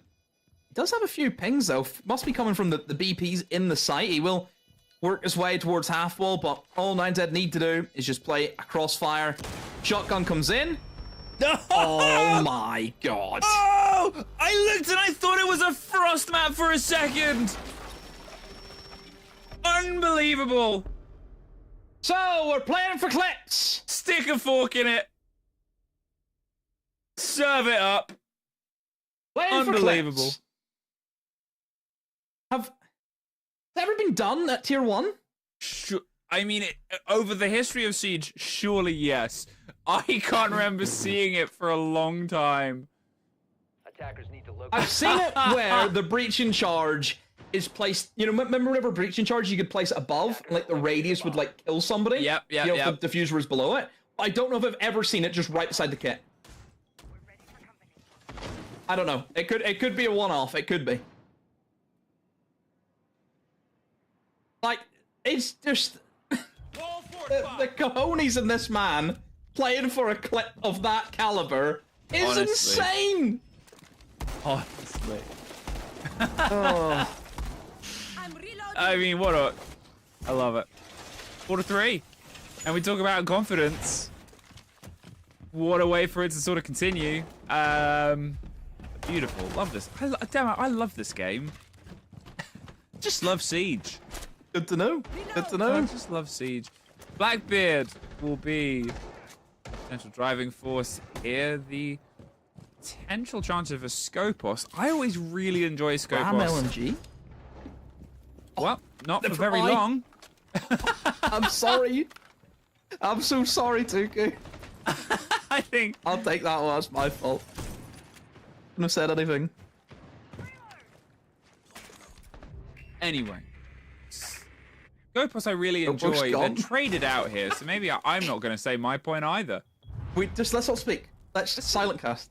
We're People only allowed will die. to talk about operators that aren't here but close to it. This Blitz lookalike trying to get control of statue. Oh, is this Nomad? And trophy underneath. Yeah, Got as no the reverse sledge. Opposite Nomad. Reverse. Yeah. We've got a Legion and Fenrir cosplayer. The Wub. Yeah. As He's tried to run in. Yep. Hatch is open, and he's tried to run in. We're losing the plot as much as 9Z are here. There's two of them left. One's a Blackbeard alone. The Gridlock's trying to offer some support, and they do get one, but ooh, bit of a questionable motion there because Nitro doing. I'm struggling. I think they're on the window outside Solarium. They're in, and they're trying to offer some cover, and they do suddenly get one more. Okay. Not entirely pushed aside, but it took them a long time to get here, but now they're here, they're making it happen. W7M, if this round goes away from you,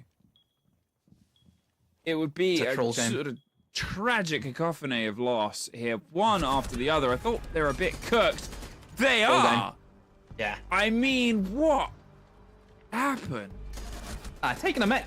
Like, I'm sorry, every bit of backbone that was established in the first half is all of a sudden being eroded away very quickly after these past 2 rounds. Like, a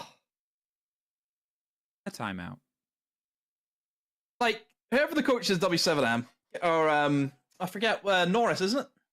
Pretty sure it's Norris. Yeah. I'll just leave you in it.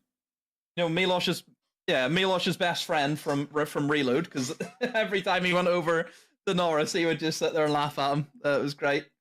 And yeah, he needs to get in there and tell his fellas to, what are you doing? Stop trolling, because it was the swing from Lobbin. That was the kicker for me, where I'm like, right, they've just lost all resemblance of the plot here. A 4v2 where you have full top floor control, and the remaining players are one guy in solar windows and the other guy in trophy. There is no pressure in any other point of the map, and they just start running at them. That was the issue for W7M. They just didn't respect their opponents, and they just tossed the round away. Need to locate and defuse bombs.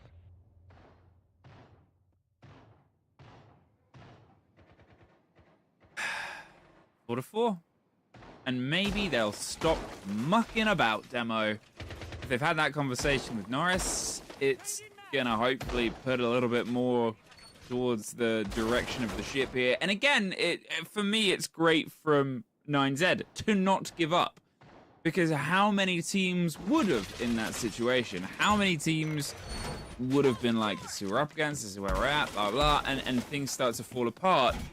It's fantastic that you always get the proof that you fight for every moment and you fight for every possibility, because you never know when things are going to be possible. Things are tied up here. They've been able to get themselves the opening 2 rounds. They've been able to get themselves, you know, a pulled timeout out of their opponents. Maybe the day of upsets is not yet done. This would, I mean, not that we're going to get there yet. There's still time. But if 9Z win this with a clean 3-0, they jump temporarily to first in the league. Yeah. Big for them. Very, very big.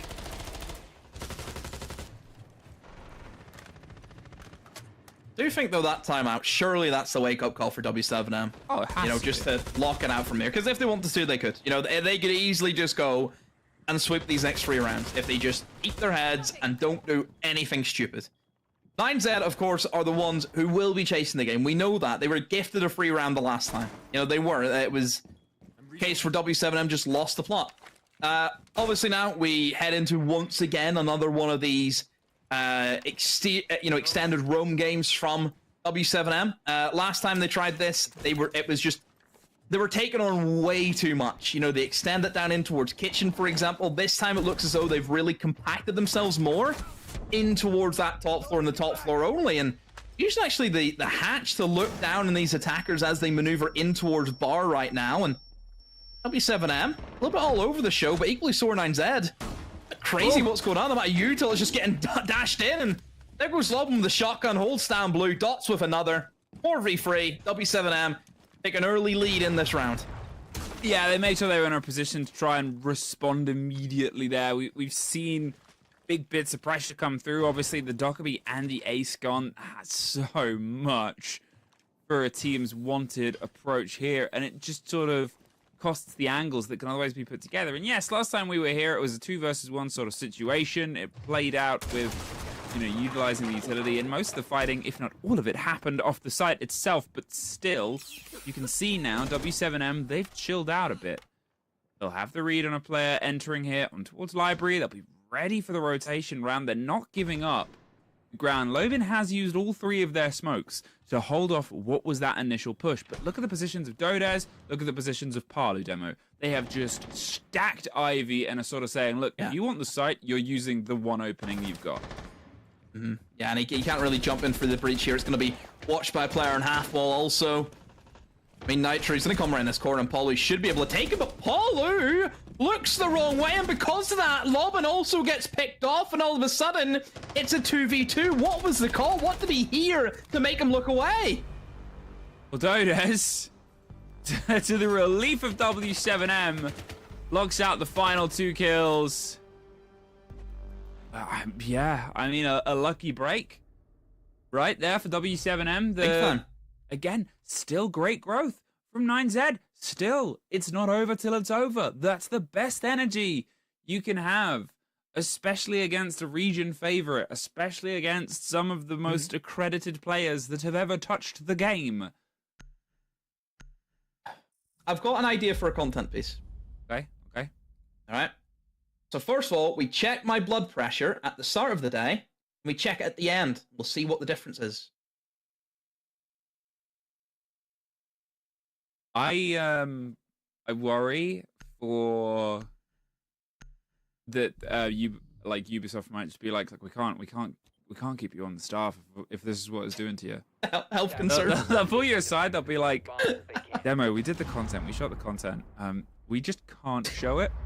But also, there's these medical professionals here, and they're going to take you to a side. These people in hazmat suits shot the house.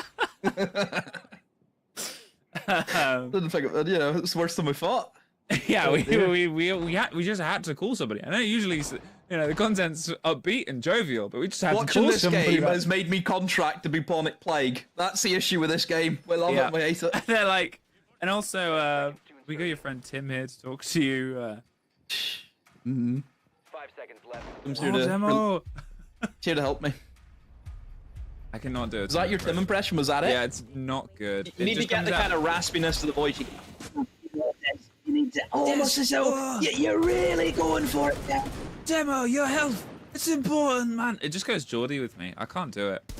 I go too far north. Too far. Yep, too far. I've just gone too far again this time. 5-4. W7M, the bands, Ace and Castle extend that bit of a stretch in, and you know, there might be always this question of why not more shields? Well, 9Z aren't really using them. They're comfortable to operate around a gun space, around this clarity of information. I love Zero in the right hands and the right sort of pull. And Chalet's a great map for them because of the big cavernous spaces that are often a playground for Valkyrie. They become the same thing. Similarities to a map like Bank, where you can sort of tuck them into a corner, and then suddenly you've got the entire cutoff done. Nitro. Trust. And that was instantly repealed. Now it looks like Sam wants to step in here. They've got drones. They're just going to hold the fight, and that gives them it. I mean, Lobin knew their time was coming to an end, but suddenly now it's back the other way, Demo. Yeah, they lost another guy inside a kitchen, I believe, or dining, one of the two.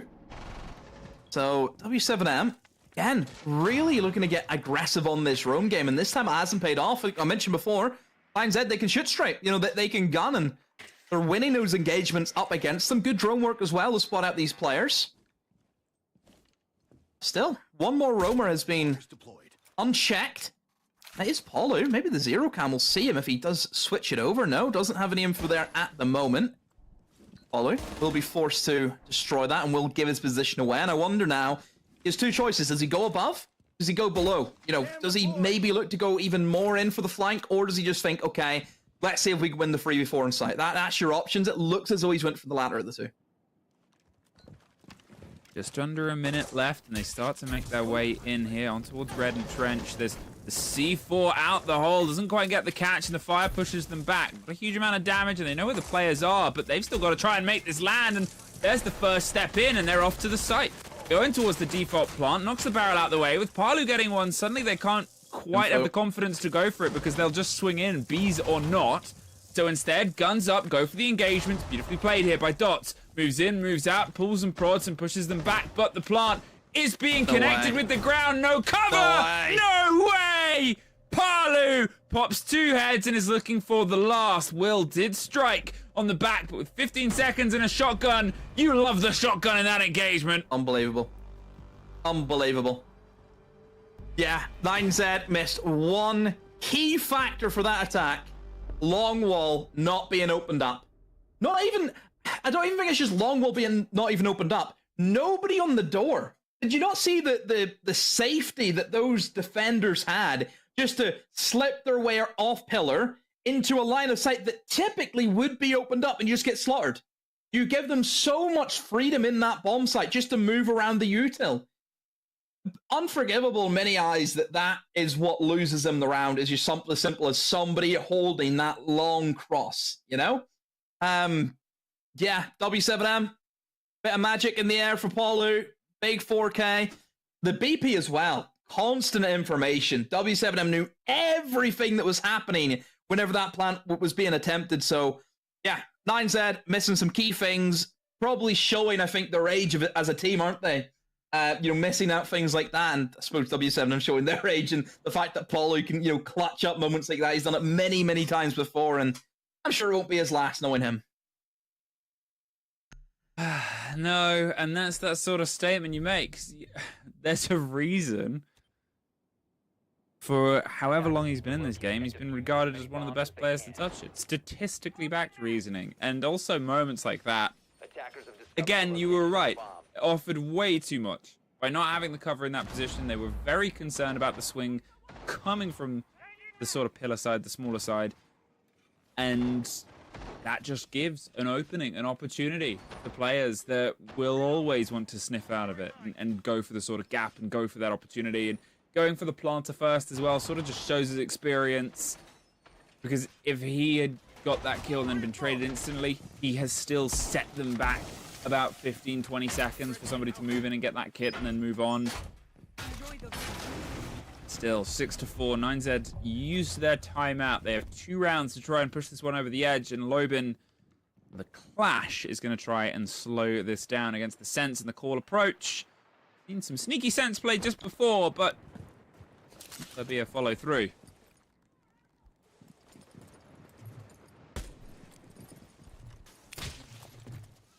The Dokkaebi has been pretty good value as well for 9Z, just being able to get in and take some of these engagements. Oops. Speaking of early engagements as well, Dots has had a bit of a slip. Maybe banana peel maybe left over from lunch, who knows? It's a risky place. There's a lot of dangers there. And well, I guess this point is, I'm wondering, yeah, they are getting the player up. Was that just, maybe he was just being aggressive on towards the mirror window and they sprayed through a fight from the door? Yeah, well, no, the door's still sealed. It's got to be potentially a single window, no? Snowmobile window, yeah, the one just above. Yeah. Or, either way, yeah. they're hurt but alive. That's the important factor here. Pressure on towards the Clash. It seems like it's being covered here well from Dodes. They've got the vertical position, and you can see that 9Z are trying to run the numbers, but the Habana being the only hard breach, 10 pellets left, maybe to get both walls. It's a bit awkward. Yeah, don't forget as well, it's a hub up here as well, so it can freeze them off. Yeah, because not done anything up here yet. Utilizing that, by the way. Only 2 left. No, we'll talk about He it. froze the Ash breaching round. I've never seen that.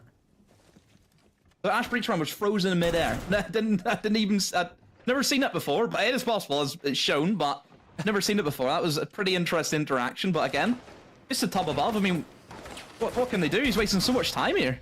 Oh, and he's wasting heads. There's one. Wanted to dabble on towards the second, but now as the wall pops open, he's not going to overstay his welcome. Hibana has no pellets left at this point, and they've finally got themselves a route in towards box. But, Clash, what are you doing? Is a question we're all asking right now. But apart from 9Z, who are more than happy to reap up the answer, which is feeding us this route in. They get vertical, they get 2 kills, but now they still have work to be done, and that includes getting themselves planted. And this is the other half of this I was worried about, is where else have they got this breach? The sense roll is kind of apparent. Across that side, you get out on the drone hole, and this wall is slightly caved open. No verts. But it's not a rotate in here, Demo. Yeah, I think they still have to go for the door, and they do, and because Dots has made this play over into this corner, it could be a hatch drop. I think it has to be a hatch drop, but W7M are just holding on. That is the diffuser player, also taken out, and Dots cleans up house. Wow, Freak doesn't even need to move his feet. He just stands, shifts from one angle to another. Great job in W7M. I mean, Lobin almost tried to troll it. He just walked out with the Clash for no reason. I don't know what that was. Like, for all the conversations of things going, like, put together, that was not one of those conversations. It's tough because there's a lot in that game where you're like, this is great intense siege. And then there's a lot where you're like, what are they doing? But both teams, I think, showed moments of brilliance today, Demo. Yeah, again, 9Z, they didn't just sit back and let it be a stomp. They took the fight to them. Again, it was apparent some rounds you could just see they lacked that little bit of experience. They missed some stuff. W7M, very punishing team as well today. You know, 9Z, they make that mistake. And yeah, they just cruise past them, don't they? So yeah, W7M, they expect a result, but 9Z, I think, should be pretty happy still. Well, I know who I'm happy to see, and it's our desk. So let's see what they're all about. I don't believe you for a second there, Emmy, but yes, we are indeed back. You're very correct. Fresh, myself and Alphama, to discuss this matchup here, because at some point our hopes were up, and I'm sorry, Leo, but you're gonna be crying yourself to sleep tonight. I mean, that's completely okay. I mean, I know I'm a 9Z shield, but I do love to see W7M play. They're super explosive. They're full of talent. We saw some great plays from them as well. I still want to praise 9Z. Like the guys who just said, you know, like, they've actually stepped up and they've been annoying to a top Brazilian teams. And with you know, many names that were unheard of a couple months ago, these guys are stepping up massively, unlike some other teams that came up from tier 2 and were struggling in this league. I think these guys deserve some praise. They brought back rounds they should never have won initially, so W7M was still very dominant. But there were a couple of mistakes, overextension, that Clash is one example. There were other ones that actually gave them also the opportunity of coming back into the match. But in total, you know, you see these moves from Lobin, from the rest of the team. I mean, there's so much talent in W7M. They close it out. Yeah, this is a real challenge. Yeah, it really was. I think for W7M, Leo mentioned that word. It was control. They had control of the game. They got a good favourable split. And then, honestly, they let a few defences go in that late round. Like, a lot of their defences came down to that late round clutch scenario. And 9Z pulled a couple back. W7M, also Palu got a huge clutch. So realistically, we could still be talking about an overtime. We could be talking about a game where even 9Z managed to win. However, what I will say is that W7M had enough, and they probably did their job, but I'm still very, very encouraged by 9Z. Because if you think about the race that they're in, realistically, it's for that top 6. It's to try and sneak into that 5th, 6th place. They're not battling out with FaZe, with Furia, with W7M for the top spots. They're kind of targeting those spots below, you know, with Loud, Liquid, those kind of teams. And actually, going so close with W7M is encouraging for them for the long term. We got the heart breach moment also, which is, you know, shout out to Macy. Good moment that we get to see here in pro play in SAL. At the end of the day, W7M were just W7M, even though they were pushed to the edge still, which like you're saying, is pretty impressive. This is the team that we're expecting to be in the top 3 worldwide. Absolutely, and they deserve it for the right reasons. They've been dominating everyone. They are still, as much as we like to say that, yes, they were leaving a couple rounds being a bit too close. The last one, the very last one, is also one that shouldn't have been that close, you know. And if it wasn't for 9Z being low on time and struggling to have that bridge, you know, it may eventually have led to the other team. In general, though, these guys, 3 wins in a row, 3 regulation wins. They are 9 points after 3 matches. Sorry. They're at the top of the leaderboard, and they deserve it. For me, they're in competition right now with FaZe as the 2 biggest teams in Brazil, and the question will be who gets the first seed and who is the undefeated one going into playoffs. Well, that's a good question. Maybe some more to ask to Loben, who's joining us from the squad here. We'll bring him up on the screen for our interview.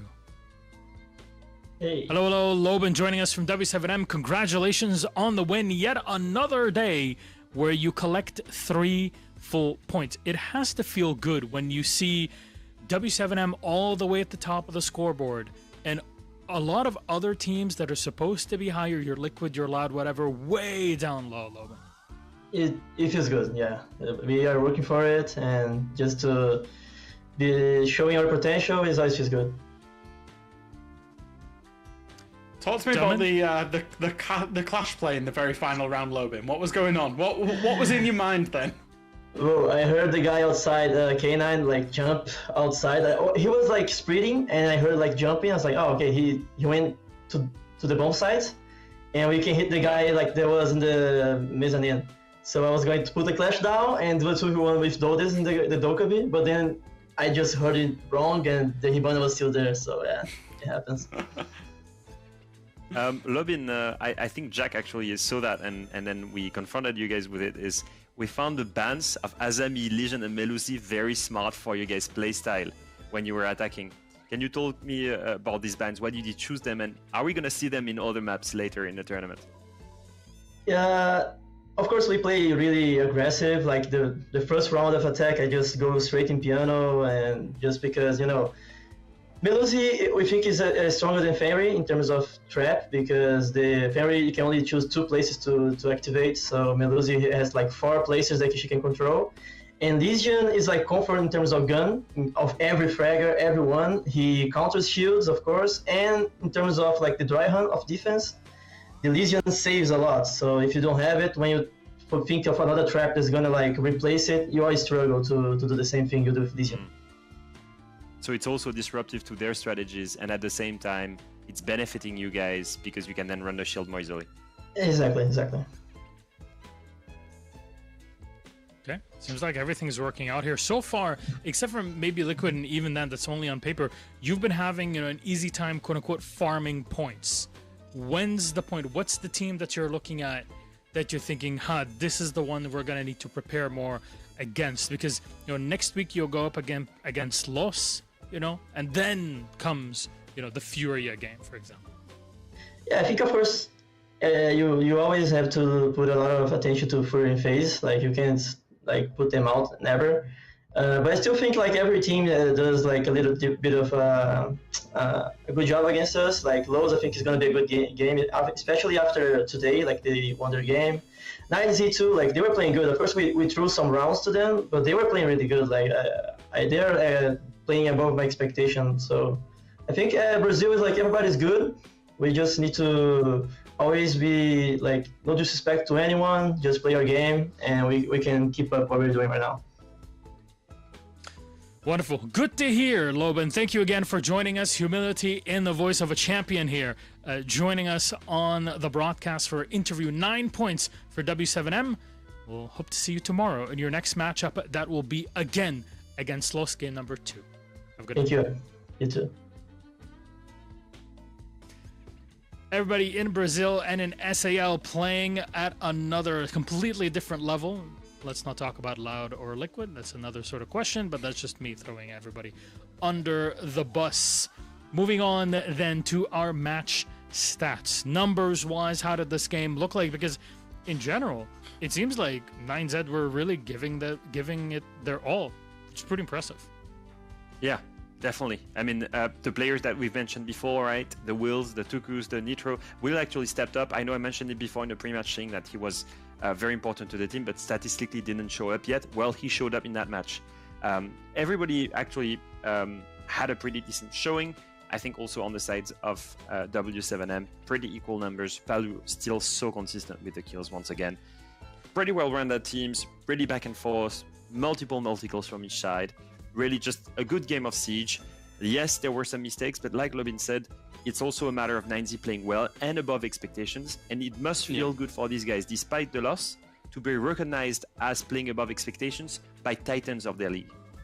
Yeah, and I think what's impressive as well is that looks like, you know, even statistically, but we can see it inside of the server, you know, subjectively as well, it's a complete team performance from W7M. Sure, Palu's at the top of that leaderboard for this team, but actually everybody's had a pretty good day. They've done about as expected, and nobody's really let the side down. It doesn't feel like there's any weak link, and this isn't a slight on Dash when he was with this team either. Obviously, they've moved Dash on, brought in Palu, and that's just upgraded things further with this team, and they genuinely look like a real contender so far.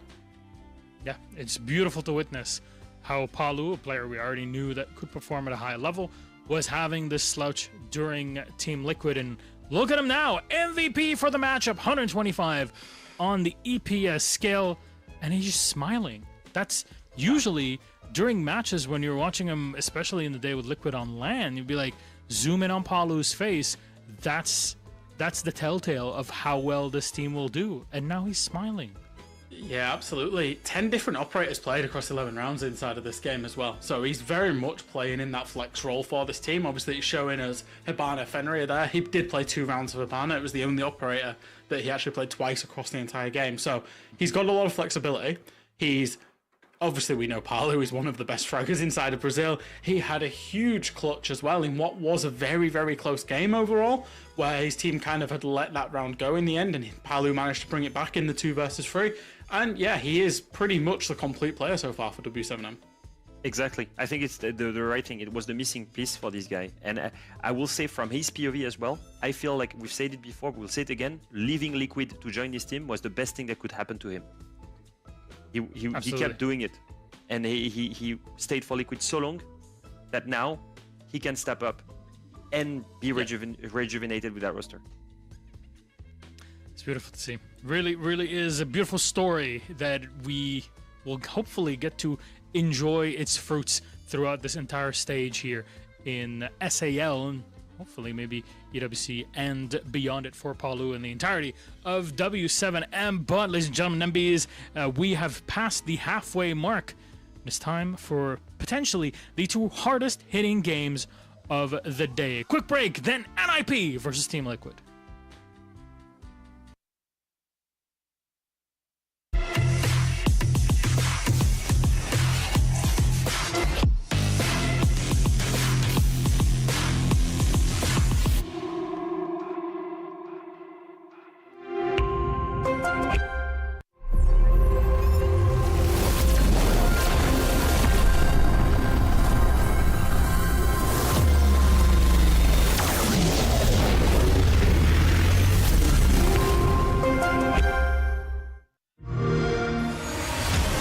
You know how they say, it's not the destination, it's the journey? And the journey of 1,000 miles begins with a single step. And you know what? They're right.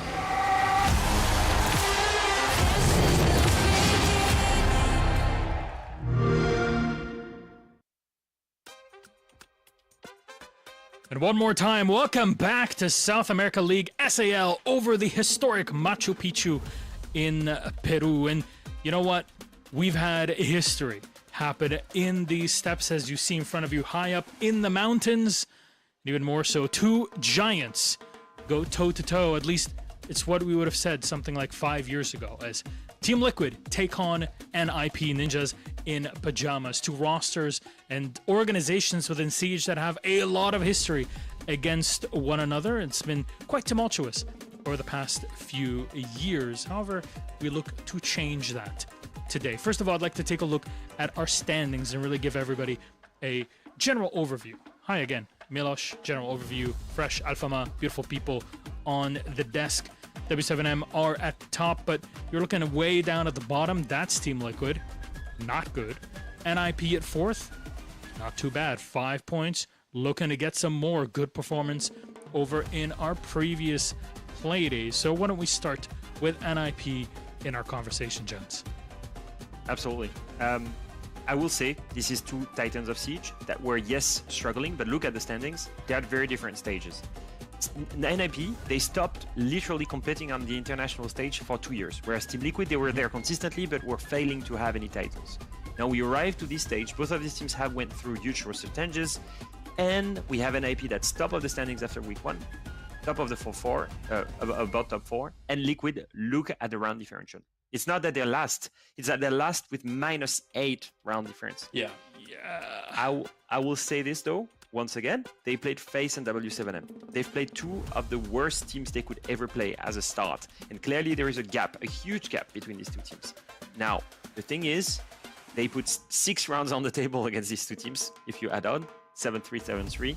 Now is the time they can finally prove and gain some points. It was good, it was the learnings, now is the moment to wake up.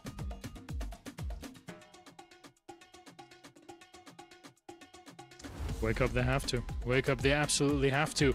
As looking at these players, I mean, there's at least some of them that have a lot of experience. And of course, you know, we talked about Pino and his experience on the squad. Fantasy, who for many people was this up and comer, right? This Prodigy, is someone that Prodigy is. He was wowing everybody in 2023, and look at us now. He's still the best rated player on NIP, by the way. Yeah, he's doing really good.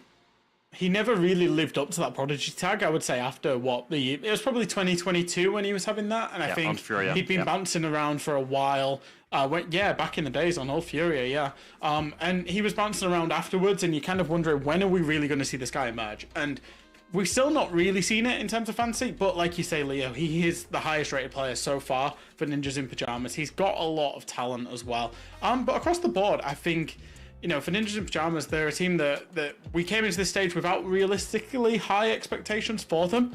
And I feel like whatever our expectations are for NIP at any given moment in time, they seem to defy them. If we believe they're going to do well, they tend to drop off, and that's what we've seen over the last couple of years. And then realistically, we were tempering those expectations this year, and they've started out, and they've actually surprised us. You know, they've been to overtime. They got that huge upset last week against Furia as well, and they're actually sitting quite pretty in the table so far. You could say it seemed like only a bit of a fantasy that NIP would be sitting high up in the standings at this third Playday, Leo.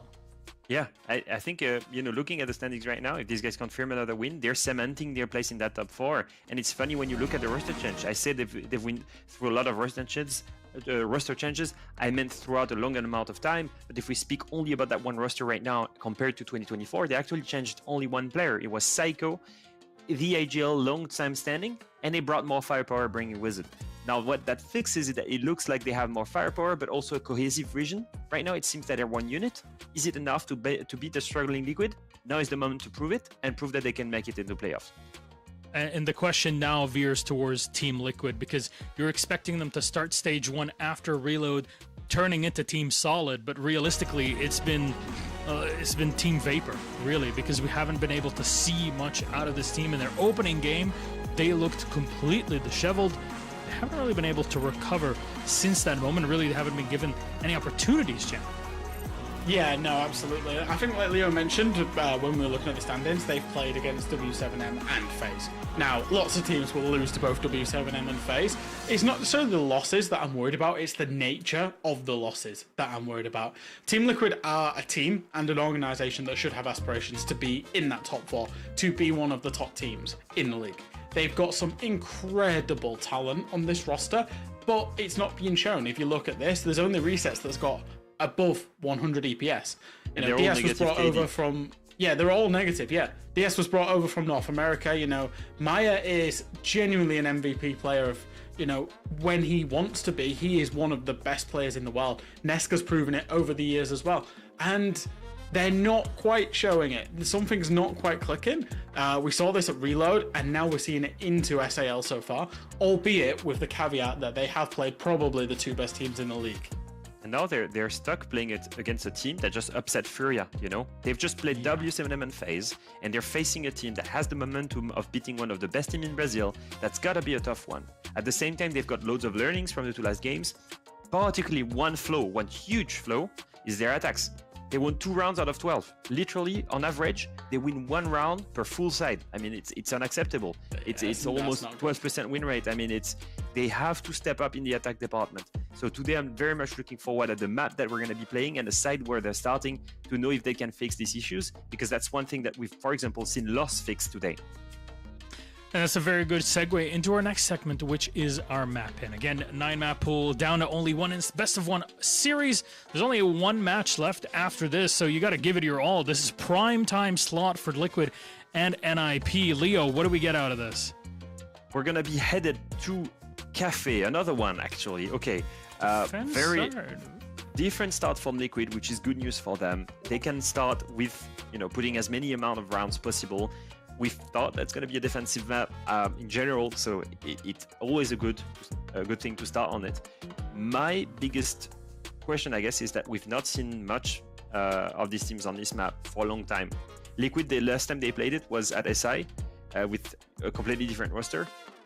Two players that were removed, and now that was against FaZe, and they beat them. Now, if you look at NIP, that's even longer ago. We haven't seen NIP play that map since 246 days.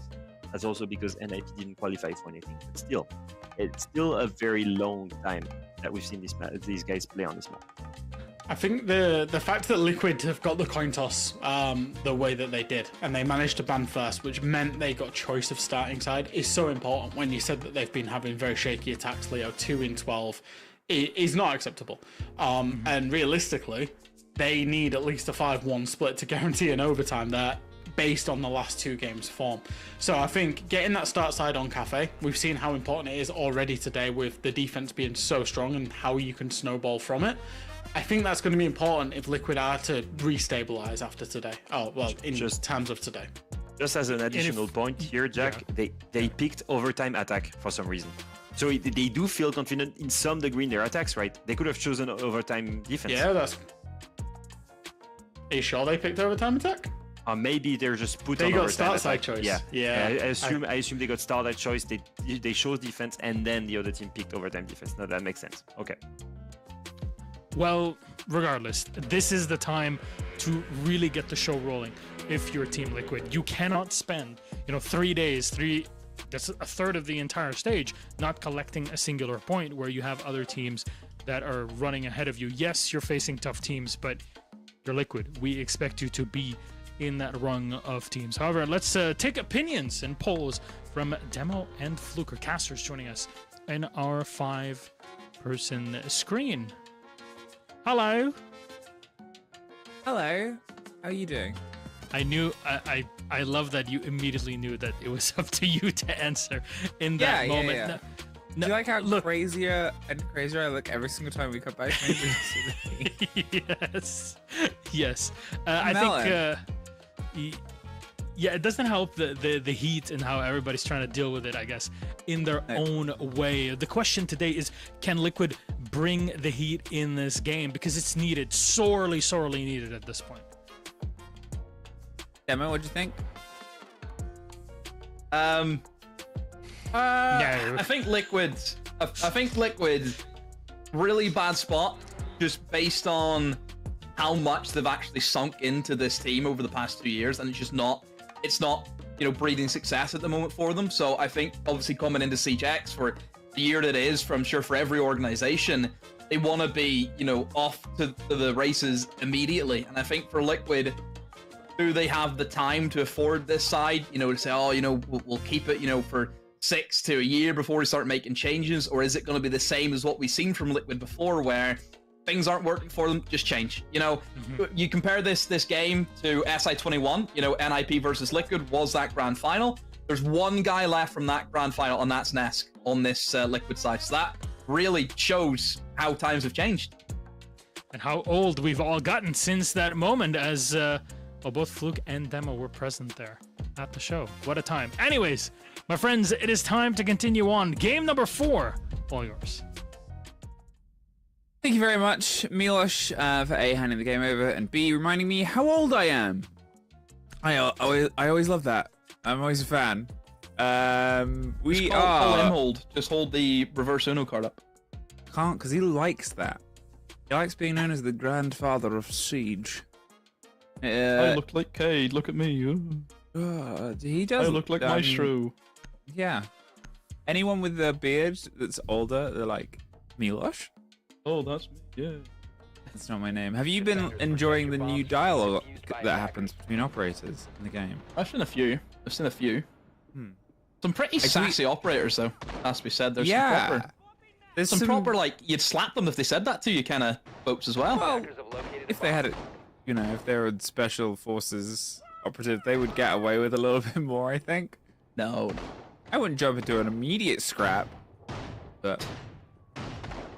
Anyway, NIP versus Liquid. Names that have obviously gone against each other a lot in org. Different rosters, multiple times as it was said before here. But still, you look across this lineup and, you know, you're seeing Nask, you're seeing Pino, you're seeing Ask to some degree. It's been there for quite a while now. You're seeing how Wizard has bounced around. They brought him back. Ask was let go of the team last year and they brought him back again. Yeah, so there's truly still deep veins, deep roots of a tree that run across this showdown. And as we hurtle further along our boxing card, the games are definitely heating up. And this one, it was sort of said before, right? Liquid have had Trial by Fire as their opening 2 games. This, I think, also extends into the category with how NIP have been able to play so far. It's been late wins, but it's been 2 wins against the Black Dragons we know are playing pretty well right now, and a Furia that, again, putting in decent showings. NIP, I think if they win this against Liquid, then you have to start considering, they could be top 4 team, couldn't they? They really could be. For Liquid, you need to get a win. Some way, shape, or form. The win needs to come. You can't walk away after the 3rd Playday with still on 0 points. However, for Liquid, not looking too strong as they've already lost that player who would be sat deep in Cocktail, but thankfully, though, they have been able to get the trade as resets on that mirror. Takes out the Nomad. This clash, though, that's going to be the issue that... I'm sure we said that. How many times have we said that the clash is going to be the issue? It just is for so many teams. This operator can just walk around, can hold down areas such as Piano. There's not much you can do against that. You even have the mirror window as well, so you're almost building up that kind of onion, those different layers that you have. You just keep peeling away, but there's just so much that you have to go through. You just can't really get it all done in time for the attackers, and there you go, Clash. Just see what I mean? Like, what are you supposed to do? Look at this. I mean, I think it's the thing about it, it's the Clash in this position and this place as well really demonstrates what a horrible power they now seem to hold as well. And ooh, that is another trade. Immediately off the back, we still keep ourselves level in terms, but Fantasy does hit the ground. That now puts a lot of pressure here as the Clash just turns around. It's another trade situation. Now they have somebody down, they're looking for the fight, but it's the tuck-in that actually doesn't net anything from the bathroom. Now they know where the player is. They're still being electrocuted. They get 1. There's the second. Resets. Wow. Logs out the round. And what a strange pace to start us off. He almost thought that NIP were going to go like really fast because they'd got that kind of first pick onto the guy in towards Deep Cocktail, but then the pace just slowed down and then the Clash got involved in Piano. Look, I will say Liquid just playing the meta, playing the correct operators that make Cafe really, really strong. You look over towards that Piano, you've got mirror windows and Clash that you just, like, you can't do anything again. I have to give credit to Liquid. They're playing what they're supposed to. And yeah, now it's over to NIP to see how they respond after losing the first round.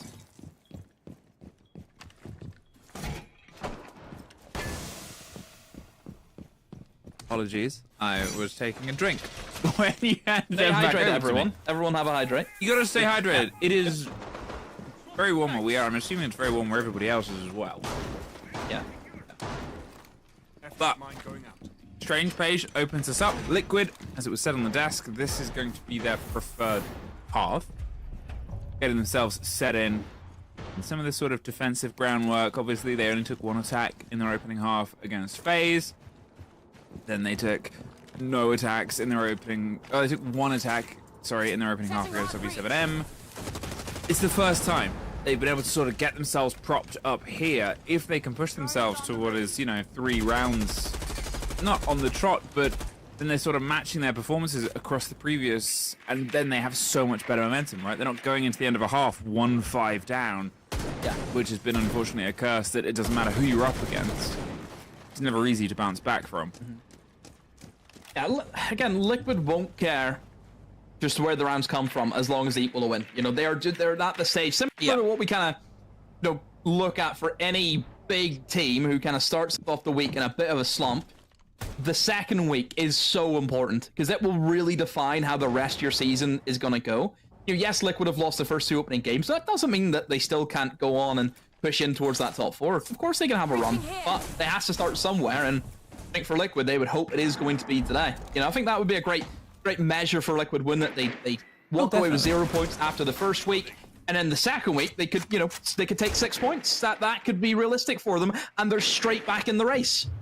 And that's the sort of setup as well, is that the split between 7th to 6th, because of how the results have gone, is that 3-point marker. They could immediately be jumping themselves up, potentially above loss, depending on the round difference, if they do win this out as a 3-point, and be knocking on the door, and they wouldn't be able to catch all the way up to Furia on the other side of that divider in the positive of round difference, but still, it shows how quickly things can turn around this early on in the season. And you said it right, you can have a false start, you can have a bit of a dip in performance, but if you have both immediately at the start, you've almost written off the season, unfortunately, because it becomes really, really hard to start to bait your way back in. The cover of the smoke here on towards the VIP position. Now they are held in, but caught reloading as they slip their way on through. There goes the Fenrir, but they've made the motion happen. Pushed further and further back. Another grenade rolls the player as Pino puts some damage in towards the site itself. Now,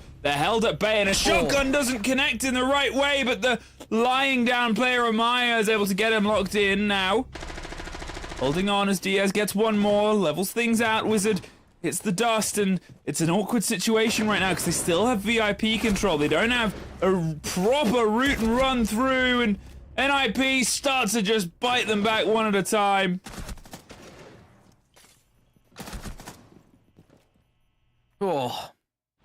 Yeah, NIP, pretty standard take from them, of course. Really risky, though, not opting to try and fight that player over towards VIP. But the VIP player didn't really do anything that round. He just kind of sat there. I think he lobbed the C4 at one point, and that was really it. Looks as though that we have a quick rehost, though, so hopefully we'll... Not again. No, not this again. But yeah, obviously for obviously for Liquid, you can see that they tried to play kind of retake. They had to go aggressive. They tried to swing onto the freezer door as they dropped for the freezer hatch, but again, was read into from NIP. And yeah, once you kind of get control of freezer, and especially in towards the sinks in that bunker area, there ain't a lot the defense can really do against you. So NIP understand the map well, understand their win con, which is clear over that position, put the pressure on, they have to plant. Didn't even get the plant off. Liquid realized that, and Liquid tried to retake, and they got punished because of that, because people were in the correct positions to hold them back. Well, that, I was going to say, feels a lot shorter, but with still time frozen at the top, and it's decent traded rounds there. I think what we saw almost there was some good learning material for our earlier game of Cafe. Because I think we saw a lot of struggle in taking that situation of forcing the players out of what you could get control. And then also, most importantly, biting control back when things start to go away from them. And, different opponents, different setups, whatever. It is still lessons to be learned in generic. I think there was some very good fundamental ideas in what played out in that round, and then also adaptations. Now, obviously, we're in a technical pause. Things will hopefully spring to life sooner rather than later. But one apiece in that game of Liquids, you know, if so far across both the maps that they've played, they've only been able to pull 2 rounds on defense, but they've done it when they are already on the back foot, right? They haven't had as many opportunities. The sooner they can get to that 2-round marker, they might feel a bit more confident, because if they get there, but you know, if they get there in 2 rounds instead, and suddenly it's a 2-2 or it's a 3-2, it's probably just going to be more morally painful or emotionally painful even, because you know you've got to get to your attack where you have really struggled.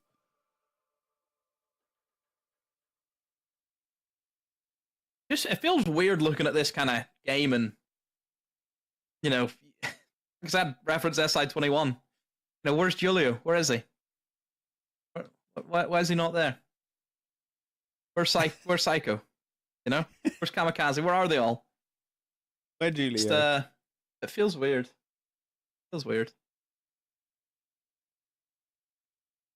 There's the kills, and something that Liquid have kind of struggled with, and you know, whenever Paulu goes, all of a sudden the kills start to feel a little bit more difficult to find, don't they? Because you're so used to having him, but somebody needs to do it. Somebody needs to step up and fill that role.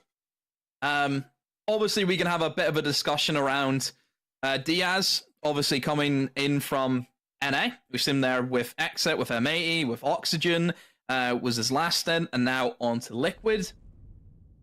It was one that certainly caught me by surprise whenever I heard that this was a move that was happening. Don't know how you feel about it, though. I don't know. I think it's a broader sort of question. Yes. You kept me on the edge just for I don't know. Yeah, well, you know, I like to be problematic with this stuff. Yeah. And also, as I sort of read the production chat, I was, if I'm entirely honest, Demo, half listening. Thank you. Story of my life. But you know, I can give you more updates as that we're getting closer, theoretically, trying to figure it out. I've actually talked away what you even asked me. I just asked the question about what do you think of Diaz, but you know, yeah. Pretty good. It's more the case of, you know, him coming into this system, because obviously, yes, he's like, you know, Brazilian born, but obviously lived in America, played, you know, in the American teams, spoke English as his main form of comms. Now he's switching over to do full comms in Portuguese, obviously. So I think that's something that obviously he himself has to adapt to. And again, it's a lot of pressure coming into such a storied team like Liquid, you know? So I think there certainly is pressure there for him. I actually do have good points we'll to see say if he can on deal the with end of it. this now. Well, I think one of the things that you have to take into consideration is the teams that Diaz has been on before, which is obviously OXG, you know, which is as it sort of works, but the meat of it was with M80, and that has always been a roster that has had a lot of attention to it. Different level of attention, because sometimes it's been sort of the there's players. A Swedish boy in the mix. Yeah. Brought a lot of attention to it. You know, and there's a Swedish man who brings attention to it. I know how that works. And it's like even sort of before then, you've had things, and he's always been surrounded by sort of Portuguese speakers there as well. Obviously, previous coaching staff, previous players. But in the same sort of breath, I think he's used to a level of the pressure from the players' side of things and from that attention. But Liquid as an org brings something else in Siege. It's not that M80 don't. Yeah. M80 have obviously done great work, but M80's very new. Yeah, exactly. Liquid is like, in terms of not even Siege, forget the Siege, as esports as a whole thing. Yeah, Liquid's one of the biggest, if not the. Do I dare say if the biggest? That level of pressure is a very different level of pressure. Yeah, because suddenly, it's like if you're wearing, you know, you could play for a great team, but you put on, you know, one of the top teams of all time's jersey, and you're like, oh, this feels heavier, this feels different, and you know, that's something that's being worked out. But here they are, playing still with greats, one apiece, and we continue our game demo. We do. Obviously, Cafe is a map which we will see a lot of window playing already. I think we've seen that over towards the top floor, that certainly NIP were up for playing the window games. Not so much on the kitchen site, as you can imagine, but now as we move into our third bomb site, which is going to be our reading room and mining, again, you would still like to expect there'll be some level of window gameplay, because 9 times out of 10, as an attacking side, you will have to go above either which way you look at it. Defenders will go up here, they will set up site with a lot of vertical holes from above so they can defend the site from upstairs. Therefore, you have to go in and attack them from their foothold. Clash, Mira, I think that'll be a big running trend. Certainly throughout the game, I think both sides will want to try and use that operator as best as they can. Only just one more round until we'll probably see, I say the Clash will be banned out, should be banned out at some point.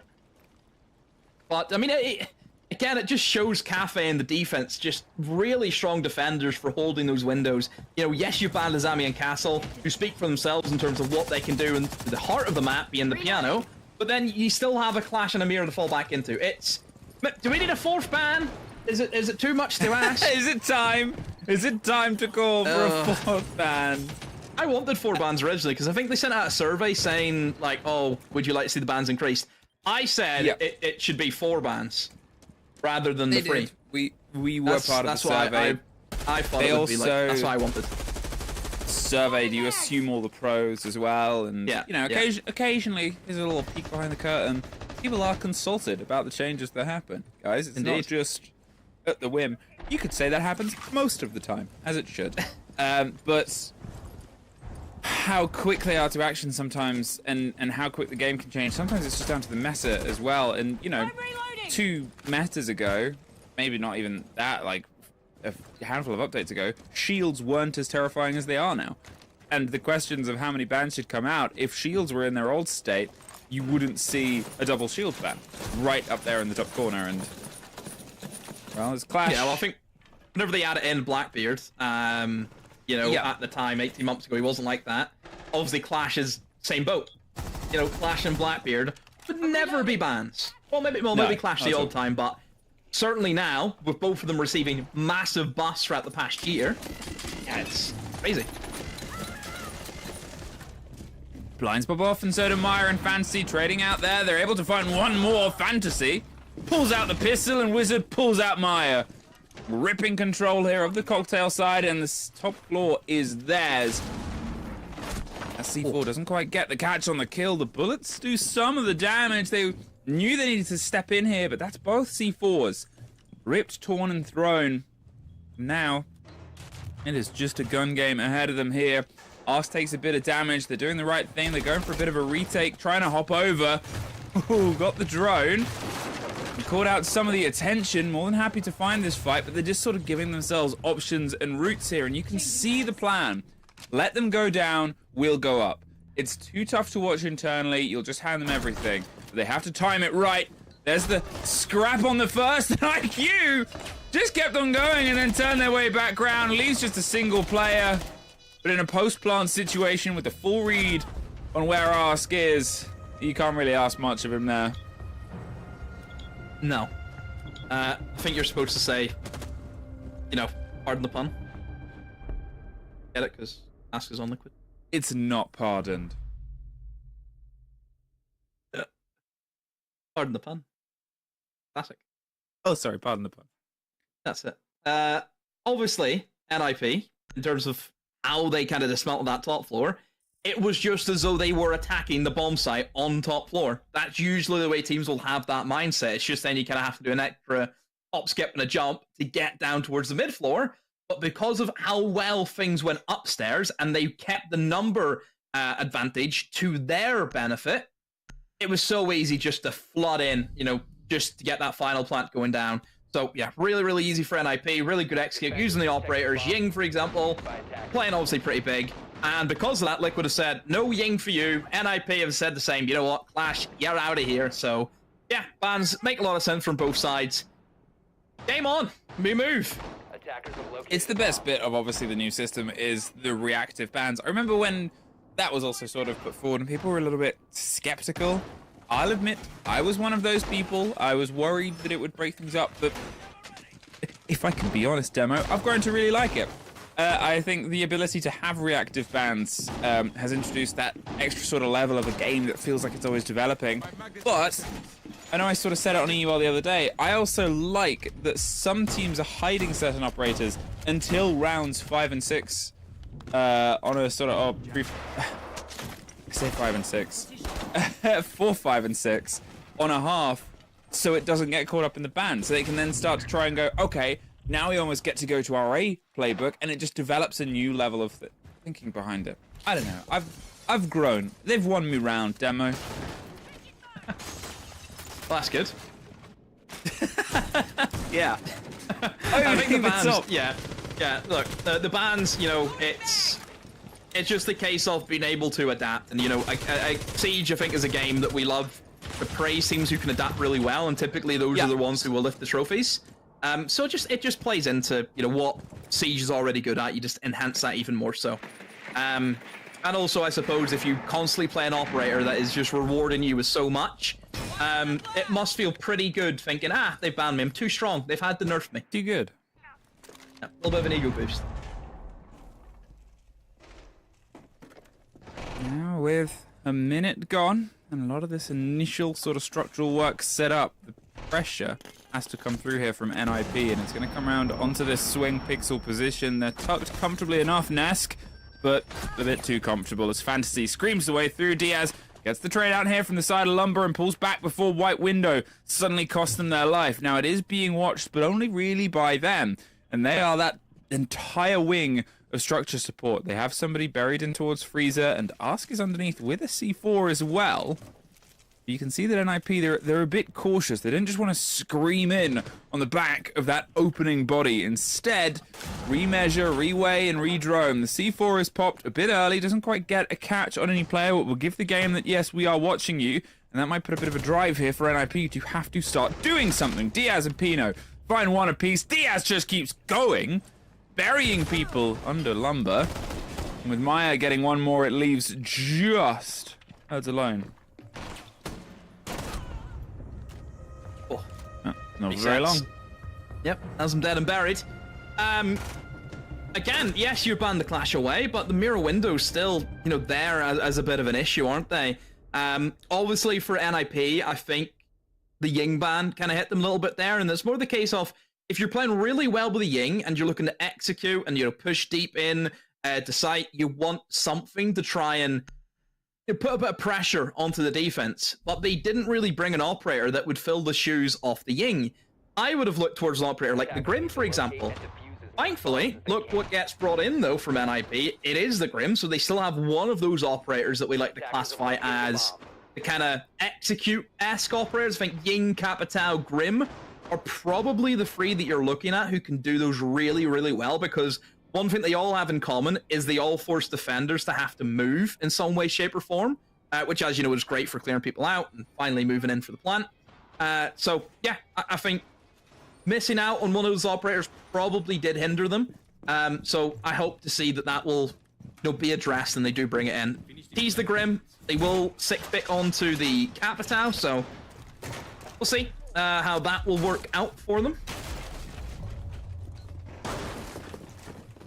Now, I complimented both the drive of the attack and how, in some regards, Liquid played this before, but as you said, it's the conversation of what is brought, how they'll respond to each other, and I'm wondering if Liquid might try and be a little bit more aggressive above. Doesn't really seem like it. I believe only a single outline is currently off the site itself, and instead going with the same sort of lockdown. Okay, maybe instead they'll be a bit more reactive towards the chance at the Freezer hatch drop. They did play against it, but it was almost a little bit too late. as they had already flooded their way in under the guise and surprise of everything that was going on with some well-placed and played grenades. So instead, NIP, they're happy to keep up the trends that they set for themselves before and start here on that top floor, just careening their way across into the free territory, slowly and steadily, but cautiously. Yeah, minute gone. Nothing's really happened.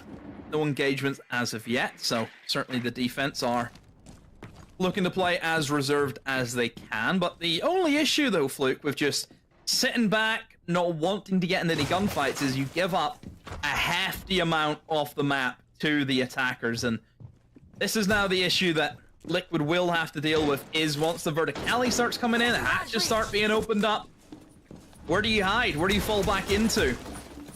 For me, I think for Liquid, it is a case of you want to try and waste as much time based on your lineup. You know, you've got the smoke, you've got the Goyo, you're at the minute 20 mark. Is that going to be enough? You know, or NIP maybe going to move too slowly? You know, or are they going to just start ramping up here and start popping away a lot of that utility? And based on where the Twitches are right now, Luke, I think this utility is going to, get got pretty early on. So this leaves them with a lot of time to still get that plant down. Yeah, it's just kind of turning into a gun game, and you're sort of sitting, watching, waiting, going, well, we're waiting. And at this point in IP, they're free to do what they need to do. They have 50 seconds, loads of time. The vertical's been uncontested. We're going to C4 or anything. The grenade will pop around the corner for the chance at our first engagement, and the C4 was ready. Now they're trying to bait this out. So hoping they can catch it on the drop of the hatch, but they haven't entirely thrown themselves in yet, NIP. We said, being very cautious. There's the next grenade. It will force the C4 player off, and they are in and away. They're trying to find the Fenrir mine, and the C4 is shot out. Beautiful bit of cover, and that could be that one big moment. There's one, there's two. And it is just a pitch-perfect explosion. Pino from above. And Liquid just gave them so much to work with, and NIP said, thank you very much. Yeah, just perfection, isn't it? Absolute perfection. I think the main thing there for Liquid is you just gave them way too much, didn't they? You know, right from the get-go, they didn't contest their own game. NIP's thinking, right, we'll get the gridlock in, immediately start ripping up all the fluorine. Got the Twitches in really early as well, you have to highlight. They popped the Goyos at about a minute to go, so it still left them with at least, 30, 20 seconds to go for that plant. Yeah, they just covered everything, and Liquid were just too predictable in what they did.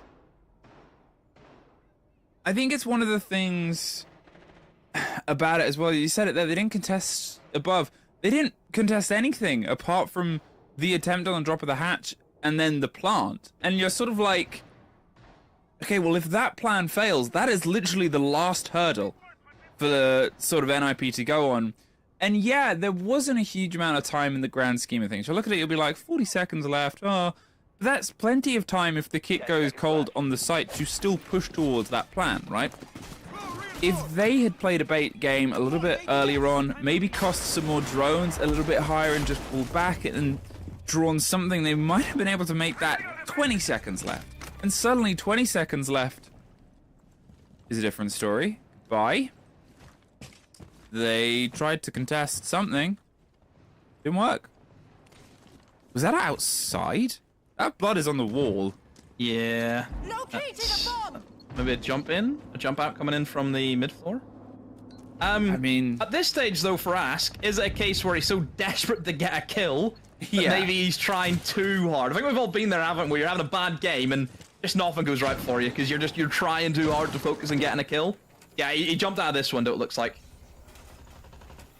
I mean, it's not really how you sort of want to get your goings on. It puts you in this tricky situation. Now the team is obviously operating with a man deficit, but also at the same time, although it says 0-3, that's actually 0-5 because of the reset that happened across. Nesk is the same. In fact, will that be 0-6 technically? Resets gets 2 before Wizard. Oh my! Puts them down. Big moment. There's Cons finding Nesk and, well, there's a trade out on towards Lumber. Maya gets one. And it just seems like NIP keep having these responses for Liquid. I mean, a very weird round though, no? Like, still half the round to go and it's a 2v2. And this is mid-floor, this isn't top floor, bear in mind, everyone. And now we're left with just a Nomad and a Gridlock.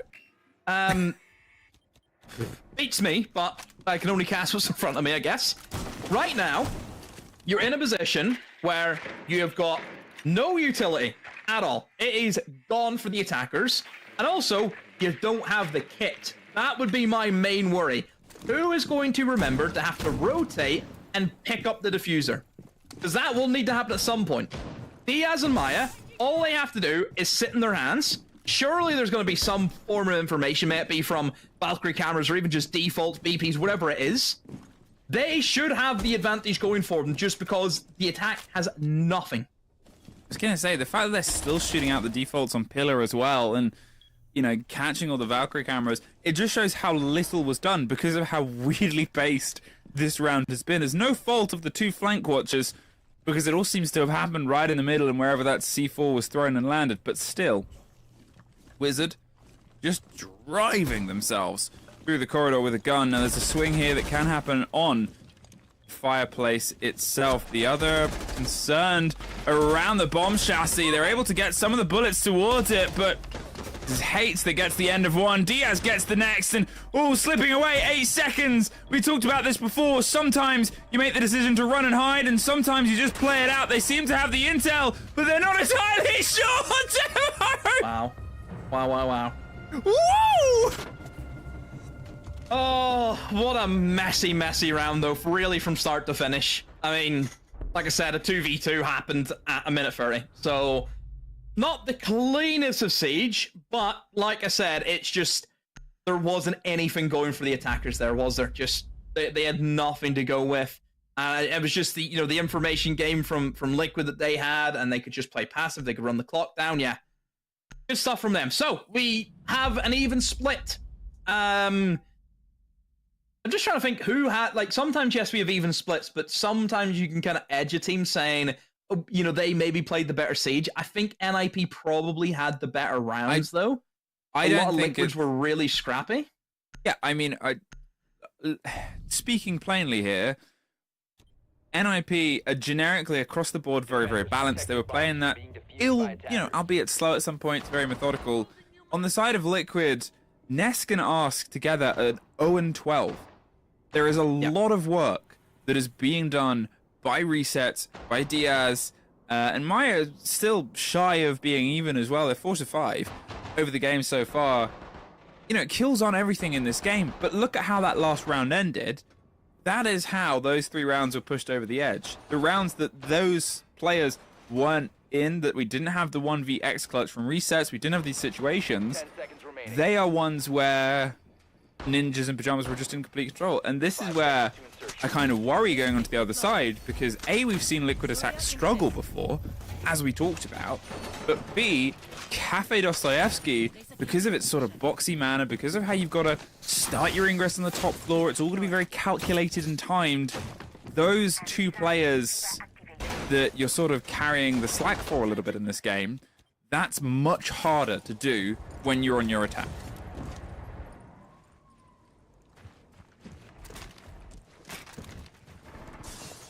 Liquid in their lineup on the attack, and I mentioned before, you need some kind of hard-hitting operator to play into that removal of operators, and certainly the Capital will be one of them. Still plenty of util. We've got 6 grenades that they've brought to the table. Maybe lacking some burn, though. That may be the only thing. They may have to actually rotate over and start using some gridlocks to remove some of the Aruni gates. They didn't bring a whole host of flashbangs for that. Still looks as though that they're doing okay at the moment. And you see Ask having a slight issue there with the Aruni gate, thinking, do I waste the last helmet on it, or do I just keep it in the back pocket? Oh dear. We should have used it. Removes Ask. And they are still an unfortunate statistic throughout this game. There goes the ace, the Selmas, the chance of getting the pressure on here across the top and forcing this player out, and now with the keeper barricades as well. I talked about this before with the bans as Reset does find Pino. This position, Con's also getting one with Wizard.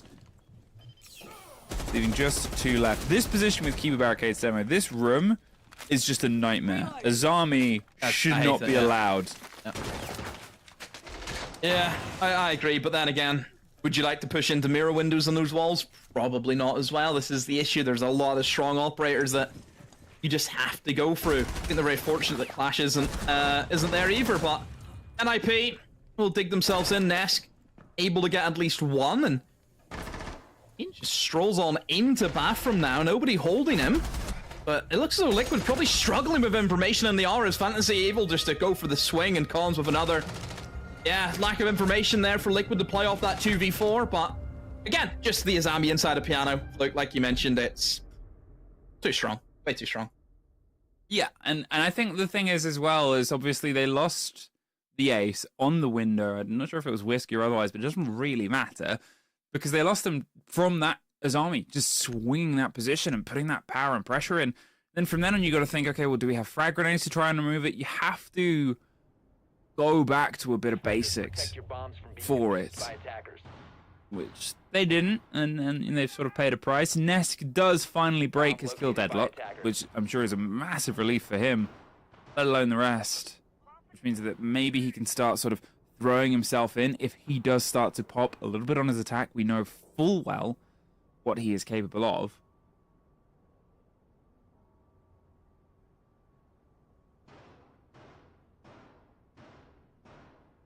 All quiet on the Cafe Dostoevsky front. Almost peaceful. Not well. Wait until minute left and everything's going on. Almost peaceful. Obviously, for NIP, they had a lot of success attacking down here, and that's because Liquid played into their hands. Liquid didn't go for the roam. They didn't contest the areas of the map. I hope that NIP doesn't fall into the same kind of issues, because it's obvious that Liquid are going to go above. You look at their lineup, you've got the Ram, you've got the Sledge, flank protection's there as well. Twitch for the Goyos is always a nice pickup. They've got all the tools that they need to make this kitchen drop, or freezer drop, sorry, a success.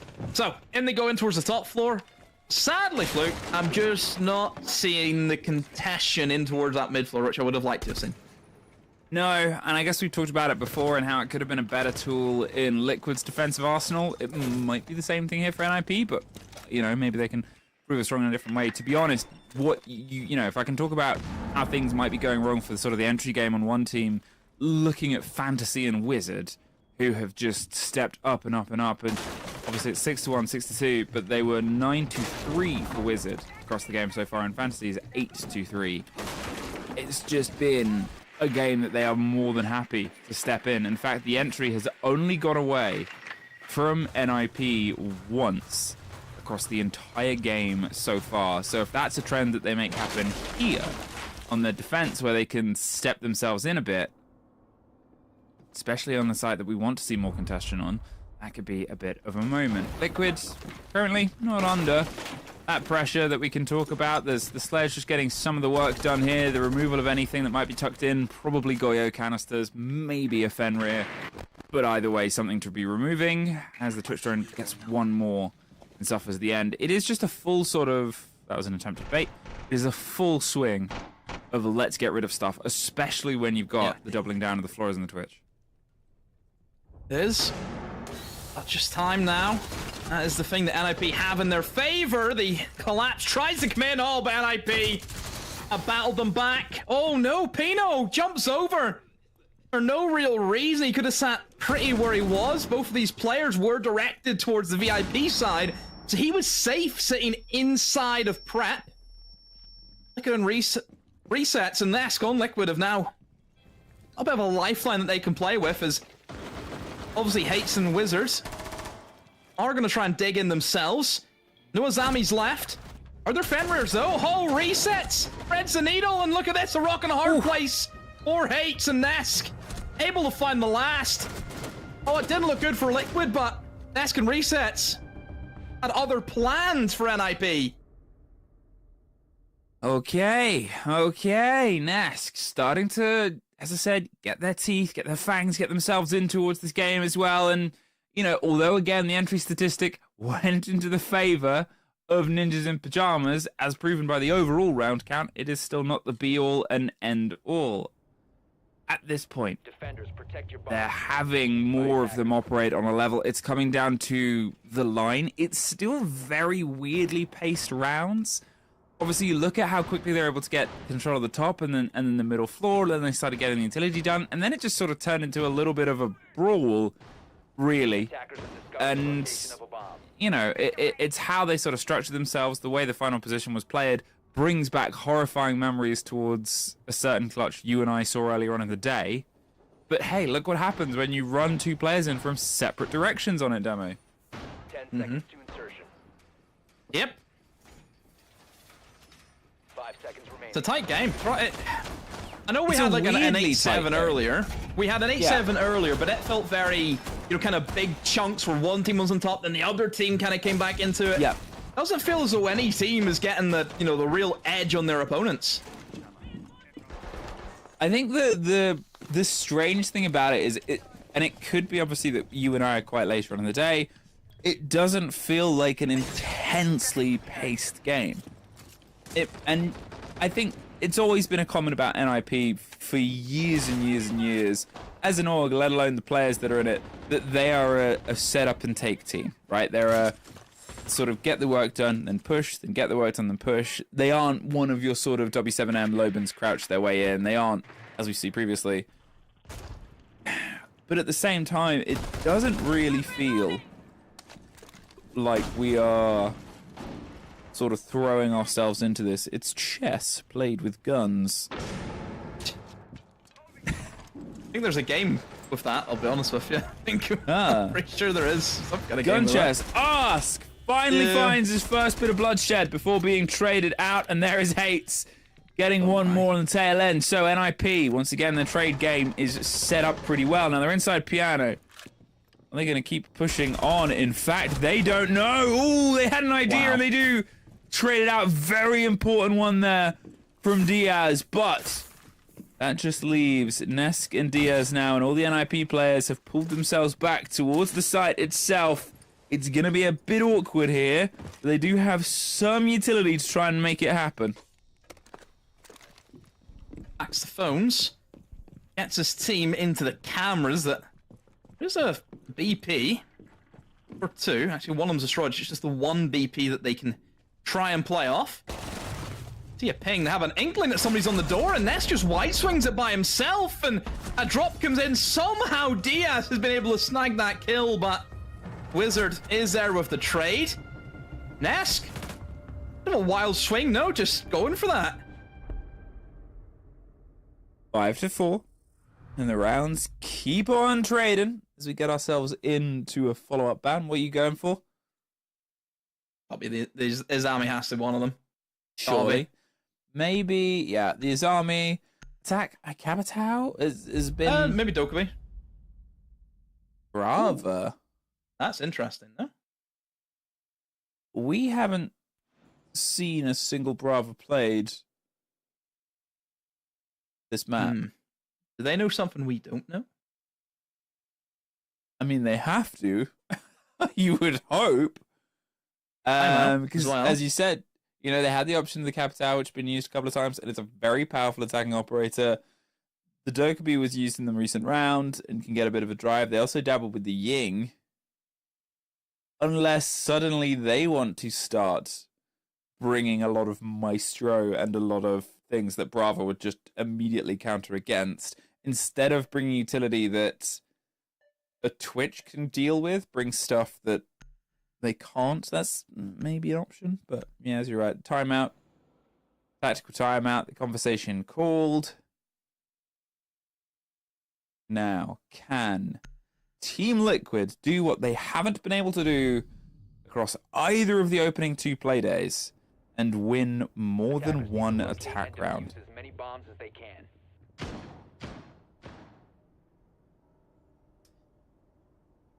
Oh, immediately on the Maestro. Maybe I've called something. Yeah, I think so too. So again, there is tech. There's things we didn't know. I will say, we'll see how the top floor plays out, considering that Hazami has been banned. as has Mira, as has Castle, and they haven't opted to bring in, like, Clash would be really the last one who was, like, really good at holding piano. So, attackers should find this relatively easy. They should. But, like you've kind of preference, you know, with the Maestro being brought into play, NIP probably are going to be looking to deny as many drones as they can, and then probably play off just a sheer retake. That would be my idea. Because if you don't have any information, you're not going to know positions of where they are. You let them almost walk in for a plan, and then you go 3, 2, 1, collapse on them. So that could be options for NIP, but again, I just don't know. This will be a really interesting round to see played out. Well, here's the drive. The Monty. Ask now, obviously. They got their first kill, and they're like, okay, let's try and play the shield game, try and get this set up instead. There's time to be wasted here. Attention paid out. The double duty watch of any roaming coming around the back. Last time it was a bit of a cut in the middle, so the two didn't really have anything that they could do anyway, but still. From that sort of beaten bit of safety, the shield makes the start of its approach. It's in and covered from behind and maybe on for the fight here across the top. The keepers are gone, as is any player in this situation. Now, they obviously have the openings. No mirror to play against them directly. It's just the Maestro bubbles. But they're pretty damn good at giving you a feed.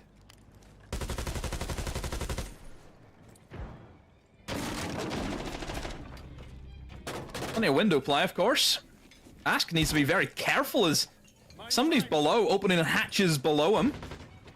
Maybe a C4 as well with his name on it if he's not too careful. But really, the Monty is kind of in the middle of the trenches here. He doesn't really know what he can do, and it doesn't look as though there's many teammates around him to support. But still, a Monty is a Monty. Can still face check a lot of the angles that obviously people who don't have shields can. Fantasy now being forced out of bathroom. Cons, though, will find Diaz. Cons also downed, and Fantasy gets taken out. Oh no, the Monty asking you to be careful, but oh, look at the crossfires. The angles being established by Liquid are too strong for NIP, and now they're essentially down into a 2v3 because I don't see Cons getting revived, and all this Monty is just forcing his way down planks. I mean, that's it, right? Wizard takes a lot of damage. Good cover from Pino, but now it's a 2 versus 1, really, because Cons is down. The Monty getting in as close as they can, dropping and playing around the shield. Now, the pressure is still on them to go for the plant, but Pino! I mean, what else really could the Monty have done there? Maybe close the difference. It makes things... But...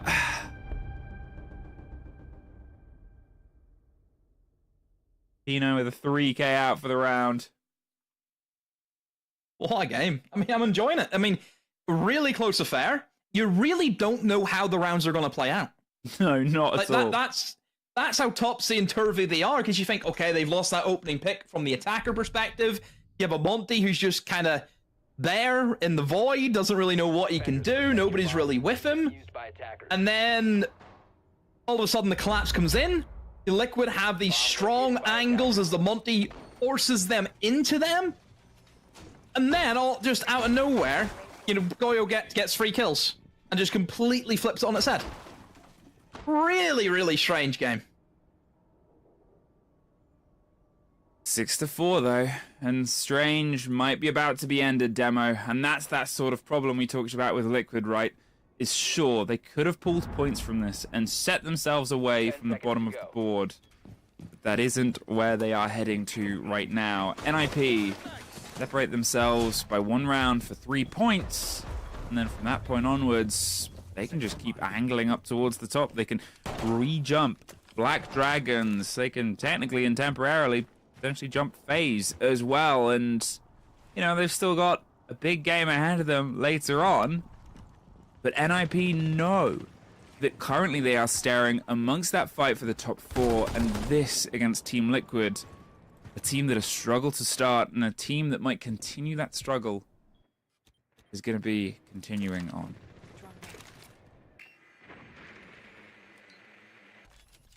Liquid in their lineup and still have the soft destruction, but a little bit more explosive though with the Dokkaebi and the Ying being incorporated into the lineup.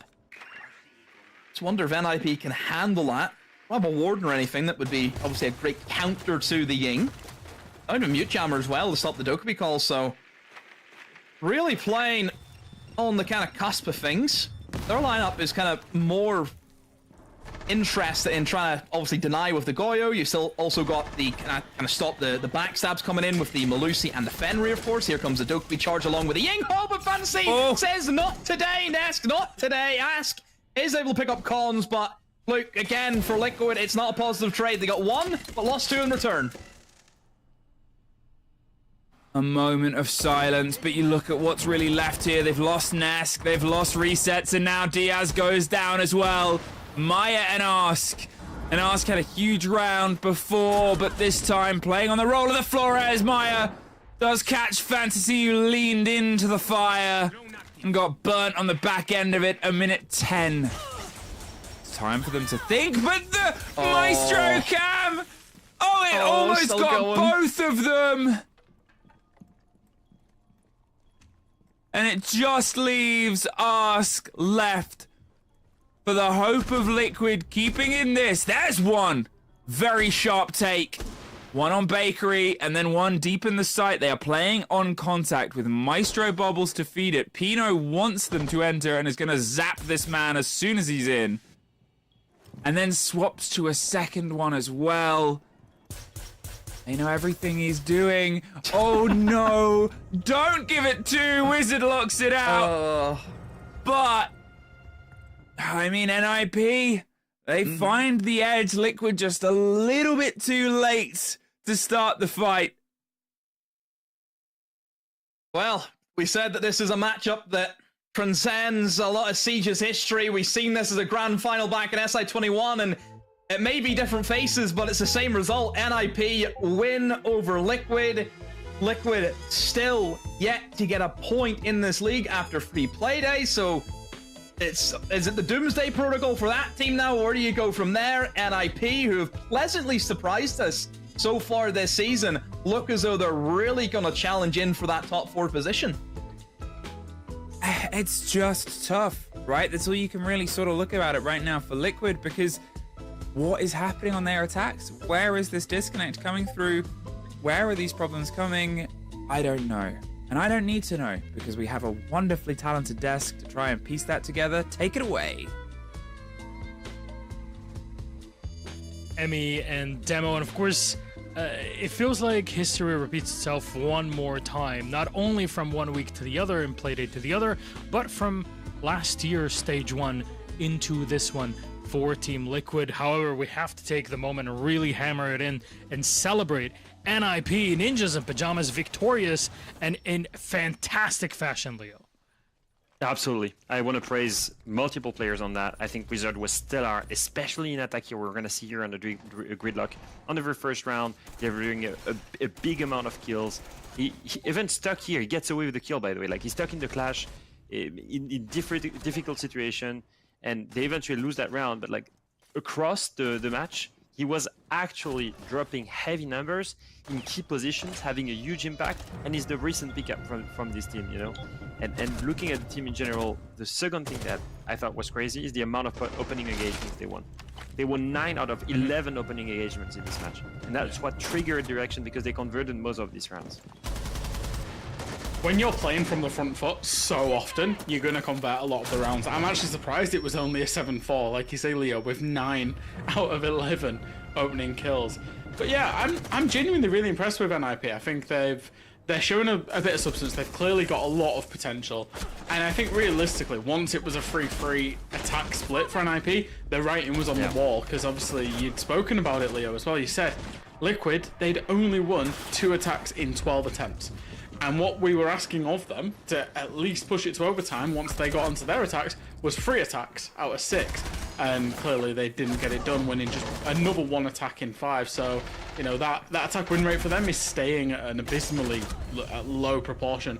So as soon as they'd conceded 3 attacks, you know, when they were on their defenses, it was over for Liquid. So the attacking side of NIP was really, as you say, what propelled them into this game. But what was that linchpin that made them so strong? Because usually we don't talk about Cafe as, you know, a map where you can excel on the attacking side too often.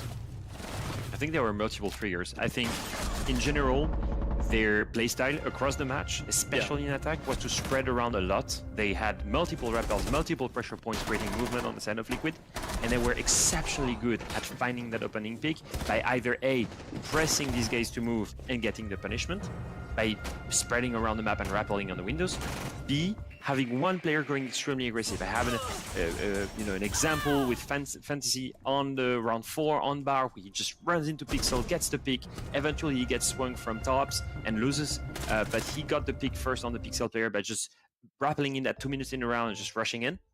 They weren't afraid of being proactive.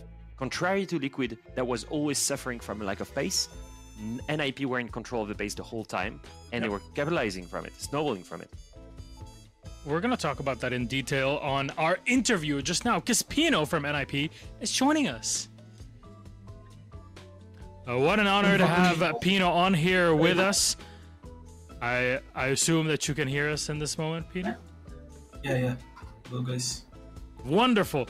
Pino, I want to ask you personally, first of all, congratulations on the match. Now, there's the moment where you're in a 1v1 against the Monty.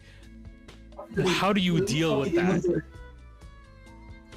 Yeah, my main focus there was trying to get him to punch me with the shield, so I maintained the distance. I knew he was gonna try to ADS me, so it was pretty easy to read, so that's my main focus.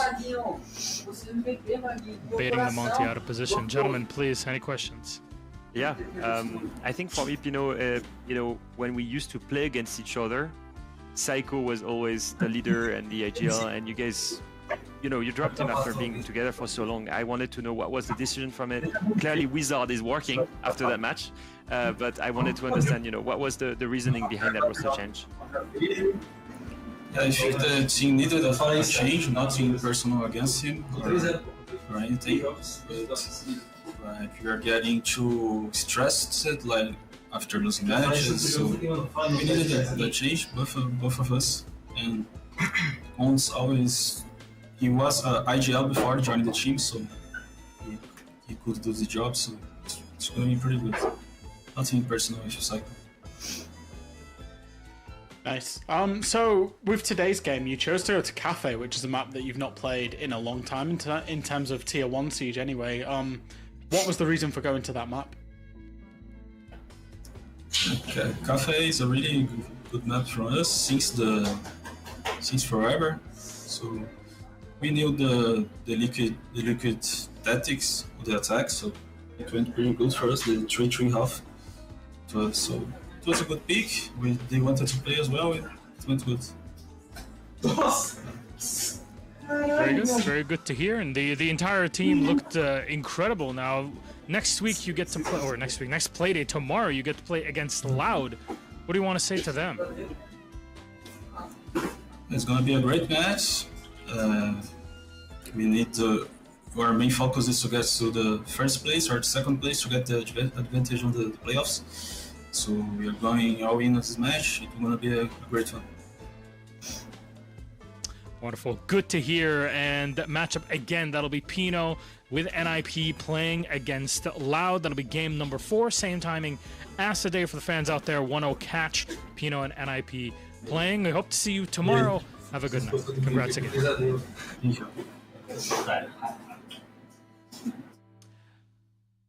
And there it is from the champ himself. We get to hear it. And Leo, back when you used to play against one another. I love how you have to just drop it like that, where we're like, okay, well, man, he's just on another level. I mean, I had to, right? I played these guys. I have played these guys multiple times at international events, and Psycho was a big part of the team. He was the captain, even out of the game when we were talking with these guys, when we were screaming against these games on site. He was a massive character for them, and even in the after parties, he was a character for them. Having seen him leave that team was a big thing. Seeing him in Reload wearing a red jersey with Elevate was really weird for me, and I was like, okay, clearly they decided to remove the key IGL. We were wondering if they had a direction, and we got our answer. Wizard brought firepower, clearly, and clearly understands the team vision and has good synergy with the rest of the team. And Cons is filling in for the lack of direction or the IGL once Psycho left. So that's kind of what I was wondering. What was the new system inside the team? And we have the system. We have a strong IGL that's able to frag, and we have 4 really strong players on the side of it, including Wizard, Fancy, and Pino that can step up massively in fragging power. Question is, who is their MVP for this matchup? And I don't know, it feels like he can cast a spell or two. It's Wizard, and he's taking a little nap, Jack. Yeah, I think so. I think he was maybe a little bit bored during his defenses when Liquid was struggling to attack. I will say, it was very clear to see in terms of NIP, the way they were going with that transfer was to move Psycho on, was to bring in that firepower, as you say, Leo, and Wizards just showing that. Obviously, it was a very close second for Fantasy, who also had a great day as well. And this is kind of the new era, the new blood of this team. And if they continue like this, I think the realistic expectations now for NIP are shifting. It's not, will they make playoffs? It's when they make playoffs, what position will they be in? Can they carry on challenging? Can they keep upsetting the upper echelon in terms of the teams inside of Brazil and South America? And if so, where will they end up? It's clearly now the challenge in their minds, as Pino is very clear about it. We want to hit number 1, number 2, because that gives us a bye. We only need to win 1 game, then we practically qualify to either we qualify. That's just how it works, because it's the 4 spots that go out for SAL. So that's what they're looking for. It's an uphill battle, sure. We're in SAL. It's a very, very tight region, but that's the sort of attitude that you want to go into it, despite the history or everything that's happened in the past with Pino and the entire squad. That was NIP taking down Team Liquid, again turning more and more into an expected victory against Team Liquid. Though, gentlemen, we still have 1 more game. We always save the best for last here. A match of the day: FaZe versus Furia, arguably 2 of the top 3 teams in the entire world right after this break.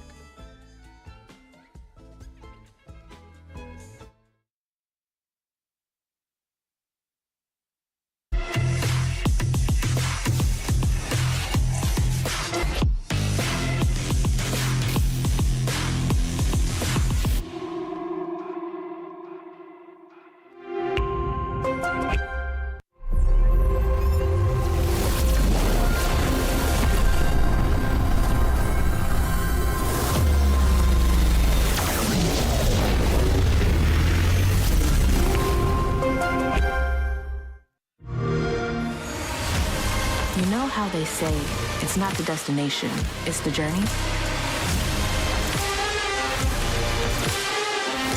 And the journey of 1,000 miles begins with a single step. And you know what? They're right.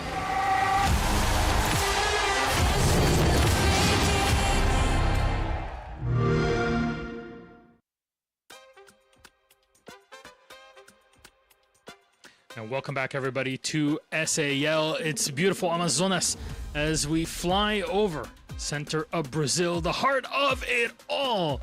Look at this beauty. Ordem e progresso. You can just see it almost written on there. Order and progress. And boy, has it been a lot of order and progress for our final 2 teams. Man, this feels like a long time coming, and we get to see it here, of course, online in a best of 1, but still a matchup that we all should be looking forward to. FaZe versus Furia. Let's go. We're going to go FaZe up for this, or at least 2 Fs in some way. FaZe, Furia. Hello, I'm Milosh. With me are Fresh and Alfama. Gentlemen, very quickly, let's take a look at those standings just to kind of situate ourselves in where these teams have been. Actually, no, we're just going to go directly into FaZe. Okay, cool, wonderful. FaZe, number 1 team, world champions. Can they do it again today? Big game. Yeah, and literally with 4 out of 5 players that we see here, except Vita King, are ranked in the top 10 base rated player in the league already after 2 matches. They literally only dropped 3 rounds, by the way, last week. They won 7-1, 7-2. So that just tells you about their utter domination of their competitors so far. And not a big surprise. I mean, you look at these guys, you look at the EPS score, you look at some of the best, if not the best in every role.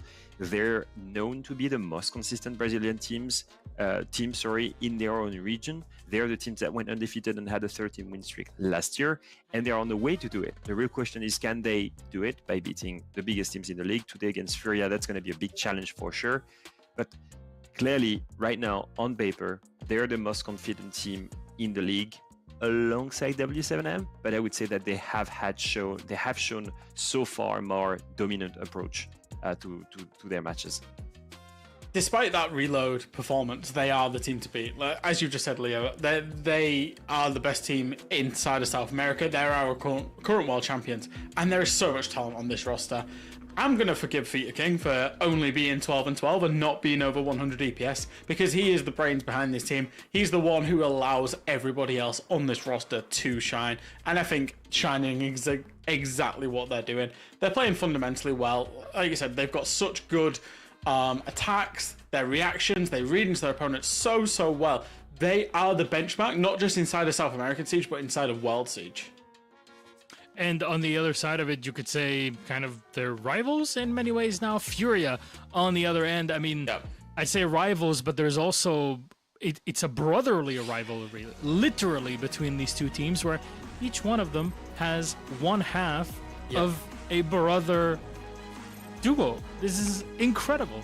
And of course, we've seen some beautiful moments between the two brothers, obviously Handy and Nade, who will be going up head-to-head once again. Started out in Sao Paulo at 6 Invitational 2024, where obviously these two teams did play against each other, and Nade did come out on top through that stunning comeback, I will say. But they also had a beautiful moment inside of Boston, where FaZe got over the line as well. And I know Leo doesn't think that Furia are one of the best teams. So, you know, he keeps saying FaZe Clan and W7M are the top two in this league. I would tend to disagree. I think Furia are in that conversation, in that mix. And sure, they did have an upset last week. And it is kind of Furia, you know, they can have these little bits of inconsistent patches, I will say. It was a close game against NIP, who are currently beating everybody, by the way. But they are still one of the best teams in the world. I think Herds, KZ, JV is that kind of front three. They're so aggressive, but they're at either end of the scale. They do some of the most stupid plays that you will see, but also some of the most calculated plays that you'll see, and they will flip within a dime between it, and they'll do it in sync as well. Which is which? Obviously, the two standout. We've had that issue before, Leo. Yeah, we've had that issue before at Reload. We were talking to Handy or Nade. I don't know. I still don't know who we would talk to. We were sitting with JV and we had a chat with the two together. I'm assuming it was Nade. It was Handy. No? I think it was Nade because he was with JV, so they were on the same team. Clearly they were. Did they change their shirts or something? Yeah. No, I'm just hoping it was Monday, at the pool, maybe they can. so. Do you think they could? We next time pay attention to the glasses. There's a slight difference between the two. But in the game, it's really tough to make a difference because look at the statistics. Literally, Nade is the best rated player on Furia, and Handy is the best rated player on FaZe. Like, what can you do? What are they feeding them? What is this? Don't they have a little brother that we can pick up somewhere? It's actually great. I think it's something with beans and rice. Having been to Brazil a few times at this point, it's always something with beans and rice, and that's, I guess, the food of champions. Yeah, true. absolutely. Here. But coming back to Furia, you know, I will put maybe some nuance to my talking. You'll defend yourself. They're still a top team in the world. I will just say that in general, this team are punished heavily by BO1s because, like you said, they love the risk taking. They love to go all the way in, and sometimes it just doesn't work in the BO1. They will always bounce back in the BO3. They've never had a stellar run without dropping a single map, but in the end, they're a LAN winning team. They're a tournament winning team. They step up when it matters in BO3 and in BO5. In regular season, with an inconsistent way of playing that is extremely aggressive, they can get punished from time to time. And that's what happened in their regular season. Even when they were dominating international event, they dropped maps in the regional league. FaZe are the best at being consistent, and this is why I think they're the favorite in this matchup. It's okay, Leo. I accept your apology. Furia are in there for the top two conversation. I accept your apology that you were wrong and that you're now including them in that conversation. All right, let's wait to see the results. Well, gentlemen, let's see what map we're going to be playing on here in this series. Will it be a classic Nighthaven Labs, or what will we get out of it? Please, can you take us through this? Yeah, sure. I mean, usually when we see teams ban against each other, we usually get a surprise in these games, especially domestically. Whoa. And we've got a big surprise coming in, because Chalet is a map that will not be on your radar if you're a FaZe Clan fan. In fact, it might be, because the last time that they've played it, and the only time that they've played it within the last 365 days, was at the Six Invitational Grand Final 2024, and that was because they were forced to play it because, 2025, I'll correct myself, they were forced to play it because at the time BDS had the upper bracket advantage and chose Chalet as the first pick. Chalet is FaZe Clan's permaban, so the fact that we're playing it is a huge surprise, and it might have even caught off Furia, because they should have been expecting a clubhouse, I would assume, with how this map veto went. Yeah, it's a big surprise. Also, I will state this, they're playing against a Furia that is supercharged in defense, that loves to get aggressive, that loves to fight on these outer windows. They love to bring the fight outside of the map. They will be starting in defense, and if you have to pick one map that is heavily fragger-sided, I think like Border, and then the second best one in the map pool right now is Chalet, if you want to be heavily reliant on your firepower and gunfight. And I think that Chalet is exactly fitting that description. Coming back to these guys, FaZe in the modern siege, like in the last year, they've beaten Furia consistently, almost every single time. The only time they've lost to Furia was in the group stage of SI, this SI in Boston, and eventually they faced them again and beat them. And yes, at Reload on CJX, Furia was the better team. They beat them to qualify to quarterfinals and eventually won the event, but that was just a BO1 Jack. Yeah, absolutely. Just coming back to Furia on Chalet as well, I think they've consistently been, for literally years, one of the best Chalet teams in the world, and again, it suits that playstyle so much. But you can see here in the head-to-head, what you're saying, Leo, is that FaZe have consistently been a better team, especially domestically against Furia, but also inside of South American League.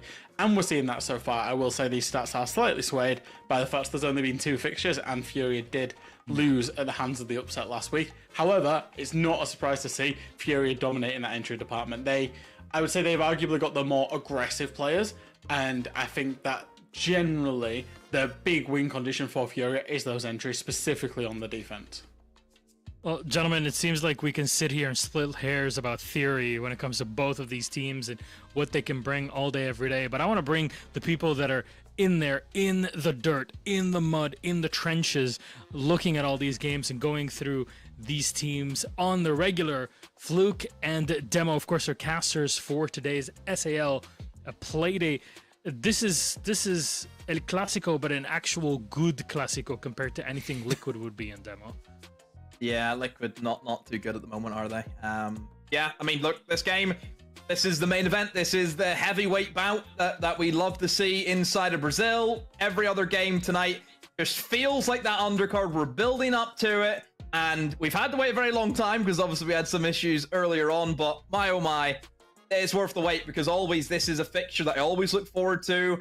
It's been this fixture for the past 2 years. FaZe versus Furia, brothers versus brother. I need to say more. It's everything. You don't need to, but you can. You can keep going. No, I'll let, because Fluke's looking at me saying... We've got an hour ahead of us. You know. We got loads of talking in. That's true. What are you even doing here, then? This should be analyst time. Yeah. Go on, Leo. Do you want to...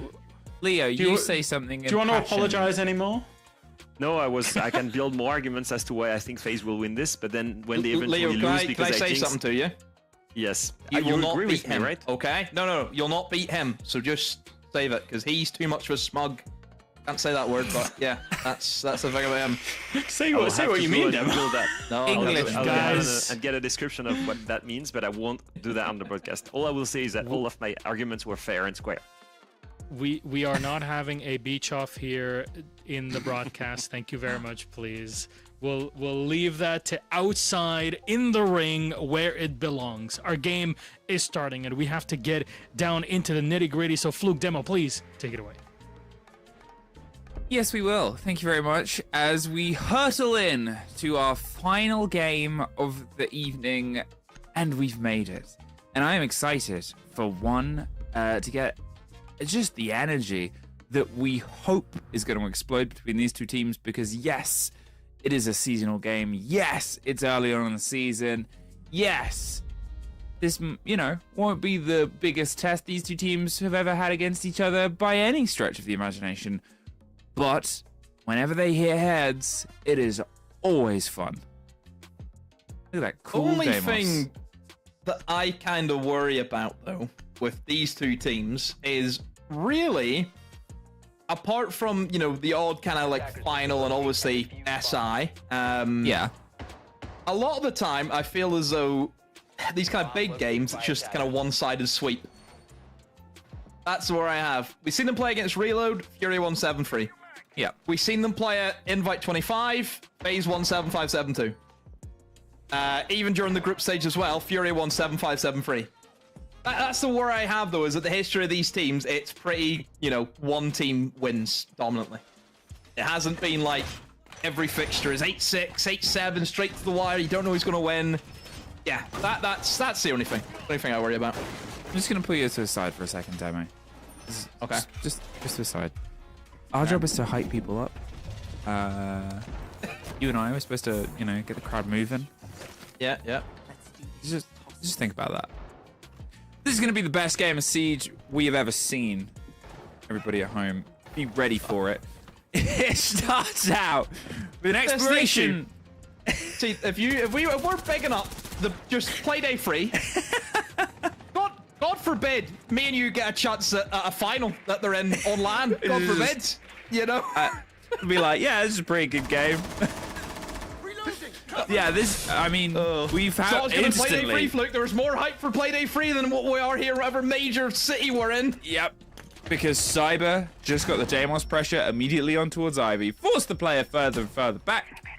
As Nade is gonna get on out of there, but KZ is just ZZZ now as they were caught sleeping. I think Fresh made a really good point though about how Furia and the players that they have will be the more aggressive side. I agree with that. I think you've got KZ, you've got JV, you've got Herds. Those three alone, you know, a lot of the time just run around and do what they want, you know?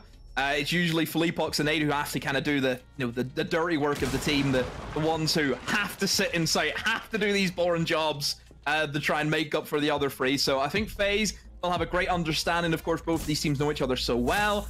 I will expect that FaZe will still be able to deal with the aggression that Furia will try and achieve. Ooh, are you kidding? Pulled off. Okay, I was gonna say pulled off the bandit trick, but didn't. I thought they were able to catch the right-hand wall there, but it still popped open, which led to their death. But also they did it whilst there was a breach underneath them. I talked about this when we were on Chalet earlier on, that when we saw another team approaching this site, they didn't really have anything else in terms of hard breach because they just bought the Habana and, well, they got to the limits quite quickly. Here, the Ace has sort of proven why they can do so much. The plant is going down. Souls just snuck in, but Herds knocks them out and stops the immediate pick back up by some of the fire. They've got themselves around to the front door. 4 versus 2, though. Oh, 4 versus 1. Just Clash alone, blind, panicking, and in a bathroom. We've all been there, trying to find their way out, but they don't get very far. FaZe Clan start strong and finish stronger. I don't know if I've ever panicked in the bathroom, I'll be honest with you. You can't speak for all of us, I'll be honest with you. I think if I'm going to the bathroom, I know what I'm doing. I've thought about it for a long time. I know the plan. You know, it's, yeah. The bathroom is always a great room, actually, because... Maybe you need to lay off the coffee. I don't know. Yeah, I mean, I do, but if we're going back to the conversations we've had with doctors... I like the smoking Deimos. I do really love the new animated backs. Obviously, we saw one from the Valkyrie earlier on in the evening as well. Very cool. I'm excited to see more of them. Good pacing from FaZe, I thought. Controlled the rounds from kind of start to finish. They dealt with the early aggression coming in from Furia, and then from there they just kind of in their own time carry on, isn't it? That's what it's like for them. It's very clear cut. They know what they're doing. Obviously, the guys on the desk had mentioned that, you know, this is a map that we just don't see FaZe play because it's Chalet. Yeah. But I don't know. I still think that a team that doesn't play the map and then they're pulling it out on the stage, it means that they probably have been cooking it during the off season, no? Oh, 100%. And so I think that was maybe the worry for Furia. I think there's that line that you always sort of say is one of the main things that separates a good team from a great team is map pool. is how much that they're sort of learning and adapting towards map changes, how wide they want their pool to be, what their consistent bans are. And when you are up to the echelon that these two teams sit in, they will just always keep developing those. They know that they cannot sit back and rest. They know that they need new battlegrounds, new ways to get, because everybody else is trying to measure themselves against the meter stick that is FaZe Clan or Furia. So they've got to keep changing where that stick is, how high it is, and introducing a map like Chalet at this point, just because they've hated a map for so long, doesn't mean that they won't find a way around it. They've just maybe said, hey, this is the time for it. The Clash of Nade, playing around blue, waiting for some of the pressure to come here, but doesn't want to get entirely caught out. Obviously, they could be a bit mobile, deploy the shield. There's the protection here on towards the top of the fireplace with the mute jammers too. It's slowing FaZe's initial approach, but, well, that doesn't last very long. The grenades perfectly bounce around. There's pressure coming up the stairs as well. Handy's behind him, and he doesn't quite get the fight right idea, but unfortunately that execution leaves KZ the second time. First body, but the second follows. Herds trades out, gets Cyper, but it is go, go, go. Pressure on towards the hatch. Wanted to try and get the follow through on towards the player, but Furia, look at them. They have just dropped down to the site demo and underneath. Philippox down in garage. Yeah, but this is an area they don't want to be in. Two of them stacked up inside a stock. I mean, it's gonna be like shooting fish in a barrel, really, for FaZe. And KDS will establish the lead for his side in this round with a kill. Onto that dreaded Clash, of course. And that's gonna be really good, though, for the Monty. It's knowing that the Clash is gone. He can simply just walk in, doesn't have to worry about getting stunned out by the Clash shield, of course. Fleapox, like you mentioned, was below and has since then rotated upstairs in towards dining, but his location is known. Souls is on the case. The Monty actually going to trade a kill back and forth as JV able to take down the Monty, but hey, they know exactly where Fleapox is, though. They kind of maneuvered around him to target the other players inside the bomb site, and that's going to be a 1v2, but not an easy one. Two full HP players that he's up against in Fleapox. Has no information at all. Everyone is just watching him and hopes that he can clutch. Well, they've got themselves in, but they're not being quiet about it, so they know where he's gone. Able to step up for a first engagement, and they're just going to play on contact here. As soon as one of them drifts into the firefight, the other one's going to swing round, and, well, if they can get an angle on one, there's the pop-up, there's the bit of motion, and they're gifted one! Oh, a mistake, maybe. They've rotated round above. They should be able to get the watch on this. They're waiting. They fire Felipe. Oh, he almost held on. Almost. And if he had, it would have been his, but it's much easier for us to say that from our perch here above. They're waiting. They're still waiting. Oh. That was close. That was extremely close. He just thought, you know what? I'll stick it. If he kills me, he kills me. Thankfully for FaZe, able to get that over the line, because that would have been pretty poor to see them lose that round, as considering how well they did with the top floor execution. The Monty caused them obviously a lot of issues just with the pressure that he can apply, the information that he gives over to the team, of course. But Furia, certainly in the opening, it feels like that's where they're really dropping the ball. It's not the same kind of headstrong Furia where they come out all guns blazing. They've tried that, but again, FaZe dealt with it really, really well, haven't they? They're not letting anything get past them. No, I think that was it, right? Obviously, it was a 1 versus 3 that came down to a 1 versus 1 with a sliver of a second left on the defuse kit. FaZe, if that was their mistake to make, they've made it. Let's see if they sort of grow from it. We've seen teams get by on the confidence, but still, should it have got to that position? Not really. You understand why they made the rotate. They wanted that sort of position, but it just sort of chanced it at the worst possible moment, really. And again, as I sort of said, playing on contact seemed like the first idea, but at that point, again, we have all the information. They do not. Still, 2-0 here for FaZe Clan on their lead-in, on their attack on Chalet. As you said, it seemed well put together, well pieced together. They know how Furia wants to hold and defend this, which does give me that sort of eyes towards the second half of this, regardless of how we get there, is how are Furia going to approach FaZe Clan holds that they just might not know anything about.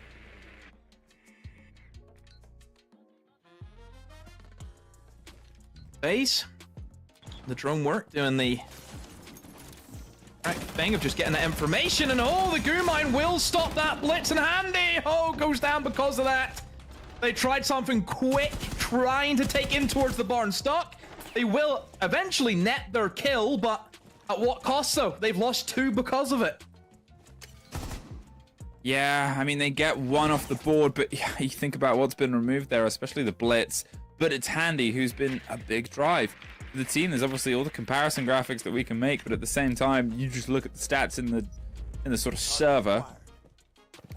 Now, Cyber has the track on a very far away player. If they don't know about the one top blue, which is KZ, they could be the big problem child. Herds isn't far away as well.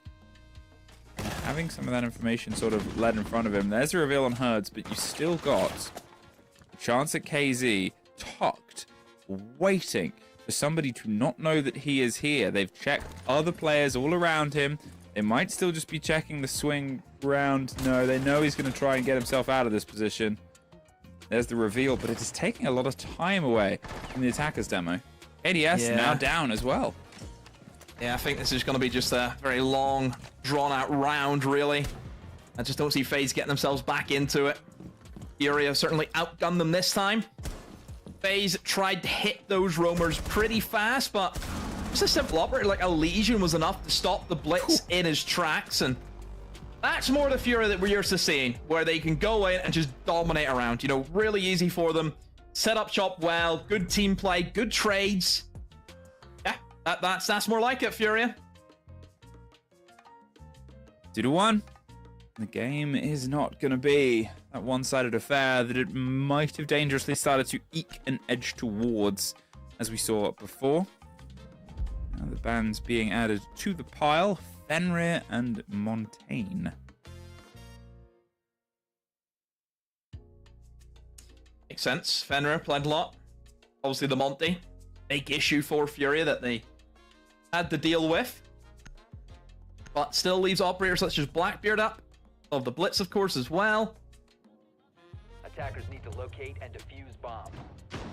I was going to say the Deimos could have potentially been one for them to remove. Obviously, it's sort of been a consistent approach here for the side of FaZe, now in Vitiking's hands, rather than Cyber's. And maybe that's why they didn't remove it, because Cyber hasn't had the massivest amount of success, specifically with Deimos. But Deimos on this map is great.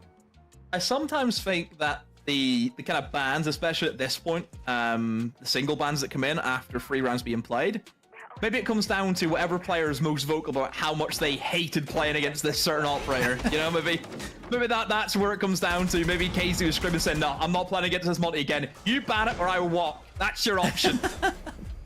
So, like, how most people's ranked game goes. It's like, you ban it or I throw it. Exactly. I mean, either way, a Monty-less game is what they want for the rest of this. Blackbeard is immediately up now from the swap over from Cyber. Instead, Vitiking is going to move off the Deimos, so it shows what I know, but shows what they might do, really. Blackbeard, Ying, Lion, Grim, bow, bow, bow, explosive, explosive. A lot of yellow and red. And a lot of yellow and red. Is it going to be something that sort of sets itself in at a pace here, as they tried to do in the previous round where things went wrong for them? Or are they going to go back to their slow build, their great execute? They're plucking the lives of Furia away like a monster in the night. I think for FaZe, it's information and just seeing where the weak points are. This is top tier Brazil. You know, this is the high level teams where all they need is just a little bit of a gap and they're away. Ying's on the double window. I'm guessing Blackbeard's going to go straight in through the office. Oh, what a bad C4 from Nade, though. He's a lot of bees in and around him as well, but he's just staying put. They haven't reached him at the moment, but he doesn't even know where he's getting shot from. It's going to be from bathroom window. And FaZe have also netted 2 down, so it is a 1v5 for JV. Yeah. What is he going to do? I mean, like how I said it, I was like, are they going to just, you know, go rush in? They're going to take go even. Go for a walk. Take it slower and steadier, weigh all other options up. And yeah, it seems like they weighed up their options. Great kill on towards the Blackbeard.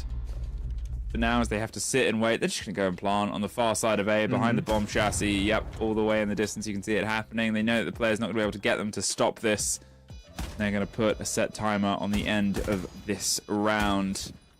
JV92, 4 more players, and there's one above him on this doorway. Is he going to win out this first fight? Well, even if he does, he's not going to get much further. Nope, that door is closed, my friend. Oh, so is that wall. Clinical phase round. Seen, obviously last time it was Furia, it was just classic Furia, and this time it's picturesque round from FaZe, the way that they can just demolish teams with their utility dump. Everything going for them. Blackbeard in through office. Candela's, the Bees hitting their mark. Yeah, just superb. What can you say about FaZe? Furia. Not looking too hot. Your bombs from being defused by attackers. Which is ironic because we're all hot. Still is at 11 o'clock at night. It is still boiling in my room. It's criminal how warm I am. It's at this time of night, you'd think the sun's gone. Why is it warm? Make it make sense. Physics is a lie. It's all just a lie. Honestly. Wait till I catch Neil deGrasse Tyson. And I give him speak my mind about him. It's 23 degrees Celsius right now. Which Crazy. doesn't sound bad, but it's 11 p.m. fully nighttime, and it's heavy air. I know we've been talking about it a lot, but we need to make excuses for We're not built sometimes for this. We're not my built. words are like slop that I'm trying to turn into poetry because my brain is the same. We find ourselves down on Garage. We obviously saw a bit of a mistaked round earlier on that was claimed out by the defenders by a mistaked moment from the attackers. I don't think FaZe will make a similar sort of mistake here, but 3-1 to 4-1 puts them in a very different spot. Gets rid of the Goyo. That sort of stops the rush, and they're just going to put the pressure immediately on the back of the shield, but there's the Gun 6 to get rid of the shield. Just no fuss. No, just single play from Viking doesn't need anyone. Just, I can do it myself, and obviously for Furia, they want to play aggressive on that trench wall. That's why they opened it up alongside the shield, but just to have it gone immediately, it's just puts them the back foot ever so slightly.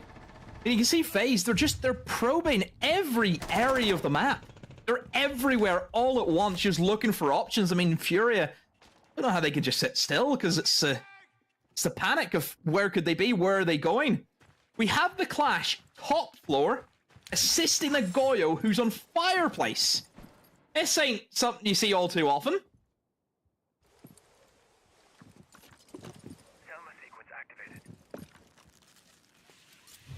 Now, with 1:30 left and still probing, as you said, still trying to find the chance of this engagement, and the Fireplace player has pulled even further back. Just waiting in library, waiting in sort of the approach of anyone to kind of try and study them. You can see that they're still droning out. It is drawing attention, but they're very good FaZe at making sure they don't get distracted entirely by this. Herds does win out though. Handy's gone. And that frees up that top floor player, so they've got to push into the site. They get the first. There's the swing on towards Trench at this point, and there's the rotate. JV92 is like, well, we have upstairs, let's back it up. Herds gets one more. Down on Fireplace stairs. The 3 remaining players here are in a tricky situation. Do we pull back? We have 50 seconds. Now is the time that we have to make this decision.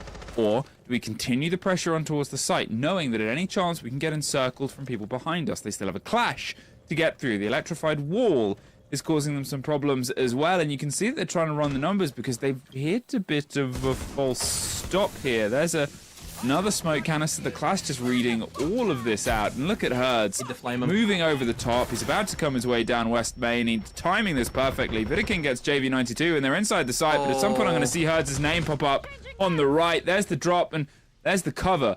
Now, Herds needs to cut this kill importantly, but Philippox wins it out anyway. Either side of the pillar, Philippox gets another, and it leaves just one left. Couldn't get out of the range. Oh, Philippox. Said it before, this guy's role is sit and do the job while the rest of his team runs around. That's what he has to do, but he does it so well.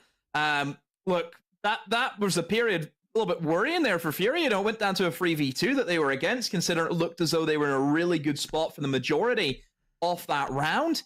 They attempted this kind of solo roam from the Goyo, who just fed them kill after kill. It worked really well. FaZe didn't really know how to approach that. They wanted to go direct in sight instead. They had trouble with the Clash, as, again, most teams do. Eventually got rid of her, but then Fleepox just, again, great shots from him. He must have hit a really good shot. We didn't get the privilege of seeing it from our perspective, but he killed the guy who was way, way, way deep inside of Big Garage. So to even hit that with SMG, it must have been one heck of a shot. So all credit to Fleepox, really dragging this team out of the mud. At this point, 3-2, and we're still getting those fiery rounds they sort of wished for and wanted into existence at the start of the showdown.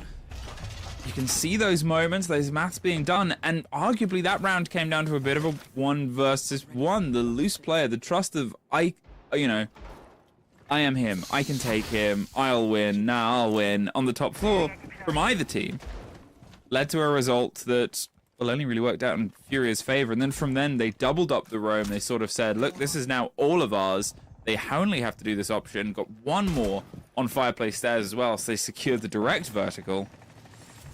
This shows the importance of how one kill can sort of start to flick around into a favor here. 3-2.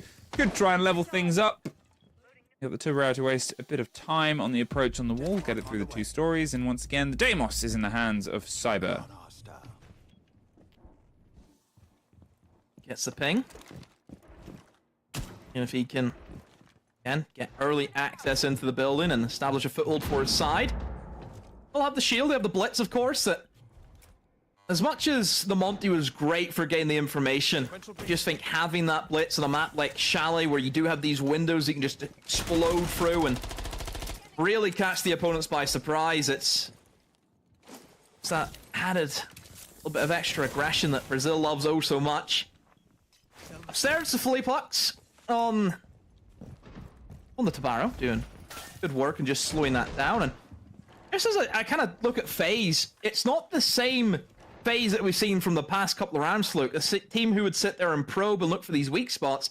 This feels pretty generic, pretty default. You're almost playing into where Furia wants you.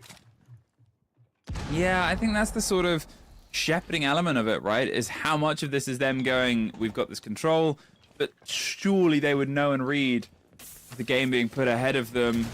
C4 over towards the shield, handy, doesn't do the distance, but the deed is done. 2 C4s, 2 deaths, 1 knocked down and a potential trade. They're trying to flood their way in towards Piano with a long watch on the bathroom window just in case support comes, but they are not leaving. So, as JV92 gets KDS on the floor below, and Fleepox removes Cyber. What a hold from Furia to end the half even. Wow, cracking 2 rounds from Fleepox there, isn't it, to close out an even split. FaZe, I don't know. That's not the FaZe that we're used to seeing. It felt way too basic. You know, they've walked in to a coffee shop and just asked for a plain coffee. That's it. That's not FaZe. That's not FaZe. Where's the double whipped cream macchiato with a almond shot with double espresso? Where's that? I just don't know. And neither do they. Hey, there's a Deimos ban. A Deimos, Blitz, and his army and Clash. More shields, more bans, more combinations, more of the same, really. Because of the updated bans, I think that there's, if we were just taking the numbers from the first 4, it's for a while that it's been maybe the most similar bans across all the regions. There was a period of time where it was just the same bans across everything, and then it got wider, then it got thinner, then it got wider again. And now I think we're back to, oh yeah, there's just a couple that you just remove. Attackers have discovered the location of a bomb. Just, and Clash on one side, you got all the other shields on the other. Azami was always getting banned anyway, wasn't she? Like, even, 2 years ago. Whenever, oh, yeah, since yeah. Azami's been introduced, she's always been on banned, that list. Yeah. Even, like, the change that I get where they were going with it, in some regards, made her stronger. Which is strange to say, but there seemed to be a bit of a psychological change in how people approached the Keybers when they were just destructible and nothing else from bullets. And now it's, you know, you'll see mag dumping from time to time, but people are just so worried about being swung whilst doing it. Yeah, that's it. That they don't do it. And it added this terrifying thing about, oh, aggressive as armies are just the worst thing in the world right now. Yeah. Still 3 apiece. Blackbeard is on the long watch, a classic position even before his changes here on Trophy, as he'll hope the pressure forces players into his waiting more. But otherwise, nothing yet. Sense. Actually, to block off the window that you would normally get swung on, you go for this repel onto Bathroom. Now that is a great little pocket strategy from Furia. Love to see that. FaZe, is there a response? You've lost the opening pick. Oh, a jump out. Oh, almost missed time, but because both of them, I actually think that Cyber vaulted maybe a millisecond before JV. That means he got his gun up quicker in that scenario. Very unlucky there for JV to get caught out. But still, it's something that FaZe needed a kill back in their favor. I mean, yeah, that was just a flick of the coin and fate into the air there. Cyber survives on a sliver of health, but has the important kill. Hibana's gone. They have a backup for the hard destruction if they need it, as the ace starts to get themselves cooking and working along. They've obviously got big eyes on towards Solarium. You can see that they've still got some of the hold and pressure below, but the loose players, the top of blue, the swing round here hasn't been contested. In fact, won't be. Instead, tempted with the drive underneath. But do they know about the West main player? How long have they been here? Oh, long enough to be revealed to a Blackbeard, and concerned about the fight that's about to come their way from Dining. It's an angle they take. Souls, whilst being watched by a Blackbeard and somebody else on the drone hole, getting a kill. Just a massive blow. Shouldn't be happening. There's cover or a trade. But either way, finally picked up. But with 30 seconds left, Ammo, Furia have a lot to do here. Yeah, feels like a lot of work for them to try and go against FaZe, where they're just dug into really tricky positions. You look at this double crossfire where they can just swing off each other. Perfection there from the two players of FaZe. Picking KDS. Doing the job. Again, Furia, it just... Good start, you know, great little pocket play there from the Sense. But then they just really couldn't get anything going. It just kind of stalled out to nothing. But again, for FaZe, we know they're a difficult team to break down. Maybe they need more util. Maybe is that what they're missing to really root these players out? It's a very sort of strange thing how that round played out, because they definitely hit a brick wall, right? You could see that they were talking and they were like, okay, well, we need to do this. Okay, but maybe if we go underneath, I know that I've got a player around Dining and around West Main, we can try and root them out. But having a player just watching a drone hole, they weren't there the whole time, but they showed up. The Blackbeard just on, you know, trophy window, we saw them get there very early on in the round, and they didn't do much outside of that, and they were there when we came back towards it.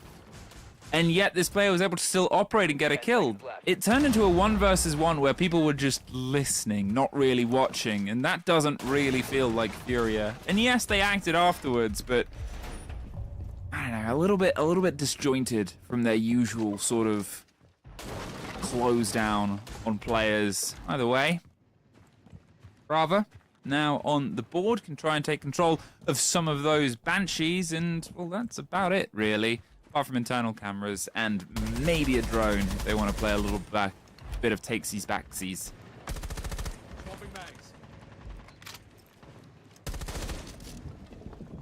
See the approach for Furia. And I did say I wanted a little bit more, you know, util focused lineup to try and really make it difficult for FaZe. Put them in a position where, you know, a little bit prickly, where you have to kind of move into these different angles and take these engagements, you know. Make it so FaZe just can't sit back and have an easy time. FaZe are going to start to feel a bit of pressure as Furia, again, as aggressive as the way they usually start these rounds, have done so successfully. That first pick picking off the board, and maybe another one though, as Souls is going to be stuck. He's cut off. He has to fight this engagement. He's going to be full blind, and Panic sprays through, but nobody's there at the moment. Somehow wins it against Herds. Anyone there for the trade? There is one more person to blue, and he gets it as well. Souls 1. May I clarify? What a beast! No way! No, stop it! I mean, stopped by a claymore, but that is case in point almost of what I was talking about before, where Furia's closed down on players. That they had the man dead to rights. They were watching his route out, and then they gave him 2 1 versus 1s. He fought his way out through the Capital Bolt, and it just feels like, you know, that connection, that sort of electricity those players usually have threading those takes apart is just a bit missing in this game, and it might just be because it's unknown quantities. As we said before, this is a test of, you know, FaZe's defenses. Furia having to live piece things out. It's not easy against great players, but the moments like that is just confidence coming back to bite them, because you can never write anyone out of this game. There's smokes covering the approach in, pre-firing the mirror window, and diving all the way into the back of prep, but Cyber just locks it out. It's almost like he just missed, like, a haymaker's been thrown at him and he just ducked underneath it there. Shotgun comes out.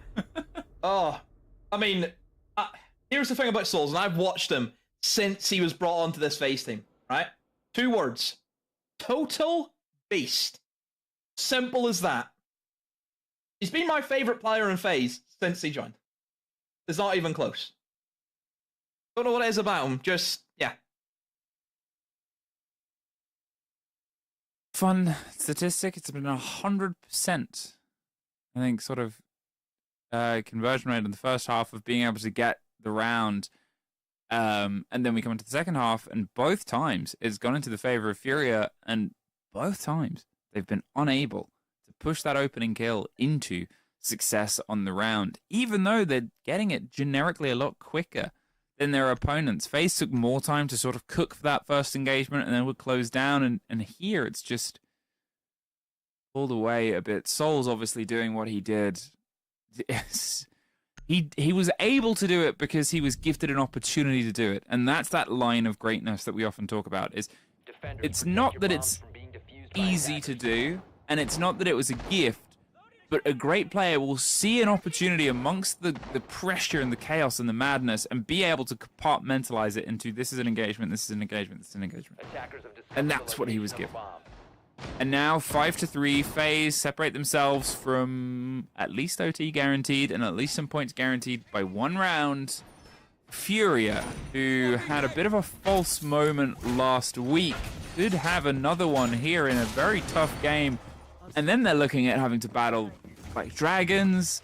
They're looking at, you know, the potential people that will jump up on 9Z and how great they've sort of been playing. And regardless of whether they've sort of played or there'll be playoffs or whatever, there's a lot of strong mid-table right now for Brazil. You don't want to be stuck amongst it. No. No, certainly not. Brazil, a region which is just so dominant. You know, it is. They've dominated everyone for the past 4 years, and they'll continue to do so. And there's always new blood coming through this region as well. There's always new ones that we just seem to find, and we're thinking, where has this guy been for the past number of years? Oh, he wasn't 18 yet. So that explains it. You know, it's just so much life in this region. Certainly for Furia, this is a must round. You cannot go 6-3 down against FaZe. You can't. You need to win this round. Keep in the matchup. Furia opting for, it looks to be a bit of a focus onto removing out a lot of the roamers, because obviously you've got the Dokkaebi in there. You've also got the Zero, who you would naturally assume would be there for flight protection to deal with those roamers, but actually has been able to zap away the mirror window. Not bad. Not bad at all. Gets rid of it and gets the drive on here, and well, as they focus on towards the wall itself, there's a bit of a hop out on West Main, but it doesn't really net anything in particular. You can see FaZe are more than happy to make Furia uncomfortable. And yes, they've lost the opening engagement 2 rounds in a row, but it hasn't really affected the end result, and that's the most important part. This could be a very narrow line. Now, JV has a call, but that's the issue, it's the call. Yeah. They're probably aware that there's a player around this location, hoping that they're not aware that the other one's aware. And Cyber on the move now. And I was going to say, no, go back. No, go back. But they are just... I don't like this. It's just the thinnest margin. Free fires out of there and just leaves. And JV92... Is he there? Has JV crashed? He hasn't moved an inch for that entire minute. He just wants to stay as quiet as he can because he's looking for that backstab. He's going to use that Dokkaebi call at the right moment. As soon as you see that call be used, he will spring into action and look for that backstab. It's just a case of, will FaZe allow him to do so? Now they're pinging the mirror window over and over. I'm wondering if they're trying to get something in from behind it or above it. You can just heard it pop there, actually. So whatever angle they had, it worked wonders. KZ does find Cyber. And all for the wait, it's time to go for the dance. 20 seconds and the push on towards the site, and there's Souls pushing up for 2. Handy gets 1 more as well, and Furia this time tried to take a little bit more time in the kitchen. Souls 1. But as I choke out, FaZe do the opposite. They were so happy to just sit and wait and say, now we go, now we go. I actually thought he botched it as well, because you see that he shot a bullet at the player crossing into short, didn't hit it, and I was like, oh, you gotta be dead at this stage, you have to be. Somehow drop shots the guy as well, bear in mind, and then immediately stands up and kills the guy in the breach. Just unbelievable from FaZe, honestly. This is what I said to you at the start. I've seen it plenty of times. These big games end up being stumps. What happens? I get it. I get what you're saying. And it is a 6-3 currently, and it's not over. But it's also kind of hard to call it a stomp because it's a wide scoreline of a great game, if that makes sense. Like, it's not that the teams are just being entirely outclassed. You look across the board, generically everybody is filling up to their role. Generically everybody is putting themselves into the firefight. Furia have had these moments, but you know, it's when you have the top of the card go against each other, someone's got to win, someone's got to lose, and I get what you mean, but if Furia lose this round and they lose 7-3, he didn't win a single attack. That's not good. That's from true. any metric, you know? It's the 7-3, I always see it as, oh, well, that was, you pretty, you know, one-sided. You go on 7-4, like 7-4, 7-3 is kind of like, where do you draw the line? I always like to draw it between 7-3 and 7-4. 7-3, it's like one-sided, yeah, that team won, no problems. 7-4, oh, well, they did okay. You know, that's my metric. But again, I'm a lunatic, don't forget. Don't be I'm taking any glass experience half off me. full. Your attack side fully empty. 6-3. At this point, and where they were slower a bit before, they're not now. Let's get Cyber, and again, where did he come from? Did he walk through the wall? Where did he just appeared. Fed up. Handy goes down as well. Oh my. Furia have stopped messing around this round, and you know, as I said it before, they took so much time after the timeout, and whatever lessons they learned, they've thrown them into the wind and gone, let's just ball. They get the opening 2 kills. And, you know, they've been flawless on that on the second half, but they've also not won a single round so far, so this maybe getting 2 is the difference. 2 minutes here for the remaining 3 players of FaZe to hold out. This round is more or less for Furia. We only know one direction, and it is forward. There is no backpedaling. It is just straight, as quick as they can make it. Souls is going to attempt to flank. Surely this will be covered off. Oh, he's seen somebody walk in towards the breach. Did he miss his moment? Oh, he doesn't know what to do. No. He doesn't want to make a noise, but he could be on for 2 here. 1, 2! Oh, Souls again! The window! This guy can't be stopped! No! Oh my god! This man is unstoppable, the defense! The hop in on Ivy, and even that was free for him. As the ping on the player inside the second fight is JV92, who else but leaving just KDS massively hurt, and JV gets the last one. I mean, it was almost over, but JV92, world class in everybody's books. 6-4. Furia, they hold on for one more round. They have to find something else, though. Oh, boy. Boy, oh, boy. Just insane, first of all, from Souls, but again, it's the tempo from Furia, you know, just how aggressive they were able to move in and give themselves that upper, you know, hand right from the get-go. It's different if Souls was doing that whenever the man advantage was equal, for example. That would have really hindered things, but thankfully for Furia, they had done enough in the early game that, as well as Souls may have tried, it was never going to be enough. No.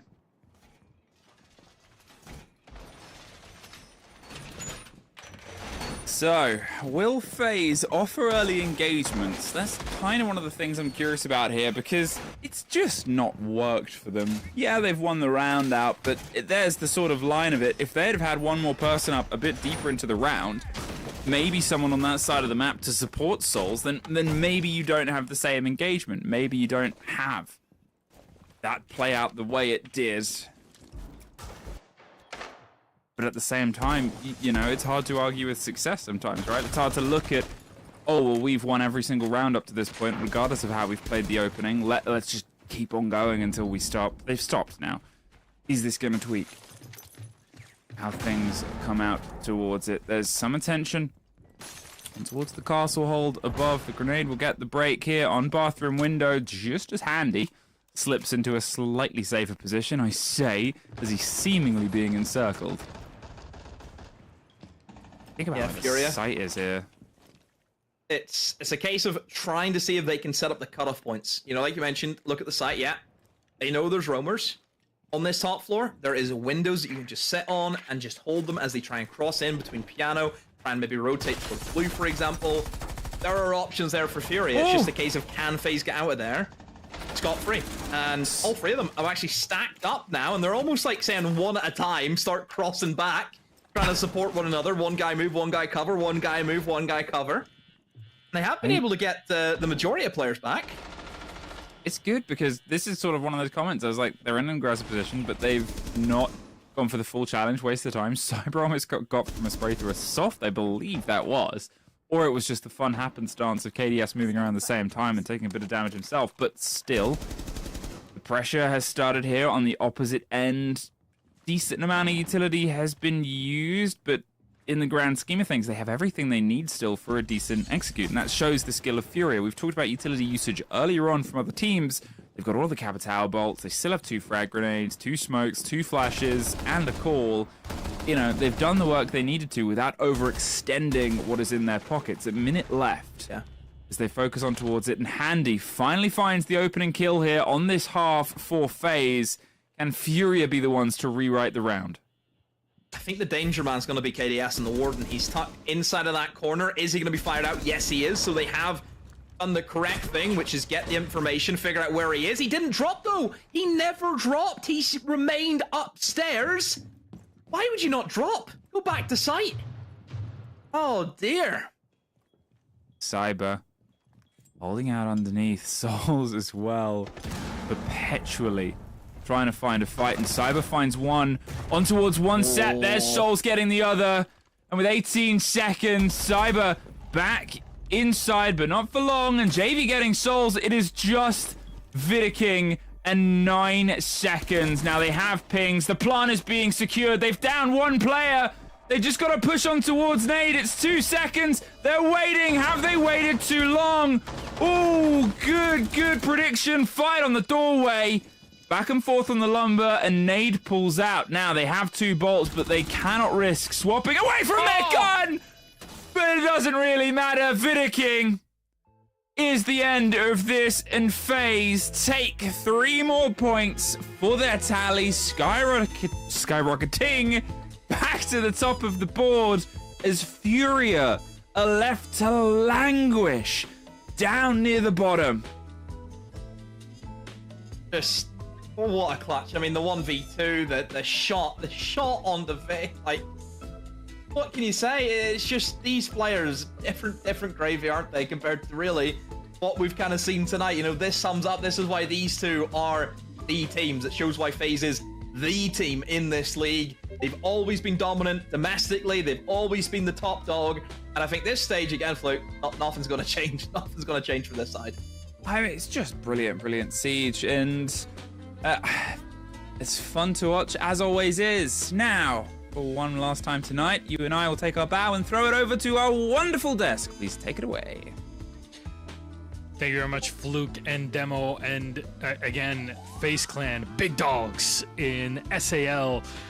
But the way this game ended, I just can't describe to you the level of pure gun skill and also game awareness and game sense and just everything just working together in this matchup, but for both teams, but especially for FaZe.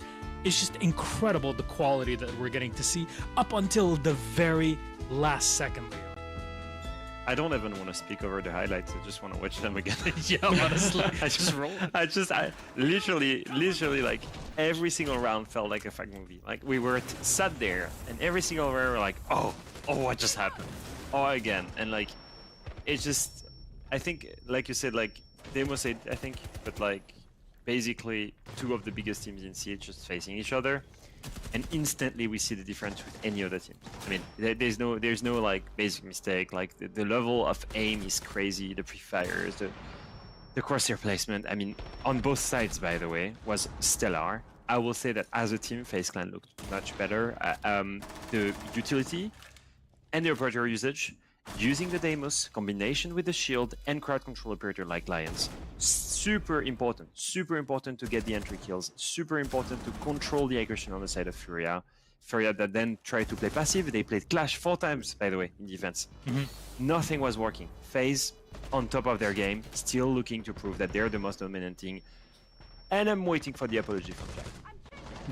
Oh, there's no apology coming. I genuinely thought that was such a high quality game, Leo. I think, I actually think you've just made my point for me. That was a clash of titans. That was top 2 in the league going head to head, and fundamentally great siege from both teams. It was a little bit like a heavyweight boxing match, as you and Demo both alluded to. So I don't think it was any apologies needed whatsoever, to be honest. However, I will say, like, FaZe is just disgustingly good, aren't they? Like, yeah, their strategy is incredible. Their team play is incredible.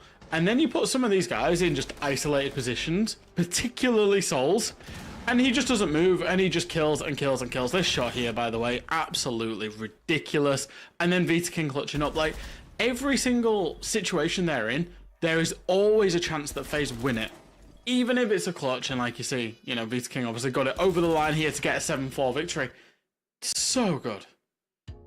I don't even know how you can play better than that, aim-wise. It's like the only way is to plug in a USB stick, for lack of a better term. Anyways, we have our interview ready to go. Let's bring it up. JP, FaZe analyst, joining us on the broadcast. Hello, JP. Good to see you. Good to see you again. It feels like we're just gonna get to see you the whole time. What's the secret sauce, man? Today, you guys looked incredible, but down to why Chalet at the start. That was raising a few questions. Yeah, I mean, we've been working on Chalet since I joined the team. It's one of the maps I was insisting us to play that we are not playing in the SI, and we've been working on the map since the end of the SI. So we are trying to find a game that we could test the map properly, and against Furia could be like no more better test than any other team, because they are like us and them. Today, we are the best 2 teams in the world. So playing against them and playing a map they don't expect it to play, because they are very counter team. They have like a very structured staff. So it would be like a nice pick to play against them.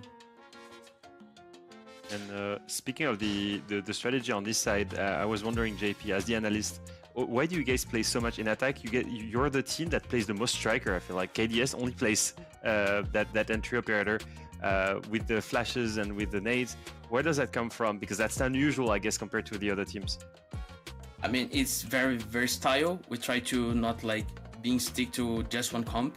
I mean, we use a lot of the striker, okay, but it's not like something setted. We have the play and we adapt around that play that we have. Speaking of your opponents then, Furia, how do you prepare to go against them? Because you said that you know, this is the best two teams in your opinion in the world. How do you prepare when you're going up against Furia? They are a team that when they are attacking, they have like probably everything, every variation of attack. Defending, they are kind of repeat a little bit what they did. But today, we're planning to play Chalet since the beginning. We want to play a map. They don't have info from us because they have a staff that do a lot of counters and stuff like that. So if we don't give info to them, it will be like an easier game because it's not an easy game against Furia ever. But don't giving them information would be like a good strategy, and it works.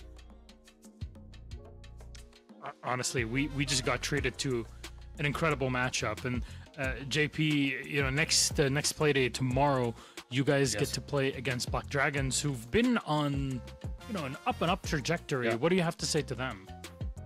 It won't be a very easy game. We know, like in our league, every single team could beat everyone, but we're prepared for sure, and hope we win. I hope to get to see you to talk again about strategy. It's always good to pick your brains, not just for myself, but also with Alpha Man Fresh, who can extract as much as possible from a brilliant man like yours. JP, congratulations again on the victory today, and good luck tomorrow. Thank you, guys. Yeah. Thank you so much for joining us. That is JP from FaZe Clan, a big win for FaZe today, gents. What a way to make this happen against the one and only Furia. On the other side of it, again, Chalet, unexpected, right? But there was some cooking happening in the back. We suspected as much. And honestly, it's pretty smart. I think, you know, whenever you've seen Furia events, we've all been at events where Furia have attended. How many people are around that team? It feels like they've got a coach, assistant coach, assistant coach, analyst, assistant to the analyst. They've got about 17 support staff behind that team. And I think that's actually a really smart strategy. Take away their information and all the prep they possibly could have done, and it levels the playing field a little bit more. So it's a great tactic, but it's also a sign of respect from FaZe Clan to their opponents. And of course, they managed to get the job done. And they put out a statement on Chalet, hey, this isn't our permaban anymore. You cannot rely on us banning it. So for future maps, it's actually for future map vetoes, it's such a good advantage. And the fact they also won against Furia means teams are not going to leave it open. So actually, FaZe have just like tripled down. Like the onwards effect from map vetoes is so good for them. And effectively, they look like the best team in the world on 9 maps out of 9 map pool, which is crazy. And then just looking at the statistics, it's actually funny to think that the two twin brothers went from being the best rated players on both their rosters, and when they faced each other, they went to be the worst rated players on their rosters. You rise together and you fall together, right? That's exactly. That's how the bond of family. Exactly. One cannot prove they are not the same person. Who knows? Maybe they just share the same.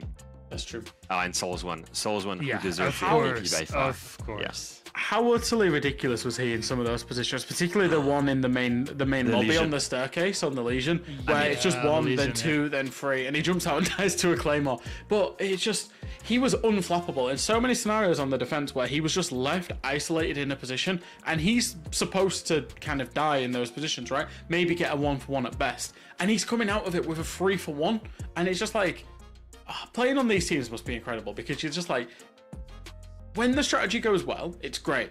But even when the strategy doesn't go well, you've got people like Salsa who are just picking up multi-kill after multi-kill after multi-kill. And in positions where you should never do that. Yeah. I would love to.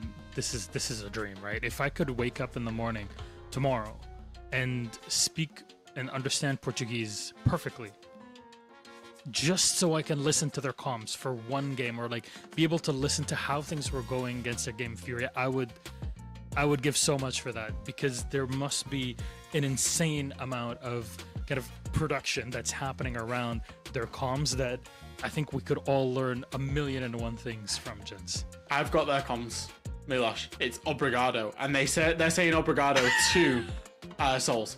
Thank you for winning us that game. Easy. Mr. Worldwide Fresh, thank you very much for that. Finally, my dreams have come true. And who I'm teaching you a language Jack now, Milosh. How do you say obrigado? No, I don't. No, don't. Don't. Obrigado. Obrigado. Well, moving on then from our final game, let's take a look through all that happened on our Playday today. First of all, our moment of the day. There's actually a really funny bit that happened with our fellow friend Volps, and you have to owe it to our content creator friends, especially Mason J, for this. You see the breaching charge set on the diffuser for the bait. Beautiful. You'll have to see it. The last time we saw one of these, Leo was still playing, I would say. Yeah, I was like, they nerfed the how damage, can this happen? so we don't see it very often, and yeah, a little bit of style in there. I was like, how can this happen in pro play that a player thinks, I'm gonna take the risk after planting instead of getting safe to place down an explosive charge on the floor, and then I'm gonna get in my safe spot. And it's not even like if he's in 1v5 or 5v1, sorry. They're in a 2v1, like he takes a big risk to place that down, and that works, which is even crazier. And I was like, only in SAL the craziest things happens, and I guess the plays of the day are going to prove that point. Yeah, and actually that's our next step, our play of the day, and actually two of them, specifically on the Los game, round 1 and 9, of course, here presented to you, or brought to you by Predator. And let's take a look at this. Let's just watch it. This was round 1. This was round 1 of the entire Playday. Flashtree with an ace, obviously including a big 1 versus 3 clutch, gets 2 in the same click, and then finishes it off. The failed sexy cat flank that turns into Florio, just like casually killing 4 people into cocktail, just running at him with a collateral on the shotgun, by the way, which was crazy. Literally 2 kills in 1 shotgun shell. That must have felt like crazy for him. And almost because identical the diffuser plays. Yeah, because the diffuser has not been planted in a situation like that, a trade equals defense wins. That's just how it is. The win condition for attackers being always planting that diffuser. However, our next Playday tomorrow, same starting time as we had today. What matches does it bring? Well, I can tell you the number. It is 5 best of 1 series as we have had today.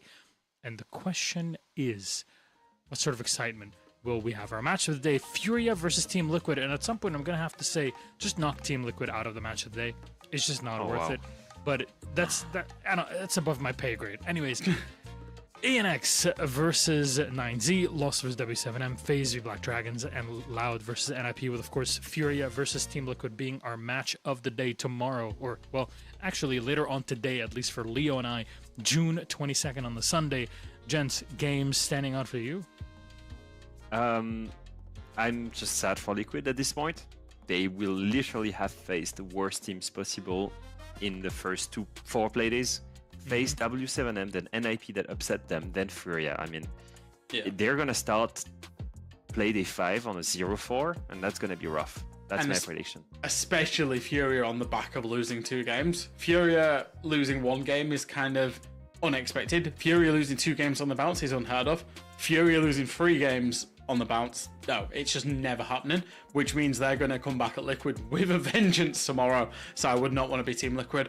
Other than that, the FaZe Black Dragons game kind of stands out to me. Black Dragons being on a decent upwards curve. FaZe are obviously looking incredible. I don't expect them to take the foot off the gas, but it'd be good to see where BD's level kind of really is against the best of the best. Yeah, I think this is the proving grounds for Black Dragons, and actually we were saying that last week, and yet here we are. But a big proving ground, playing against the best team in the region and possibly the world. FaZe Clan at the top with 9 points, W7M as well, 8 for NIP, 6 for Black Dragons, 4 for 9Z, 3 for Furia and Lost, 2 for Loud, 1 for ENX, and away at the bottom, it is Team Liquid. Like Vaporwave at this point here in SAL. I would genuinely do anything for the standings to finish this way in the top 6. I think just because the playoffs bracket then would be a lot of fun to watch. And that's not that I don't want any of the teams currently outside the top 6. I just think there's 3 or 4 underdogs in there that I'd love to see go quite far. And I think we're lined up for it. I think that we're in the season where we're going to see underdogs at least make it to playoffs. The real question is, will they make it to the Big 4?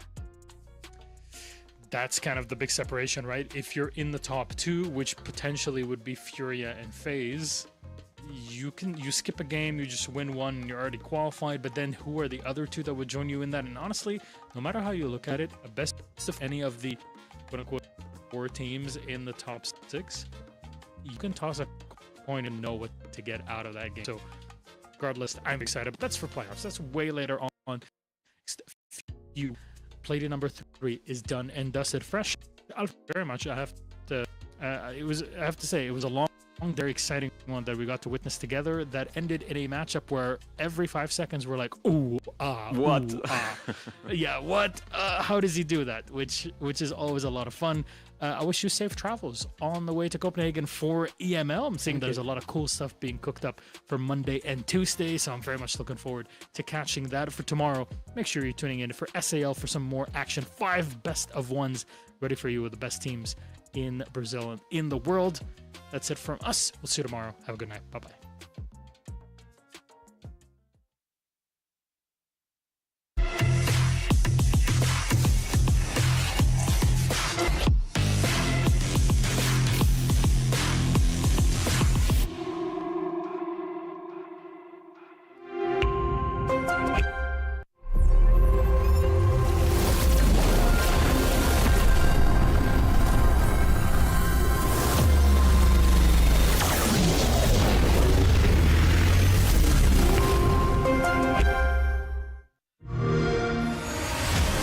You know how they say, it's not the destination, it's the journey?